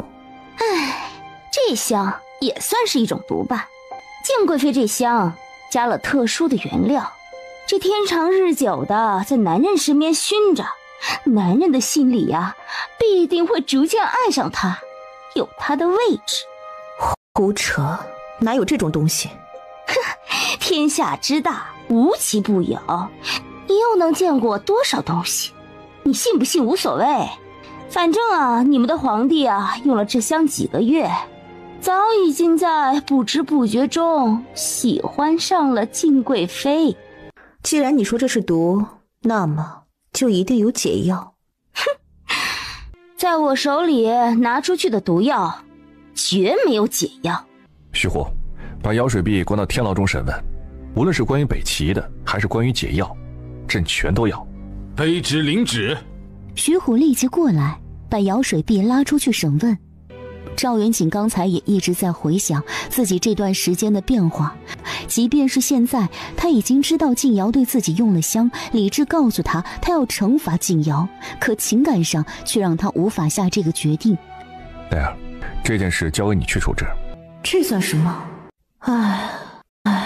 皇上，你自己心里舍不得处置静贵妃，就把决定权交给我，是不是有点过分？朕说过，随你处置。不要，要怎么处置，皇上自己决定，别把难题抛给我。你越是为难，说明你心底越在意静贵妃。你知道的，朕这样也是因为那相思香。现在的我不是真正的我。哼，什么时候的你才是真正的你？你要忍受一直被药物控制的情感。如今还没有找到解药，等审问过姚水碧之后。他说自己没有解药，我看八成是真的。如果一直没有解药，皇上是要准备怎么办呢？你要相信朕的理智。理智有什么用？理智比得上感情吗？既然皇上这么说，现在就用您的理智处置静贵妃。皇上，关于那个北齐谍者，臣是否可以见一见？见自然可以，不过小皇叔也对北齐的谍者感兴趣。臣是受人所托，见他一面。谁？冷如霜，一间花院的老板娘。她说姚水碧是她的师妹，虽然姚水碧是北齐人，但是他们的师傅临终前要她照看师妹。那间客栈的老板娘是姚水碧的师姐？没错，冷如霜亲口承认。你怎么不早说？臣以为这不是什么要紧的事。虽说她们是师姐妹，但关系并不算好，加上一个是大周人，一个是北齐人，已经很多年没有来往。这次若非是清溪大师的遗言，冷如霜也不会管他，只是让我帮着打听打听消息。小皇叔别担心，朕不是要怪罪牵连到冷姑娘，既然她们是师姐妹，冷姑娘可会解姚水碧的毒？应该会。哦，小皇叔确定？臣听冷如霜说过，他们虽然师从同一个人，但所学却不同。清溪大师觉得姚水碧的心术不正，因此并没有教他解毒的法子。原来如此，难怪他口口声声自己的毒没有解药，原来他压根就不会解毒。冷如霜是师姐，她既学了制毒，也学了解毒的方法，因此姚水碧一直怨恨师父偏心，师姐妹俩的关系也就一度紧张。太好了，小皇叔，请你立刻带冷姑娘入宫，朕要见她。这臣做不到。赵叔摇头。臣也是刚刚得知，冷如霜半个月前就出远门了。她去哪里？不知道，她没有留下什么口信，不过她留了字条，说自己过几个月就会回来。怎么这样巧？皇上可是有什么忧心之事？有，小皇叔恐怕还不知道，除了皇后，朕也中了姚水碧的毒。什么？皇上中的毒可要紧？御医怎么说？小皇叔不要紧张，这种毒不会对朕的身体造成任何伤害。不会对身子有伤害，那还算什么毒？事实上，这是一种类似春药的毒。既如此，倒也不算什么。皇上为何还要这么急着见冷如霜呢？小皇叔有所不知，这种毒与一般的春药不同，会控制朕的情感，让朕对静贵妃产生一些情感。朕不喜欢这种被控制的感觉，小皇叔可明白？皇上，我已经派人去寻找冷如霜的下落，一旦找到她，就立即带她回来。你是静瑶？怎么，半个月不见，皇后娘娘贵人多忘事，就忘了妾身不成？此时的静瑶，她皮肤松弛，眼角有皱纹，头发也花白了许多，看着像是40-50岁的妇人。你怎么变成这副模样？大概是报应吧。你这么做有意义吗？没有吗？皇后娘娘才17，青春貌美，还有很多年可以活，自然不懂妾身的心。可到头来，你什么都没得到。谁说没有？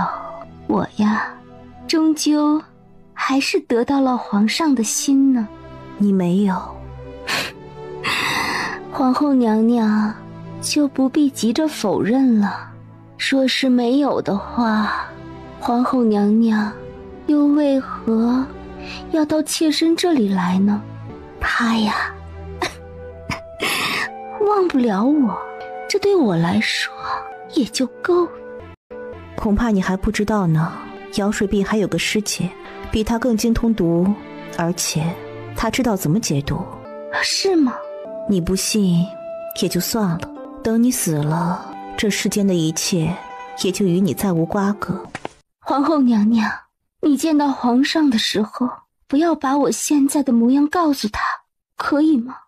我希望自己留在他心里的模样永远是最美的时候，而不是现在这副又老又丑的模样。顾云黛，我终究还是输给你了。娘娘，您怎么了？若是有来世，我愿做一棵树，不要做这娇弱的兰花。娘娘，您看那里，那是谁？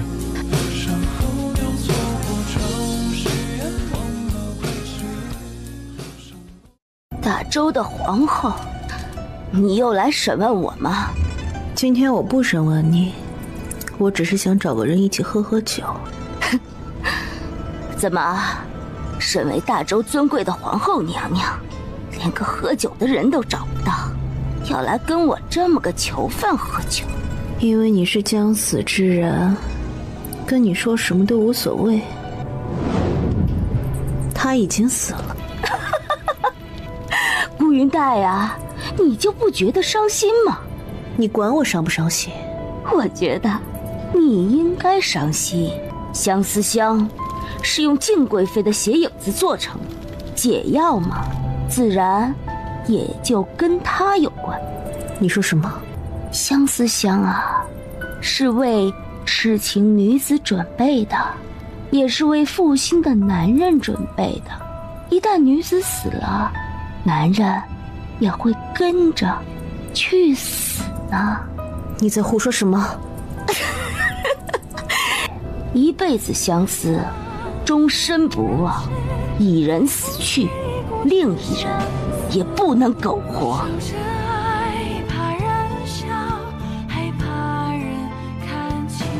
奴才见过娘娘。王爷来见皇上。是的呢，王爷有事与皇上商议。王爷暂时就不必进去了，皇上喝过药正睡着，让他多睡一会儿。哎呦，皇上跟前也没个人，奴才得进去伺候着。王爷不介意的话，走一会儿说说话可以吗？自然可以。皇上的病情在加重，本王已经在尽力的寻找冷如霜的下落，皇后娘娘也别过于担心。王爷没有想过去查查赵元和吗？你的意思是元和带走了冷如霜？这只是我的猜测，是不是真的我不敢肯定。不过以王爷和翼王的关系，如果您去查的话，应该事半功倍。既如此，我会亲自去追到他。若果真是他把冷如霜带走，我会把他与冷如霜一起带回京城。如果他把冷如霜杀了呢？不可能。也许你不知道，元和与冷如霜有些渊源。他小时候有一段时间，一直是冷如霜在照顾他，他们之间的关系，说是情同姐弟也不过分。那是我想太多了。既如此，还请王爷能够帮忙，尽快找到他们。放心，若真是元和带走冷如霜，1个月之内，本王一定把他们带回来。娘娘，娘娘，秦王殿下带着冷姑娘来了。臣回来晚了。走之前他说1个月之内把人带回来，而他果然说到做到，甚至没有用到1个月。民女冷如霜见过皇后娘娘。冷姑娘快请起。冷姑娘不知道，本宫一直在盼着你，做梦都想让你早些回来。皇后娘娘，先让民女给皇上诊脉，看看他体内的情况。好。奇怪，怎么会这样呢？这根本就不像寻常的相思香啊！这的确不是普通的相思香，是被瑶水碧改良过的，用了人的血作为药引子。还能这样？本宫也是听姚水碧亲口说的。姚水碧说，她改良过的方子不可能有解药。娘娘别听她胡说八道。难道说有解药？民女的师父，他老人家在世的时候说过一句话：这世上就没有解不了的毒。若是解不了，只能说明学艺不精。我继承师父的衣钵，再难的毒，总是要试一试的。还没弄清楚是什么情况，就开始夸夸其谈。说到底，你也就是欺负皇后什么都不懂，在这里纸上谈兵。听说姚水碧还在牢房里，民女能去见她一面吗？关于这个毒，民女得跟她好好谈一谈。相思香这种东西，配方不同，解药的方式也就不同。我得知道姚水碧到底用了哪些配料。当然可以。走之前她还好好的，这才1个月就病得这样重。是啊，一天比一天严重，这2天几次陷入昏迷。你说冷姑娘有办法治好皇上吗？一定有办法。那就好了。王爷连日奔波劳累，还请早些回府歇息。今天是中秋月圆之日，秦王妃毕竟在府中等待。回城为了照顾冷如霜，并没有日夜奔波。等冷如霜回来，有了确切的消息，我再走。王爷留在这里，也不能解决冷姑娘是否能够解毒。皇后娘娘的意思是，本王留在这里也没用。多日不见，这位秦王殿下的怼人功夫依旧一流。算了，想等就等吧。冷姑娘可以有法子治好皇上。办法也不是没有，只是有些麻烦，还要皇后娘娘辛苦一些。冷姑娘，你快说来听听，要什么药材，我这就让人去准备。药材好说，虽然有几味十分珍贵，但宫里应该不会缺。只是姚水碧的毒用到的东西，我这解药也需要。锦瑶已经死了，上哪再去弄她的血呢？一定要用静瑶的血，没有别的可以替代。皇后娘娘，王爷，民女可从未说过要用那位静淑女的血呀。用谁的？我的可以吗？娘娘怎知？民女说的正是娘娘的血呢。不行，如霜，你说说，为何一定要用皇后的血？若是旁人的血，也不是不行，但可能效果没那么好。毕竟皇后娘娘是皇上真正心爱之人，是相思香的最好克星。既如此，就用我的血。不过呢，这病来如山倒，病去如抽丝，中毒容易，解毒是难的，需要的时间可能比较长。要多久？至少要连续服药3个月。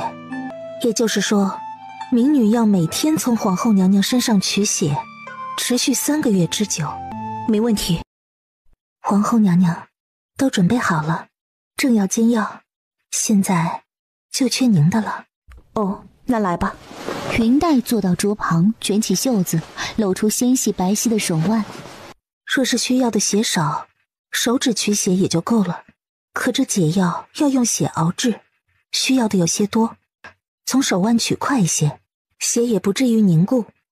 娘娘，冷姑娘，本宫已经做好准备，你尽快去吧。他握住云黛的手，刀片在他手腕轻轻划了一刀，碗倒也不大，接了小半碗后，冷如霜就停下了。只有半碗，够用吗？应该够了。这可是娘娘您的血，又不是水，自然得省着点。娘娘，都是民女的错，刚才煎药的时候才发现血的量不太够。难道还要再取一次？刚才娘娘还特意问你是否够用。好了，宝信，那就再取一些吧。冷如霜原本已经准备挨一顿骂，谁知皇后娘娘并没有责怪她。民女也是头一次治这种解药，没有掌握好量，下次一定不会再这样。冷姑娘别自责，本宫知道这不是你的错。这左手还有些痛，换一只手吧。云黛皱了下眉头，忽然就感觉到耳朵一阵灼烧。如霜，你是怎么回事？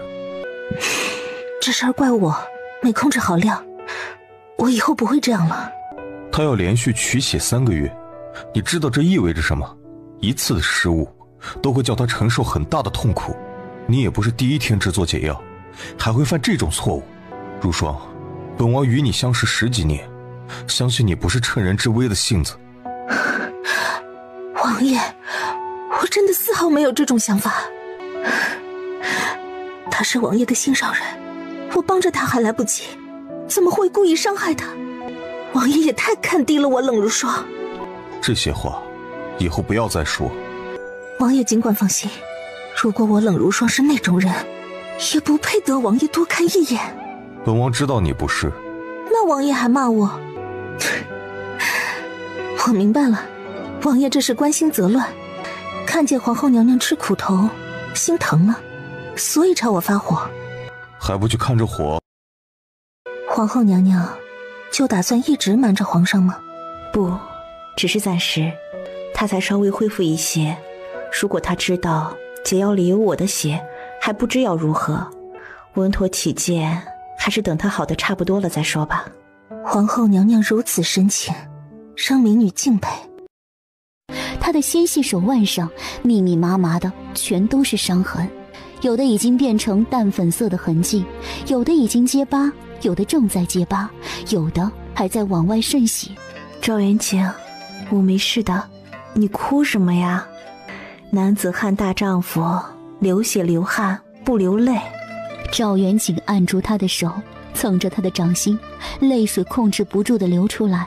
赵元景啊，你是个男人，在自己女人面前哭很没面子的，燕儿都没有像你这么哭过。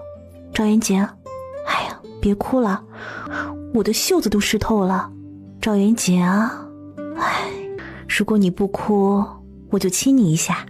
云黛就凑过去，在她微凉的唇上轻轻碰了下。她刚离开，赵元景眼角又滑下一滴泪水。他自己掉下来的，与我无关。赵元景，我才发现你也有极可爱的一面。你知道欧阳对于医治外伤是极其擅长的，且不会留下任何疤痕，为何不找他呀？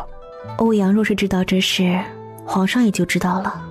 你本就不该瞒着朕，瞧你瘦成什么样子了，这才1个月，若不是朕发现，你还真的准备取血3个月呀？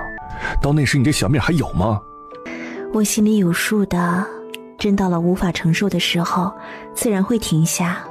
你这样让朕该怎么办？赵元景，如果是我需要用你的血肉来救命，你会吗？朕当然不会。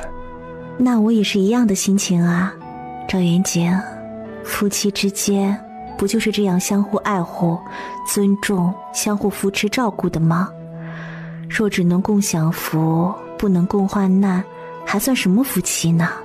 黛儿，我爱你。老四啊，说起来这些年虽然朕不如小皇叔对你恩情大，但自问对你不薄。皇兄对臣弟宽容，臣弟向来感激的。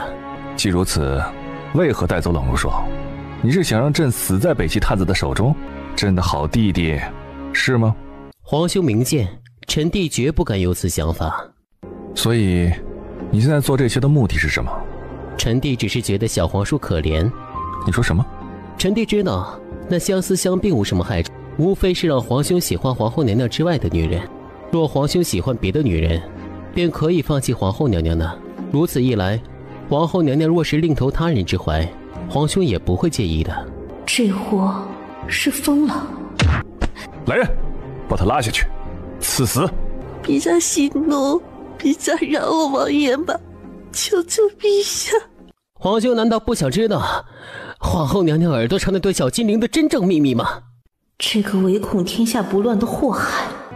说，皇后娘娘耳朵上的精灵与小皇叔生死相关。无稽之谈。臣弟记得小皇叔大婚那天，皇嫂忽然发了疾病，严重，且丝毫找不到原因，这都是那对铃铛在作怪呀。哦，难怪那天我觉得耳朵有点不舒服。黛儿，你说的是真的，带着铃铛会觉得很不舒服。平时几乎感觉不到铃铛的存在，除了那天。你继续说。这对铃铛呢，影响的是小皇叔的情绪，只要小皇叔情绪有起伏，铃铛自然感受得到。荒谬！哎，皇兄啊，您虽然贵为皇帝，但到底没出过京都。臣弟走南闯北，见过的怪事可多得很呢。您没听说过，不代表不存在。你还知道些什么？其实臣弟也只知道这些。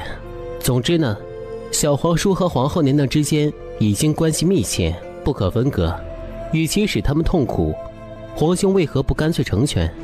你记住，皇后是朕的女人，任何人妄图觊觎，死！难道皇兄也要杀了小皇叔不成？小皇叔的情绪尚且能够影响到皇嫂，若是杀了小皇叔，又不知皇嫂会如何呢？总之呢，如今的小皇叔和皇嫂是生死与共的，一人生同生，一人死都死。有趣，实在太有趣了。臣弟实在想知道皇兄会如何选择。该死的东西！赵元景眸底散发出强烈杀意，捏住他脖子的五指慢慢收紧。太皇太后到！臣诏书见过皇上皇后。小皇叔免礼吧。小皇叔是何时知道这铃铛与你的感情有关？臣也是从那次皇后发病之后才隐约意识到。当时为何不说？臣不能肯定，而且不敢。不敢？小皇叔谦虚了些。除了这些还有什么？翼王知道的似乎很多。他还说这对铃铛会让你们同生共死呢。这些都是他的猜测，连我都不知道。皇上切勿相信，请皇上相信，臣既然已经娶了王妃，便会循规蹈矩，对皇后娘娘再无半点逾越之念头。而皇后娘娘只是无辜受害，此番的错皆在臣与翼王的身上。小皇叔说的是真的吗？是不是真的，试试便知。他话音刚落，猛地抽出一把剑，闪电般刺向云黛的脖子。一根发丝随之飞了起来，轻飘飘落到了地上。一切都很平静。看来小皇叔果然不再对朕的皇后有不敬的念头。既如此也就罢了，一副铃铛朕还无需放在心上，小皇叔也不必紧张。多谢皇上宽容。今儿没事了，小皇叔也早些回去，多陪陪小婶婶，早日生孩子，也让太皇太后心满意足。臣告退。赵叔走进书房，砰地关上门，再也忍耐不住，整个人跪倒在地，吐出一口血来。王爷，您怎么了？无妨。虽然明知道皇帝不会真的伤害他，但他仍然无法控制自己，不可抑制地产生了惊惧的情绪。在殿中，他把情绪死死控制住，可终究是伤着了。他现在只担心，不知这会对云黛造成什么影响。黛儿，你去哪儿？我死去！不许胡说！瞧你这模样，至于吗？你刚才什么意思？不是拿着剑要杀我吗？朕怎么会杀你呢？朕只是想试一试。是什么？赵元景，你现在真是要上天啊！拿着剑朝我脖子上刺。我手上很准，绝对不可能刺到你，隔着那么远呢。如果我当时正好动了呢？你那把剑岂非已经割开了我的喉管？赵元景，你个混蛋王八蛋！他抓起手边一堆折子就朝他脸上扔。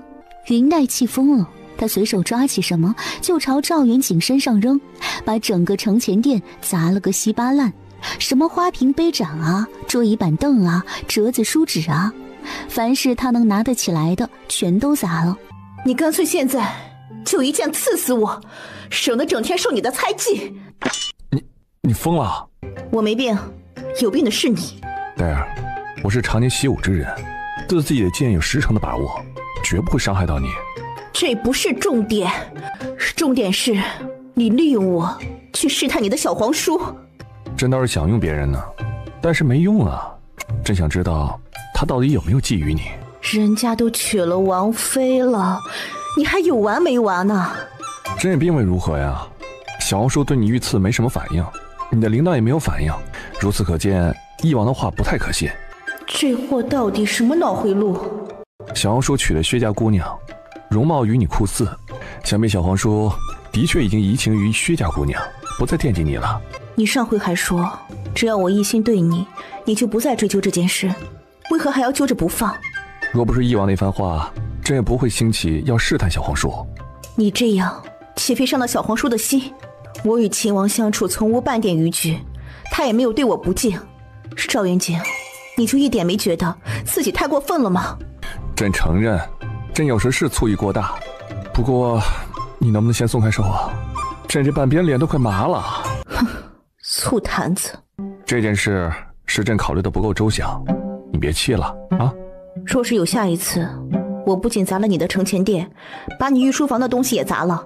你这气性够大的啊，脾气大，胆子也大。你是第一个敢在这里砸东西的人。别说你，先帝和朕都不会随便砸这里的东西。为何不敢？很值钱的。砸的时候挺爽，砸完了心疼肉疼，全身疼。是秦王，他出事了。刚才离去的时候还好端端的。走进卧房的时候，他只来得及吩咐青衣我没事不要声张几个字后，便眼前一黑，晕倒在地。本王说过，闲杂人等不许随意到书房来。妾身是秦王妃，不是闲杂人等。你想做什么？妾身是担心王爷。本王很好，王妃不必担心什么，只需要安心待在府里，照顾好自己即可。王爷的意思是叫妾身管好自己，不要管王爷的事情。本王的事情你管得过来吗？王爷从不与妾身说话，妾身连王爷每天做什么都不知道，又如何能管王爷的事呢？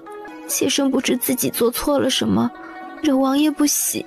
进了秦王府几个月，却连圆房都做不到，这是多么的委屈和屈辱。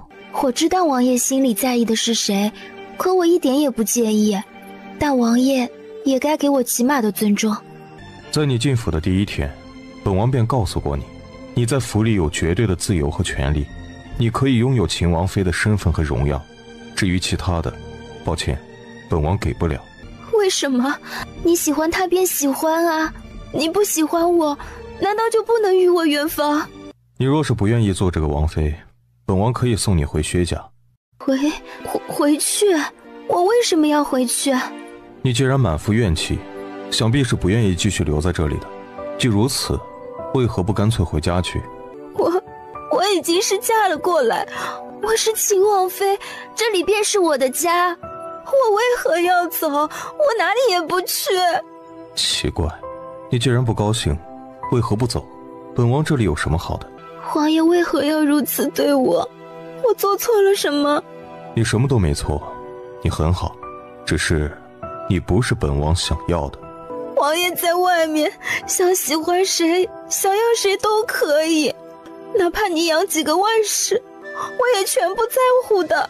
若是如此，说明你也不在意本王，你在意的只是秦王妃的位置。难道我不该在意？既然如此，本王给你秦王妃的位置，你为何还要哭？我还想要个孩子。你的意思是，你这么一个并不在意本王的人，本王不仅要给你秦王妃的位置，还要再给你一个孩子，本王图什么呢？妾身自然是在意王爷的，但孩子也是必须要生的。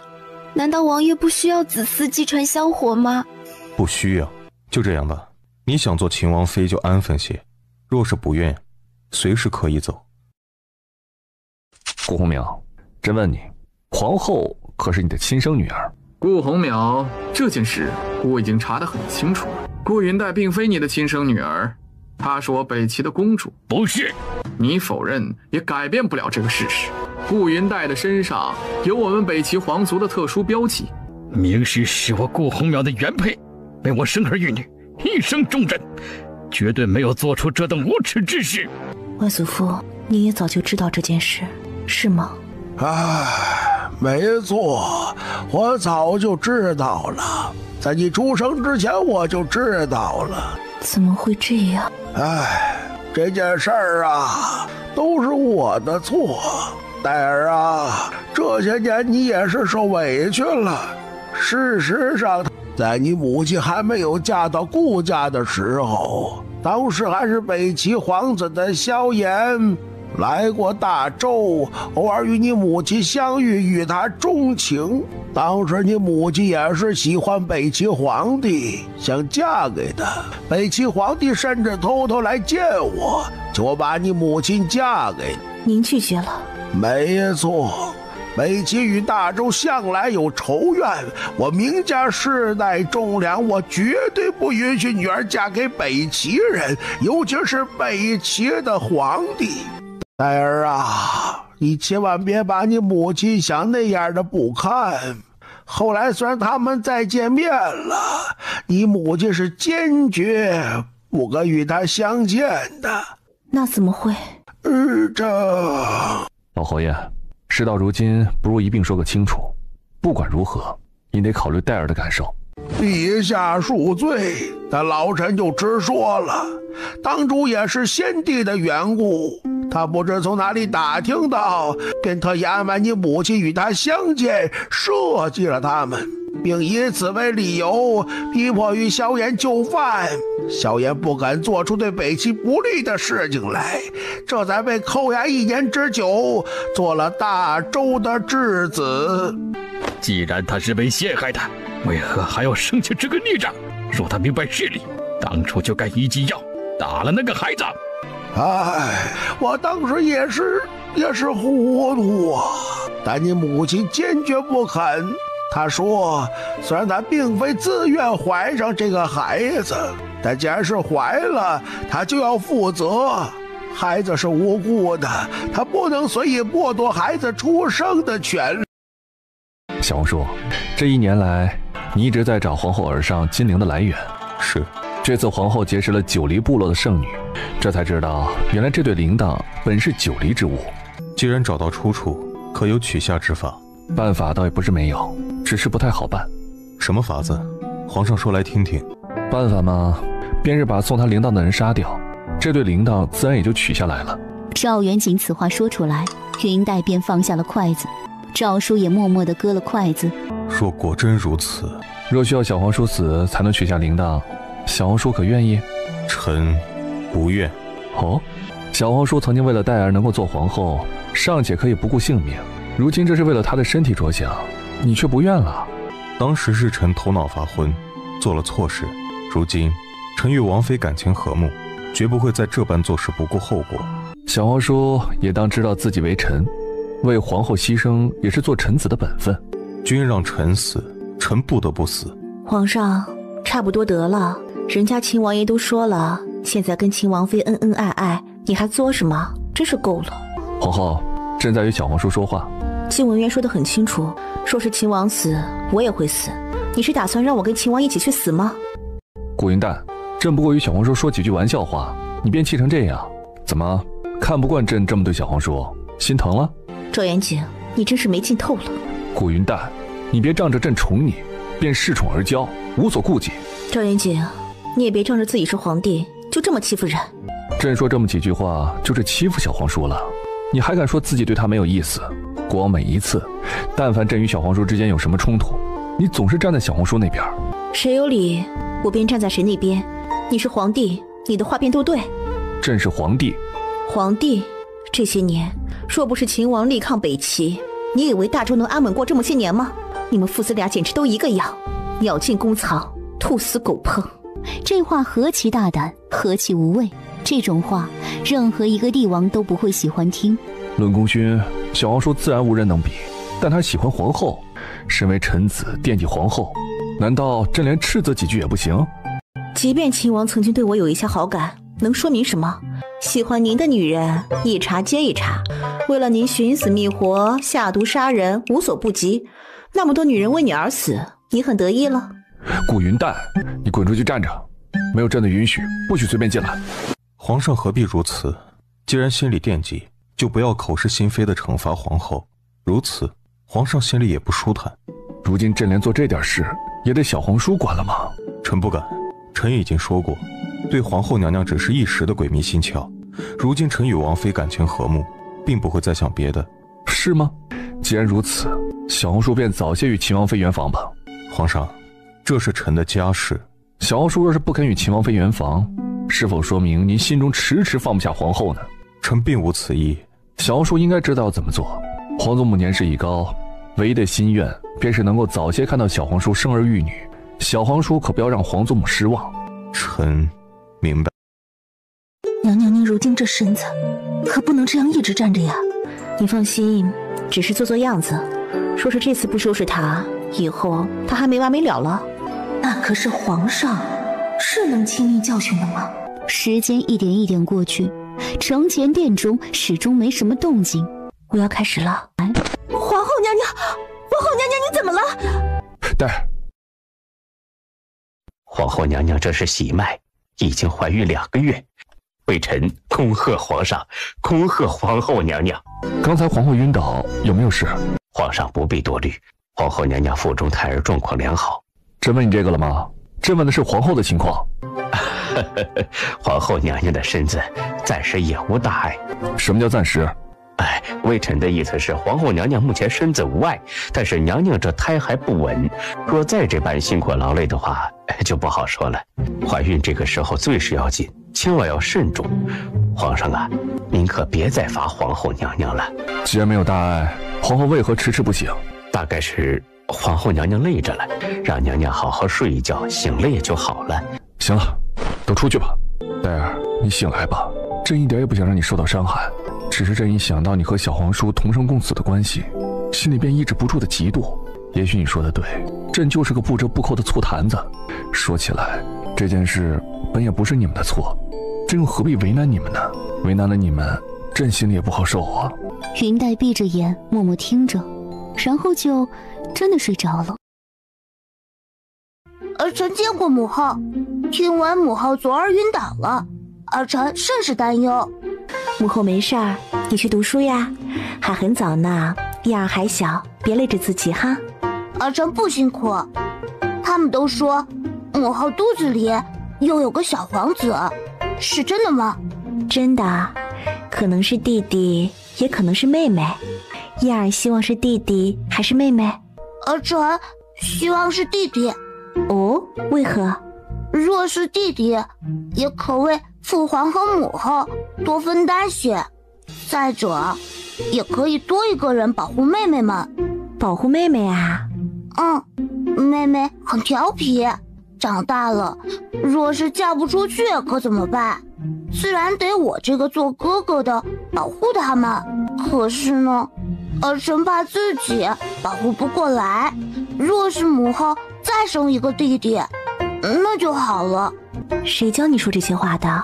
小小年纪也太老成了。母后肚子里的到底是弟弟还是妹妹呢？不管是弟弟还是妹妹都是很好的，你也不必担心将来没法保护好妹妹们。妹妹们是公主，天底下最尊贵的小姑娘，便是再调皮也能嫁得出去。去读书吧，累了就回来，母后叫蜜豆姑姑做好吃的给你。是，儿臣告退。还生气呢？朕给你道歉好不好？你都怀孕2个月了，自己也不知道，真是个傻女人。比不上皇上精明。朕一下朝就巴巴的赶来道歉，你好歹看朕一眼呀。好，戴儿，别气了。朕若是知道你怀孕，哪里还敢罚你站着，恨不得捧着你，生怕你摔着了。这么说，在你眼里，孩子还是比我要紧？自然不是，在朕眼里，你永远排在孩子们前面。你也不想想，你这是怀孕呢，有什么闪失，孩子有没有事不说，你自己能舒坦吗？朕关心孩子，也就是关心你。你倒是越发会哄人了。你是越发脾气大，会骂人了。朕知道你怀孕，不知多么欢喜。你还好意思说？怀都怀了，你好好养着便是。如今她怀孕了，即便是看在孩子的份上，她相信赵元景也不会再找赵叔的麻烦，好歹可以清静一段时间。娘娘，顾承安求见，奴才让他在前院候着。他来做甚？我许久没回来，得问问宫坊的情况。你如今怀孕呢，什么都别管，好好养着才是正经。宫坊的事情交给别人管。不过是问几句话，哪里就累着了。云黛是绝对不会轻易放弃自己的生意的。兵工厂虽然赚钱，但那是属于兵部，属于朝廷的，唯有这工坊的生意是他自己的。云黛觉得靠谁都不如靠自己，口袋里的钱才是立身安命之根本。顾承安在做账这方面称得上是优秀，账目清清楚楚，一目了然。刨除了工坊那边的材料成本、损耗、人工成本等各种，每个月平均下来有5万两银子的进账，同比增长了20个点，不错。娘娘，其实这是京都3个铺子的总利润，平均下来一个铺子每个月也就不到2万，这也很不错。商号的东西毕竟还太单一了，只靠着这些玻璃无法再扩大市场，我会想法子开发其他东西。对了，这是工坊老王叫我给娘娘带来的，说是打磨了2个月弄出来这副，也不知娘娘是否满意。林黛接过盒子，打开来，里面是一副淡茶色的墨镜。还不错，就是略重了些，压鼻子。这东西以后会很流行的，可惜啊。娘娘，老王师傅问，以后还继续做这个吗？若是做，他便交给其他师傅学一学。可以教3、5个人，全当是高级定制吧。价格你要定高于成本至少100倍，便是1年只卖个3、5个也无妨。是，我明白了。玻璃这方面，除了窗户，其实还有很多用处。过2天我画些图纸给你，你让老王照着图纸做出杯盏、茶碟等日常用品。是。快晌午了，太阳怪晒的，你有什么要紧事，让人叫朕过去便是。刚才汤圆圆来禀，说北齐内乱了，萧子业受伤了。是的，北齐这位萧太子本身身子就孱弱，如今北齐又乱成这样，打了1个多月的仗，他受伤是很正常的。万一他伤得很重，他会死吗？汤圆圆说他还活着。瞧你担心的，打仗受伤是极其寻常之事，当初成王叛乱，朕也受过伤的。皇上还好意思提呢，自己受伤了，谁都知道，只瞒着我一个人。真是怕你担心。天天让金瑶陪着伺候你，你是担心我知道吃醋吧？朕倒巴不得你吃醋呢，起码说明你心里还在意朕。如今北齐的局势到底如何？这场仗到底要打到什么时候？按照朕的估计，也快结束了。你觉得谁会赢？应当是皇室。你别担心，如果北齐皇室真的快输了，朕会适当帮一把。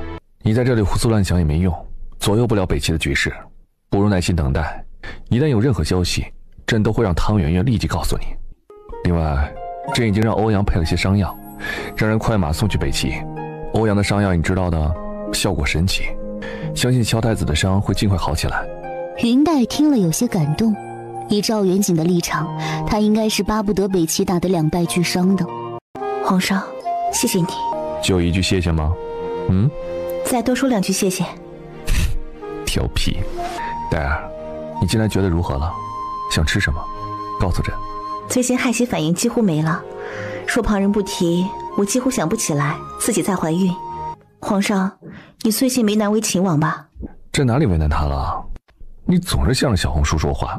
你如今怀着孕，朕就不跟你计较了。哼，你倒是敢呢。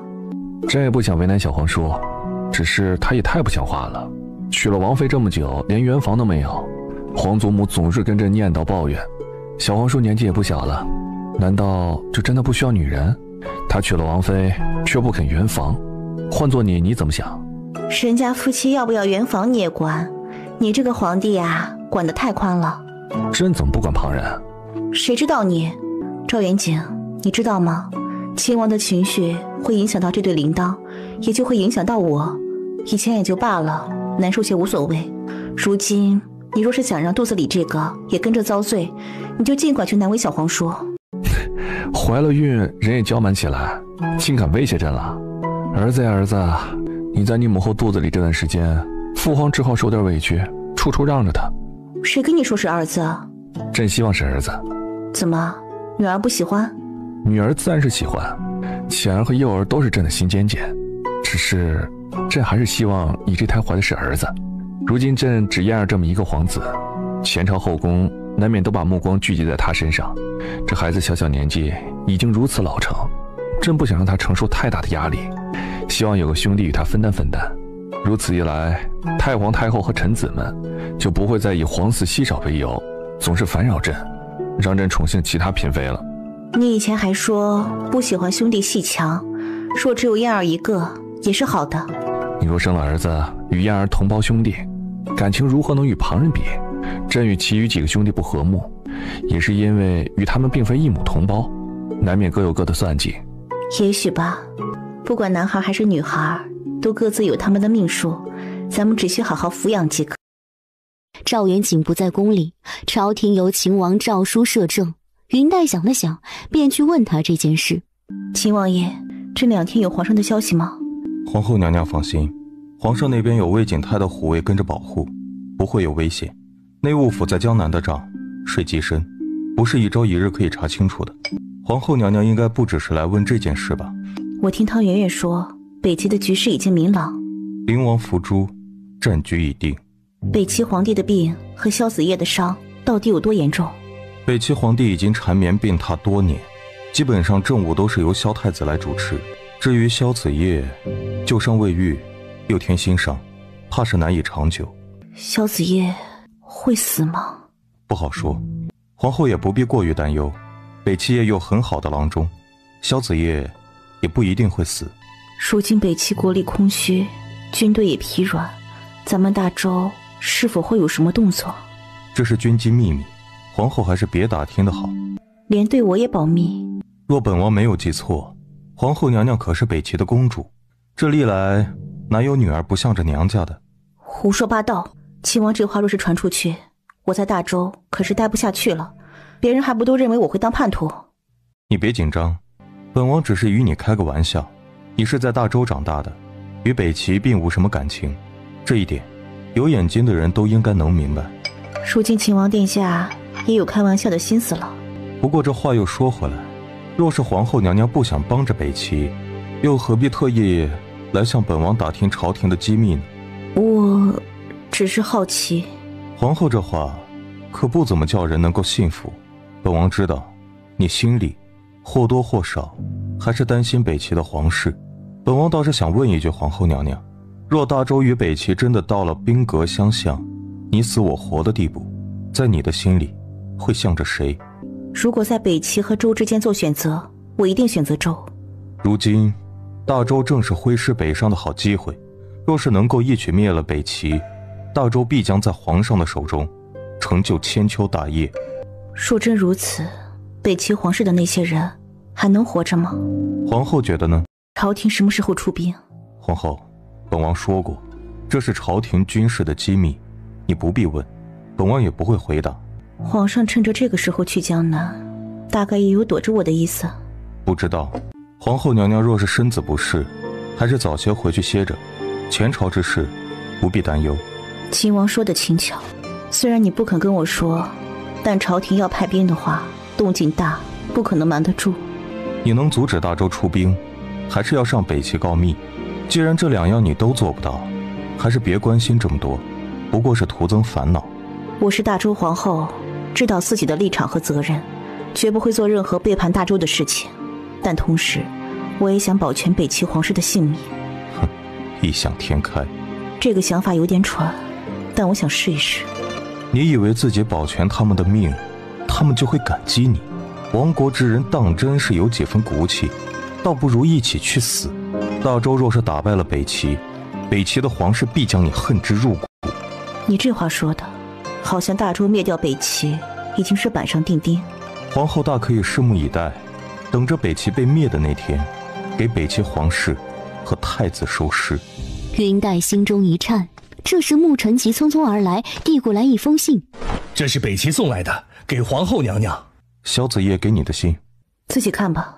诏书扫了眼，说道：不许去。萧子业说父皇病重，想见他，他自己有伤在身，无法亲自来接他，请他去见父皇最后一面。要不要去，我还没想好。皇后可以慢慢的想，反正结果都是一样。本王不许你去。你凭什么不许？凭我如今是摄政王，皇上既然把国事托付于我，我怎可能让你随便离开？你可别忘了自己的身份，也别忘了自己还怀着孩子，路上若是有什么闪失，后悔莫及。如果我非要去呢？等你平安生下孩子再说吧。云姐姐，他是谁？我们大周的战神秦王殿下，你在北齐那边应该听说过他的名字吧？原来他便是秦王。云姐姐，秦王他娶妻了吗？我喜欢他。你们九黎族人都这么直接的吗？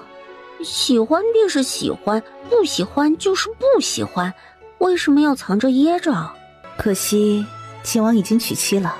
哎呀，我来晚了。你来得早也没用，秦王可不会做你们九黎族的上门女婿。为何不能？他又不需要继承皇位。你也清楚，他是大周的战神，大周需要他。倒也是。唉，好男人就如天上的雪莲，虽然稀少，却让人心生向往。看见了秦王这样的男人，叫我回去还怎么面对族中的男人？其实我不介意两地分居的。云姐姐，你说有这个可能吗？你想的还挺美的。讨厌。云姐姐，你跟秦王熟吗？还可以，他是皇上的亲叔叔。那云姐姐，你去帮我跟秦王说一说。我不，这种事我可不管。你不是说九黎人向来直接吗？那你自己去表白啊。容我想想。这次跟着你来东周真是亏大了。怎么呢？我哥看上了皇帝的女人，我呢看上的男人也娶妻了，真是倒霉呀。哎呀，我觉得我哥和我运气不太好。云姐姐，你们东周人真讨厌。秦王殿下也讨厌吗？我好想让秦王做我的上门女婿啊。这丫头疯了。我才没有呢。第二天，姬糖糖就带着30万两银子买来的地契房契去了秦王府。你是谁？我叫姬糖糖。你跟云姐姐长得很像，但你没有云姐姐美丽。你是谁家的女儿，跑到秦王府来口没遮拦？你云姐姐又是谁？我云姐姐是皇后娘娘啊，你不认识她？不会吧？云姐姐说秦王是皇上的亲叔叔。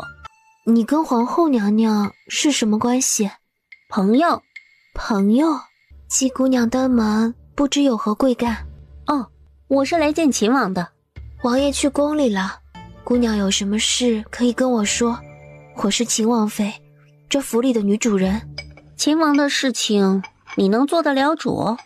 我是秦王正妃，这府里的一切事宜我都可以做主。这是王爷亲自交代的，还能有假？这是送给秦王的。昌平街最好地段的首饰铺子，但那间铺子是老字号，价格很贵，起码几10万银子。此时那间铺子的地契房契却摆在了眼前。你为什么要把这个铺子送给王爷？因为我喜欢秦王。果然，妹妹如此年轻美貌，何必要喜欢王爷呢？他可是已经有我这个正妃了，你若要进门，只能做妾呢。我不会做妾的，秦王妃。我知道你们大周男人都是3妻4妾，所以我不在乎他已经有了王妃，只要他愿意跟我好，我就当他是丈夫。姬姑娘，你和皇后娘娘的关系必然是极好了，是最好的朋友。王妃，这间铺子我替王爷收下了。既然是皇后娘娘的好友，我怎么能不给点面子呢？我什么时候可以来送聘礼？聘礼？这种事情还是等王爷回来问过后再决定吧。嘿，说的也是，我得尊重王爷的意思。姬姑娘先回去吧，晚上再来。你也得容我把事情跟王爷好好说说，是不是？好。王爷，妾身有桩喜事跟你说呢。什么事？您看这个。他指着房契地契。这个是一名叫姬糖糖的姑娘送来的，说是给王爷的。她说要做王爷的妾。姬糖糖？王爷不认识吗？好像是皇后娘娘的闺中密友。妾身也是不明白，皇后好端端的，为何突然送个女人给王爷？莫非是因着皇上不在京都，皇后娘娘讨好王爷呢？闭嘴！妾身说话是不太好听，王爷纳妾这事儿，妾身也没资格反对。可皇后娘娘好歹也得提前跟妾身说一声才是啊。这突然就把人送上门，让妾身也有些没脸面。说完了就出去。顾云黛，谁允许你随意朝我的府里送人？你疯了吧？我送什么人了？姬堂堂。姬？你笑什么？我在笑小皇叔好大的福气。您可知道姬堂堂是什么人？什么人？就是石泉镇姬老大的妹子，九黎族的圣女。这九黎族的人天性率真，做事直接，他们若是喜欢谁，便会直接表达爱意。所以不管堂堂做了什么，王爷别发火，他绝对没有恶意的。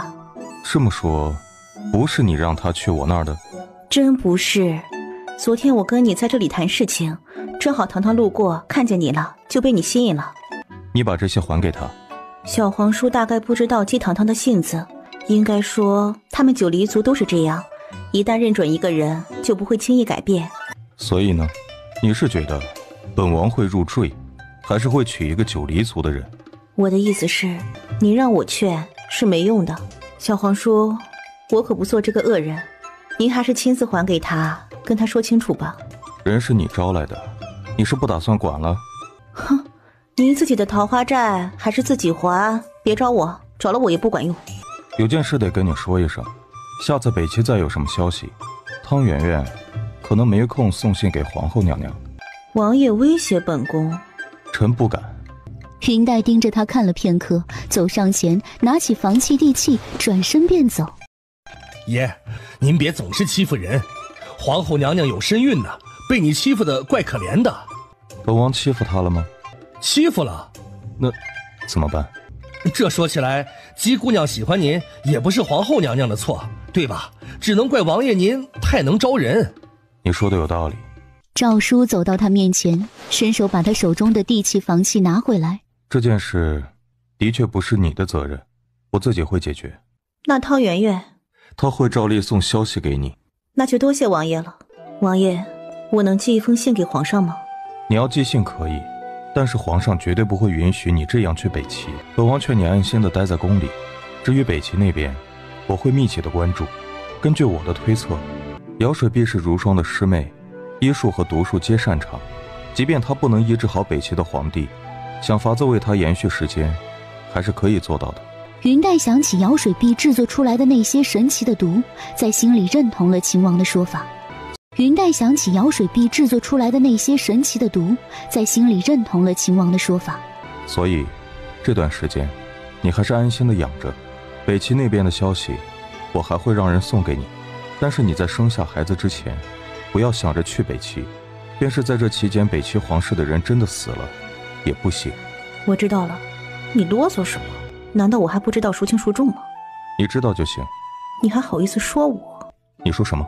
王爷自己做事常常出人意表，不顾后果，如今倒教训我。谁都有年少轻狂的时候嘛。赵叔拿回房契，直接扔给了沐尘。这件事，你去解决。哎，爷啊，这事儿跟属下有什么关系？您不能以权压人啊！本王不能欺负皇后，还不能欺负你吗？沐尘无言以对。沐尘被自家的爷按着头去找姬堂堂，刚出王府大门，正好遇到盛装而来的姬堂堂。姑娘，这里是秦王府，不得擅闯。你有什么事？我叫姬堂堂，我来找秦王诏书。那正好，省我跑一趟。这是姑娘的东西吧？请您收回去吧。这是我送给秦王的东西，为何要收回去？我家王爷不收。不行。不行？就是不行。秦王妃已经收下了，承诺已经达成，就没有毁约的道理。姬姑娘，王妃可做不了我们爷的主，王妃收下不代表王爷同意。这么说，秦王妃骗我？王妃的事情，作为下人，我不能智慧。我能见他们吗？姑娘，我们爷已经娶了王妃，再者，姑娘乃是九黎族圣女，我们王爷绝不可能做九黎的女婿。我们九黎族得罪过他？这不是得罪不得罪的问题。若是没有仇怨，那又有何不可？姬姑娘啊，您还是死了这条心吧。这天下喜欢我们王爷的姑娘多了去了，王爷至今也只娶了王妃，从不多看其他女人一眼。可是秦王妃既然收下了礼物，这份契约也就完成了。我们九黎族的约定是绝不能背弃的。王妃是王妃，王爷是王爷。如果王妃背弃了约定，我只能杀了她。姑娘稍后，我进去通报一声。姬姑娘，请坐。姑娘，婚约是2个人之间的事情，薛逸如并不能代表本王，而本王也绝对不会同意，你明白了吗？难道你想让我杀了你的王妃？你可以去试试。那你为什么不喜欢我？你没有发现你的王妃容貌与云姐姐很像？我看你这样子，大概是不喜欢你的王妃。难道你喜欢的是云姐姐，所以娶了个跟她长得像的女人？不是。你眼神闪躲，说明你心虚。你们周人呢，就是这一点不讨人喜欢，总是要口是心非，心里明明喜欢，嘴上又不肯承认。我呢，最不喜欢这样心不对口，喜欢就是喜欢，不喜欢就是不喜欢，为什么要否认，要遮掩呢？你以为世间事都是非黑即白的吗？如果什么事都可以同姑娘说的这般简单，哪里还会有这么多的苦难？还不是你们想太多。比如你，分明喜欢云姐姐，有什么不敢承认？这件事似乎与你无关。倒也是。秦王，你不能也喜欢我吗？不能。为什么？我也还挺好的呀。因为世上人有千百种，有人高贵，有人浅薄，但当那个如彩虹般绚烂的人出现，其他人也就都成了浮云。不是不能，而是不想，不愿意。这话可真好。这是你的云姐姐曾经说过的话。那云姐姐是你心里那道彩虹吗？我觉得我心里还没有那道彩虹，但我会让秦王成为我那道彩虹。这真的没必要。我不管，反正你收下了礼物，我跟你就有关系了。本王没有收。姬堂堂伸手把房契地契拿起来，撕了个粉碎。现在你没法还给我了。哼，我总要叫你喜欢我。你去哪里？当然是去找薛如意呀。他以为九黎圣女是他可以随便欺骗的吗？我要杀了他。难道就没有人骗过你？有的。谁？你的彩虹。那你怎么没有杀了他？哎呀，我喜欢云姐姐，愿意让她骗。可是薛逸如在这件大事上骗我，我便不能忍。你这就是双标。双标？何意？就是2个标准。赵叔说完，想起这话，似乎也是从云黛那里听来的。如果你承认这份约定，我就不杀他了。抱歉，本王不承认。好吧。王爷就由着他去嘛，要不要属下派人去保护王妃？行啊，你去了就等着本王给你收尸。怎么不去了？属下是忽然觉得小圣女温柔可人，肯定不会随意杀人的。杀完了？我决定不杀她了。哦？她也蛮可怜的，我听见她哭得很伤心，说自己很孤单，很害怕。她跟你说的？那倒不是，她跟一个男人说的。你的王妃好像有红杏出墙的迹象。什么男人？我不认识，我听薛逸如叫他小满。对于你们大周的男人来说，女人红杏出墙应该是奇耻大辱吧？你会不会杀了他？这种事就不需要姬姑娘操心了，本王只是来确定一下你是否离开。我现在就回家睡觉，明天再来找你哦。说罢，也不等赵叔回答，便闪身没了踪影。这个圣女的武功好快啊！不要以貌取人。王爷，刚才他说的话，李小满时常进出王妃的院子，你不知道吗？属下不知啊。那就别问了。难道王爷早就知道了？王爷，刚才姬姑娘说的小满，莫不是车夫李小满？该死的东西，属下这就去收拾那个胆大包天的混账。喊打喊杀的做什么？他们还没做出什么事情。爷，您怎么不着急呢？就算现在他们还没胆子做什么，也得早些制止啊！怎能任由他们这样？你能拦住他的人，能拦住他的心吗？难道就不管了？我给王妃留着脸面，也是给他机会，希望他能够想清楚。如果他执意要跟李小满，本王成全他。王妃可是爷明媒正娶回来的，就算她不讨王爷喜欢，也该一辈子待在王府恪守规矩，一言一行符合自己的身份，伺候王爷照顾王府才是。他若果真做出那种不守妇道的事情，即便王爷不发落他，属下也绝不能饶了李小满那个吃里扒外的混账东西。你倒是比本王还生气。王爷您性子淡，王爷您性子淡，属下却是咽不下这口气的。娘的，别让我看见李小满那狗东西，否则我打碎他的牙。再看吧。哎呀，王爷您可真沉得住气。这段时间您对王妃的好，属下是看在眼里的。不仅允许她随意进出院子，还把府里的厨子换了，做王妃喜欢的口味。换做从前，这哪是您的性子呀？沐晨，你今天的话太多了。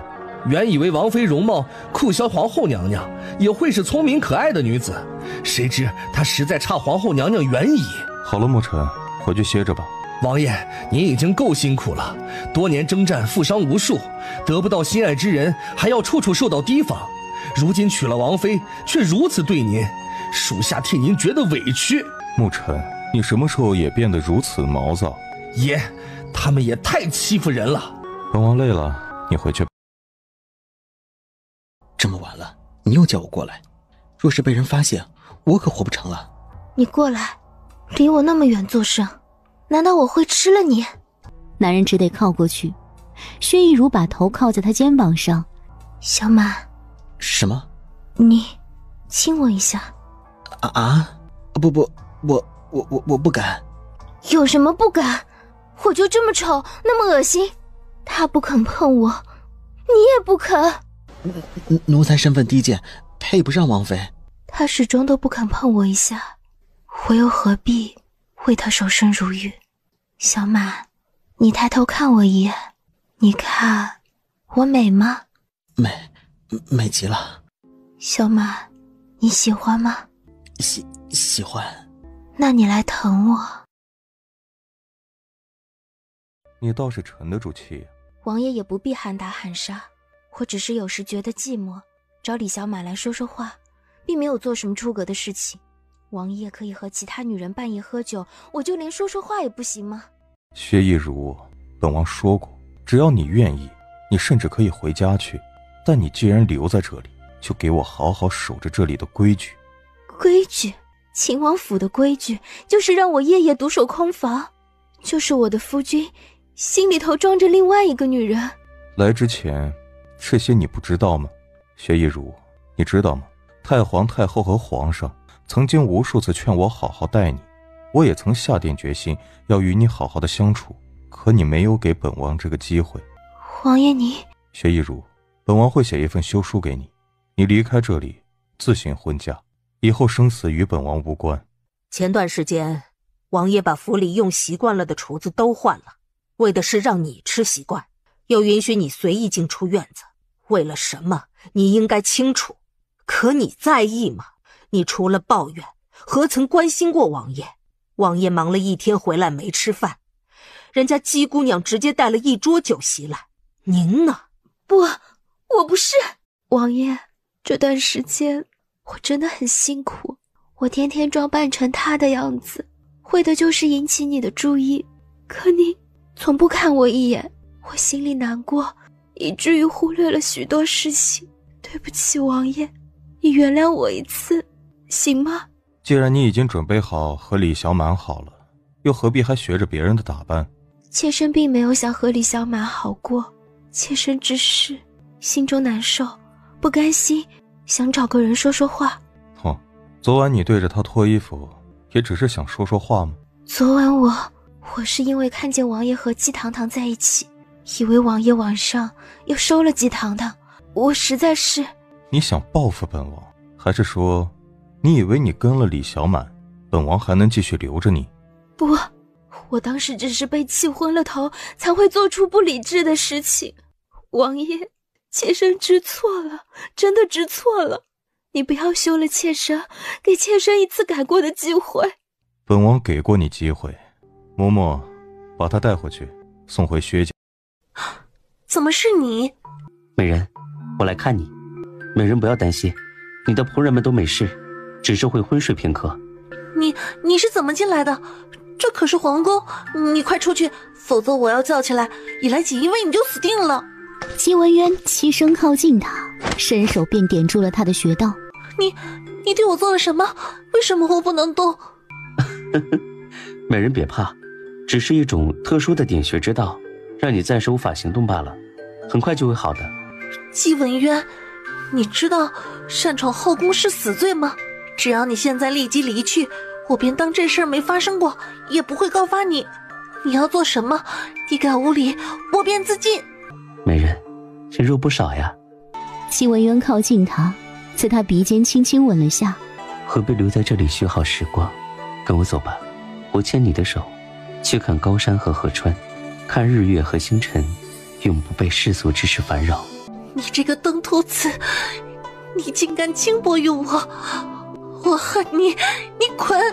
不这样，你怎么能记住我呢？姬文渊轻抬他的下巴，吻他的唇。你再这样，我就死在你面前。你不会舍不得死的，你还没有爱过一个人，没有尝过被爱的滋味。这可是白天。美人这是担心我吗？看来美人已经爱上我了呢。不要脸！为了心上人，要脸做什么？我告诉你，皇上很快就要回京，你再这样下去，怎么死的都不知道。为了你，死也就死了。你放开！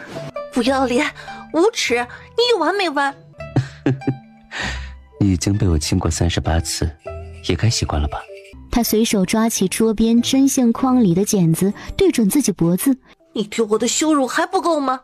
我是皇帝的妃子，你是什么人？你凭什么这样对我？壮壮，你别这样。快点滚，以后不许再来。好，我走。你把剪子拿开，我现在就走。你先走。好，我走。虽然成功逼退了那个无耻混蛋，可不知为什么，他心里却抑制不住的伤心难过。